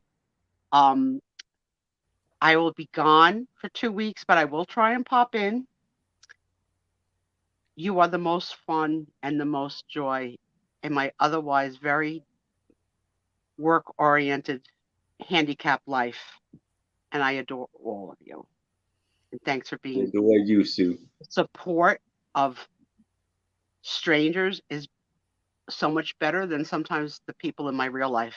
So thank you. Thank you all. And wasn't it fun to look forward to being able to come into the chat and tell everyone about the wedding? It was. I couldn't wait. So you know what? Purposefully, I didn't go to any other shows this week when I came back because I knew I would start blabbing. Because if people saw me pop in, they would ask. So I didn't want to give any giveaways. You know, I wanted to save it for our show. So that was nice of you. I did lurk at a few shows, but I never announced my presence. But they were all with me before I left when I was about to kill Tom. And Tom is so lucky. He has no idea how lucky he is. No idea when he said, if we can't make it, we can't make it. They got to understand. No. Because you've been waiting 2 years for this. I mean, 2 years is a long time to be waiting for the wedding do-over so that everybody can enjoy it. Yeah. This. You're my piece. Not missing this. I'm your friend on every channel, but the story from start to finish needed to come here first. I'm sure I'll repeat it, pieces of it throughout our lives because absolutely. I enjoy this. I was really looking forward, and obviously my daughter was curious to see what the heck I was going to say, right? So is she going to say all the bad things? Well, I was very careful. I was very careful in what I said about her father, her in-laws, her envelopes. You know, I'm not stupid. I don't want my kid mad at me. My husband could be mad at me, not my kid. Oh, Denise, you did? Oh, well, I would say you need to go back and watch the first hour and a half. Mhm. I do the whole show. And then the last 20 minutes before this, there's a few items still left for sale from Trisha, like 2 or 3 items, and from Aaron, 2 or 3 items. They had a great sale tonight. They almost sold out. Not everything, but almost everything. Yeah. They haven't. You want me topless? So I've even at this side, I've done topless. Yep, I did. I did it, Aaron. I laid on the beach in Barbados, topless, one boob in the sand to the left of me, one boob in the sand to the right of me, and a lovely Rastafarian with a briefcase full of silver jewelry came up to me and said, "Looking mighty fine today, mama." Has my wet boobs filled with sand. He goes, "Would you like to see some silver?" So I know that's not really a good Like, where do you Rastafarian. think I have a wallet? Where do you think I have money? Now, the 2 girlfriends I was with who were not my size were not topless. I was like, I gotta do it. I want to do it. I don't know if I could do nude, but I did the top. But it's funny with boobs this size, they don't stay perky and up. They flop. So yeah, and because I was wet, they were boobs full of sand. It was like when your feet come out of the water. It was disgusting. Okay, I've had the experience. I don't need to have it again. You can't No, make this no, crap I up. don't know if I would do that. Trisha, you probably have on a chastity belt and a turtleneck that we can't see. You're very closed up. No one even knows if you have cleavage. We've never seen it. On my last Zoom call, I call it a show. Zoom call at work was one day this week. I forgot that we needed to be on camera, so I didn't have time to put on my clothes. So I went on the Zoom call in my nightgown, which I thought would pass for a shirt. It didn't. So it was V-neck like this, okay? So there are 50 people on the call, and while on the call, the highest level person texted me personally on my cell phone and said, "If you move any more, I'm going to see more of you than you want. I suggest you adjust." The biggest boss, a vice president. So when it was his turn to speak on camera, he freaking called me out. He says, "Sue Spiezio, did you check your texts?" So I said, "Yes, yes, I did. And thank you. I've made the necessary adjustments. We can move on." Have I ever done karaoke? Once on a cruise ship. I did "Got You Babe" with my nephew, and the song never ended. It just kept going and going and going.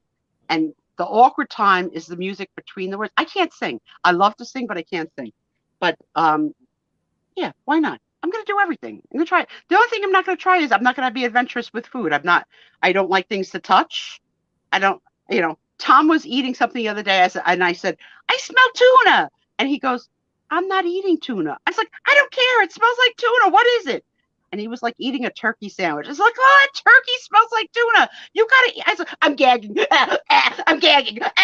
He goes, "Why are you gagging?" I was like, "Because I smell tuna." He goes, "You're driving me freaking nuts. There's no tuna in this room." I says, "Is there mayonnaise? I smell something that's making me gag." He goes, "Honey, there's no mayonnaise." I was like, "Okay, you got a turkey sandwich, but no mayo. Who you lying to? Let me see the bread." Poor guy. Poor guy. But where Tom has no sense of smell, I have a hyper sense of smell. So I could smell patchouli across the river. Like, that's the worst smell in the world. Now, when you're on the cruise ship, Mm-hmm. because you don't eat chicken, you don't eat tuna. Okay, so here's how I do it. Okay. So, Okay. So here's how a typical cruise ship station I don't go to the restaurants anymore. I can't stand sitting with Tom for 3 hours at a table to eat because they want to make it an experience, and they drag out the dinner for like 2 to 3. No. So I'm done. So we only do the buffet because I want to be in and I want to be out, and I want to have a choice of everything. So here's the typical stations. There's a bread station of a million different kinds of bread. There's a station of all different kinds of things for salad making, a station for soups. Then there's a burger, French fry, and hot dog bar. Okay. There's an Asian infusion station, which is a combination of Indian food and or Chinese and Thai, so it varies with the night. There is a cold cut sandwich station, and then there's the things of the night. So it could be anything. Hi, anything. Cindy. Hey, Cindy. Oh, look who's up late. Cindy. So I every night need to, even though I know the routine, I need to scoot and look at everything twice. Because I need to make a decision. And then I don't normally try anything new, but I mostly land on prosciutto, salami, brie cheese. I normally land with making myself a charcuterie plate. I sometimes have a bowl of soup. If I have hot, I will probably have from the Asian bar because I love Indian food and I love Thai and I love that. But but within that, you're not eating the vegetarian, are you? You're not eating chicken. No, I'll get like pad Thai or, a vegetarian pad Thai? Indian. Yeah, with Indian, like no meat in it. Like with the Indian, I'll have like an eggplant dish. Like banyan bhai, it's called. But yeah, I sort of eat the same thing all the time. Now, I also am never up in time for breakfast ever. So I've never been to breakfast on a cruise. So I sleep in, Tom goes alone. But I have for breakfast the same thing every day. Either a yogurt or a bowl of oatmeal and a banana. So he has his whole full-blown breakfast. And then he comes to the room and says to me, you might want to start thinking about getting up. Like it's like noon, because I stay up all night. I'm a night person. I'm in the casino. I'm like, I'm having myself a good time. I'm free. I'm in a scooter and I'm free. So yeah, I normally, so if I have something hot or if I'm going to try something, I take the littlest, ask them to give me the littlest piece. I don't want to waste food. I don't think that's I'm very conscious of not wasting food. So I never want to leave things on my plate. So I normally won't try a dish full of something because that would make me very uncomfortable to have a dish full of food discarded. So does my battery, I charge it overnight. It has like an 11-hour run to me. It's awesome. And one time on a cruise, it did die. And one time in Las Vegas, it did die. And you have to get like new batteries. And they're not sold at like Walmart. But we're battery tested. We've never traveled with spare batteries. But I guess if that ever happens to us one day, that'll be that lesson learned, right? Yeah. Batteries don't last forever. So if you buy a pair of spare batteries, they're going to start dying too, right? So I don't know. But no, right. I have a 4-wheel scooter. So it's not easy to make a 3-point turn with a 4-wheel. When I had the 3-wheel, I could do it on a dime. The 4-wheel is much harder to operate. And also, I have to put it on extremely, what's the slowest animal? The turtle? Like, it's a turtle. Yeah. So I have to put it on the turtle because otherwise Tom can't keep up with me. And I like to hold hands, which drives him nuts. And he wants my hands on the scooter all the time. He also has warned me that I'm not to shake hands with everybody I meet. And I'm not to kiss strangers, that this is still COVID, and to not get away. I mean, I kissed at least 115, 20 people Saturday, at least. Hello, I'm the mother of the guy. But that was a wedding. But yeah, he's right. Even though everybody's been tested, it's probably better to be safe on the safe side. Yeah. And so he's saying that he orders it in. Yeah. Sometimes we delivered. Sometimes we have it I bought the coffee package because I have the backup to this in the refrigerator, another one waiting. Okay. So I am addicted to coffee, and neither one of the two of them are. So I have the coffee cart. I can go and I can do it by myself. So bye. I mean, but yes, it does close down for a few hours in the middle of the night, but that's okay. And then, I always try and pick up a stranger to get me drinks for free. Once I hit that table, because I play roulette. That's my game. So there's only usually 4 roulette tables on a cruise ship. So usually there's the smoking side and the non-smoking side, which leads you down to 2. Okay. So if you play roulette every night, it's the same people that you're playing with if you're going about the same time. So little by little, you become friends. And little by little, you get to know who has the free drink package to hook you up. And I'm not too shy. You have the drink package? Oh, I wish I could afford it. I would love to have a glass of port wine right now. Suddenly, a glass of port wine. I'm not too. You know what? They're paying for unlimited. What does it matter, right? You would have to have, I figured out, 13 drinks to make the package worth it. A day? I can drink 13 drinks. Yeah. Yeah, that's a lot. Yeah, that's a lot of drinks. A day? 13 drinks a Yeah, day? to make it worth it. Yep. Wow. Oh. Yeah. Yeah. And Well, no wonder there are some people that do. We met sure. a few Sure. that thought it would be a good idea one night to go skinny dipping in the hot tub. Security came right and get him. And the guy who was skinny dipping with a stranger that he didn't know, they both decided, they bet I'll do it. If you do it, I'll do it. One of those kind of moments drunk people do. Turns out his living was a funeral guy. He was a mortician. Oh. So what will a mortician do at the high sea? Go skinny dipping. Wow. know it. So, Cindy, the wedding was not on a cruise ship, but Sue had the wedding last weekend, and then she's leaving for a cruise. So it's a very busy time for Sue. The month of September. The month of September. Very busy. Cindy, I'm so glad you got to spend a few days with the resellers and buyers. Those pictures were awesome. I really wish that we could have something similar close here on the East Coast, because I would love to meet so many people.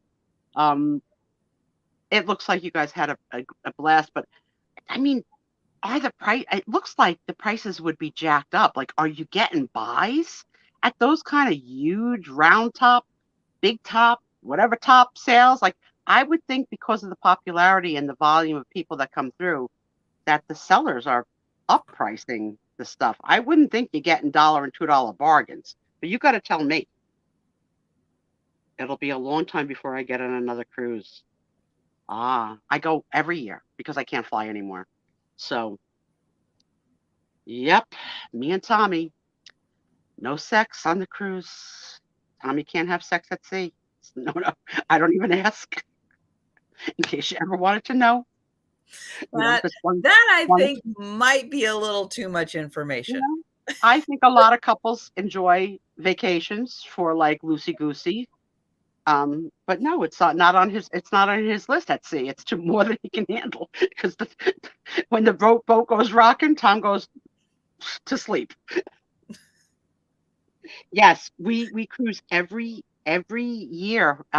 Cindy, I became disabled about, I don't know, 13 years ago and unable to fly. So cruising became the only method of me traveling. And there's a cruise port in New Jersey that we can drive to. I have a 4-wheel scooter.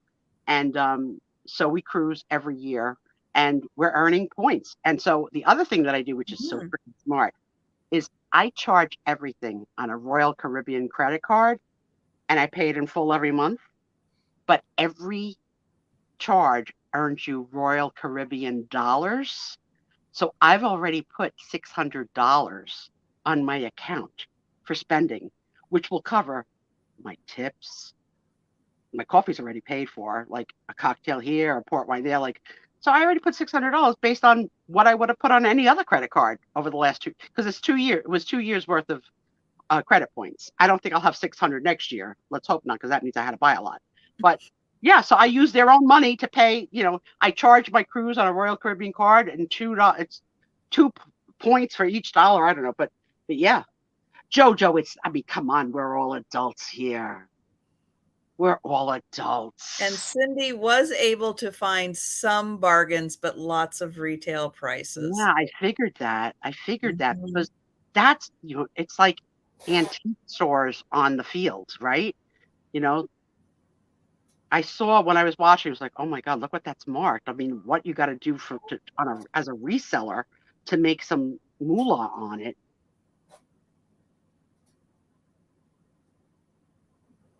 Yep, it's true. Yeah, always doing lots of math in your head when you're going thrifting and thinking, okay, if I buy it for this, what can I do? I think though, on that kind of occasion with the resellers, the hit of the party is to see each other and the eye candy of the show, because it can't be that you're getting a car full of stuff at a Great Buy.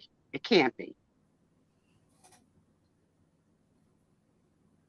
Yeah, exactly, Cindy. That's you have to think smart and frugal, and I'll figure out every trick of the book.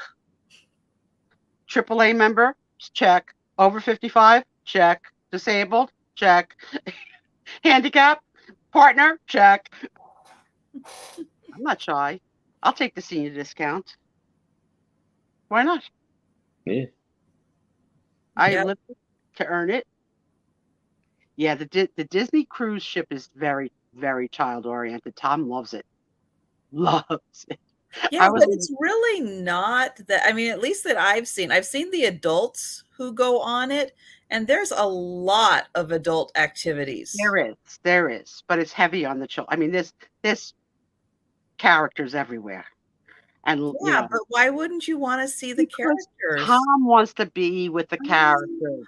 But Royal doesn't have Disney characters. They have the Warner Brothers characters. So every cruise line has like an affiliation with a different. So who is the one that's got the cat?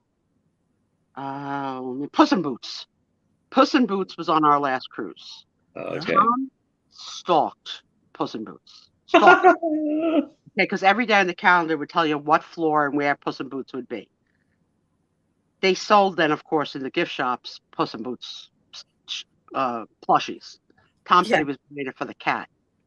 Now, not Trisha, you have cats. They don't care about Puss in Boots plushies. No. Unless they're filled. Although I will say, Joe, my black cat Joe, he does like plush toys to play with. Simi, that's why I try and travel while the kids are in school. So I'm going September 29th. Most kids are in school. I go next year, May. Most kids are in school. I don't want to go on the holidays. I don't want to go in the summer when everybody's there with their kids. I can't. No, because you're yelling at them. It's too much yelling. No running. There's no running on a cruise ship. All right. One more story. Sure. This happened on a cruise. I'm going to end the night with this story. So many years ago, while on a cruise, unbeknownst to me, I split my pants. Unbeknownst to me. And before, I wasn't in diapers back then. And I was not an underwear wearing girl. I like to be freestyle. So I am scooting around the Lido deck, and a lot of men are saying to me, "Hi, Mama. Hi, Mommy." Right? I have no idea that I have a split pair of pants with a full view of Spiezio. Tom's behind me, so he has no idea. So we go to the buffet area. I tell Tom what I want, and I switch out of the scooter and onto a soft cushioned bench. And as soon as I sat on the bench, my privates felt leather. And I said, that's not right. But I still ignored it, ate my breakfast. Okay. At the next table was a family of 4, 2 adults, 2 children. To keep the children quiet, the mother gave them crayons and coloring pads. The girl child dropped her crayon, which rolled under my table. Oh, no. The mother said, it's okay, honey. Just ask the lady. I'm sure you can go down and get it. The little girl goes under my table, obviously got a bird's eye view of something she probably has never seen before and is still probably talking about in therapy to this day.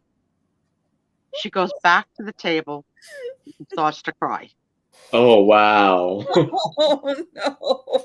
She doesn't have the words to say what she saw. She doesn't have the words.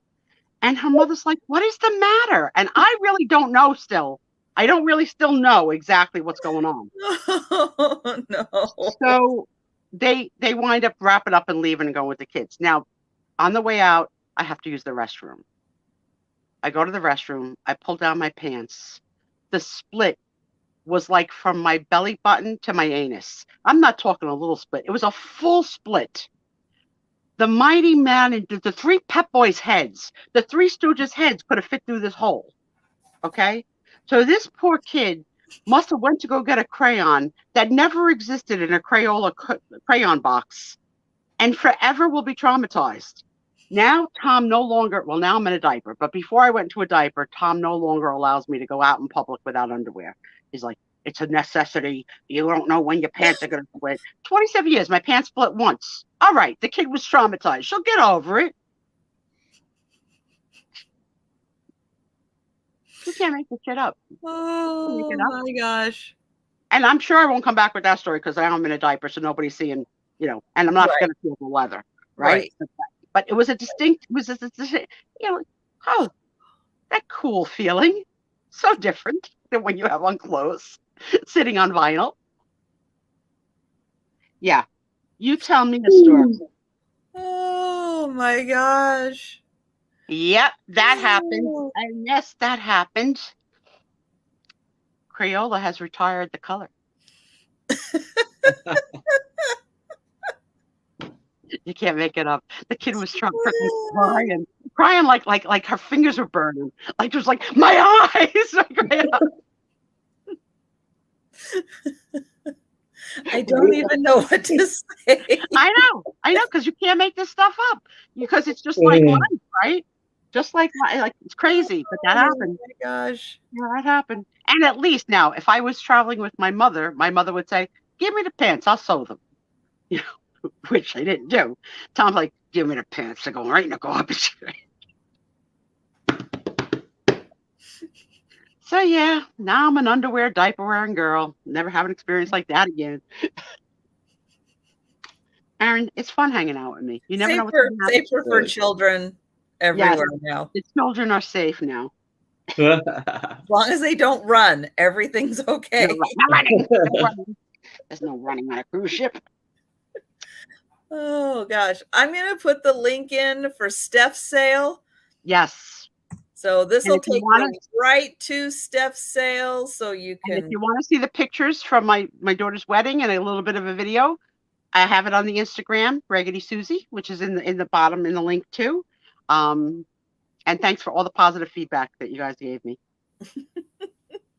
Yes, I took the word. My coach is going to call me Cindy. I live to make Trisha speechless. My ultimate goal. We are so opposite. That's why we get along so good. She's the good angel. I'm the quiet angel. That's the difference. I'm the quiet one. I wear my heart on my sleeve, or I wear my privates on pleather. That's going to be the new shirt. Oh my gosh. Oh, Mr. Peterson's back. He He knows. He knows. He's been to the zone. You know, he's been to that water park. Oh, Oh my gosh. Well, thank you guys so much for hanging out. Yeah, and if you missed the first hour and a half, please go back and watch so you can hear all of the wonderful updates from the wedding. It was, yeah, I'm so glad we got to see the pictures, and I hope that, yeah, there's going to be a website and we can see more of the pictures and yeah, stuff. I'll find out when I get back. I'll know more. Yeah. But yeah, thank you all. Because, you Thank know, we want to see more. And yeah, so thank you everyone for coming, hanging out with us, enjoying the stories. And I gotta put Suzu's in her place. No, I was not in a diaper on the beach. I had on a one piece that I just pulled down for my lovely bosom to embrace the sand. What are we, crazy? Love you all. Love you, love you, love you. Good night. Oh my gosh. Good night, everyone. And don't forget, Erin and I will be on tomorrow. So don't forget to come and join us. 2 big shows. Don't miss them. That's right. And everybody, we'll see you at Steph's. So everyone take care and have a great rest of your weekend. Good night, everybody. Night. Good night, everybody.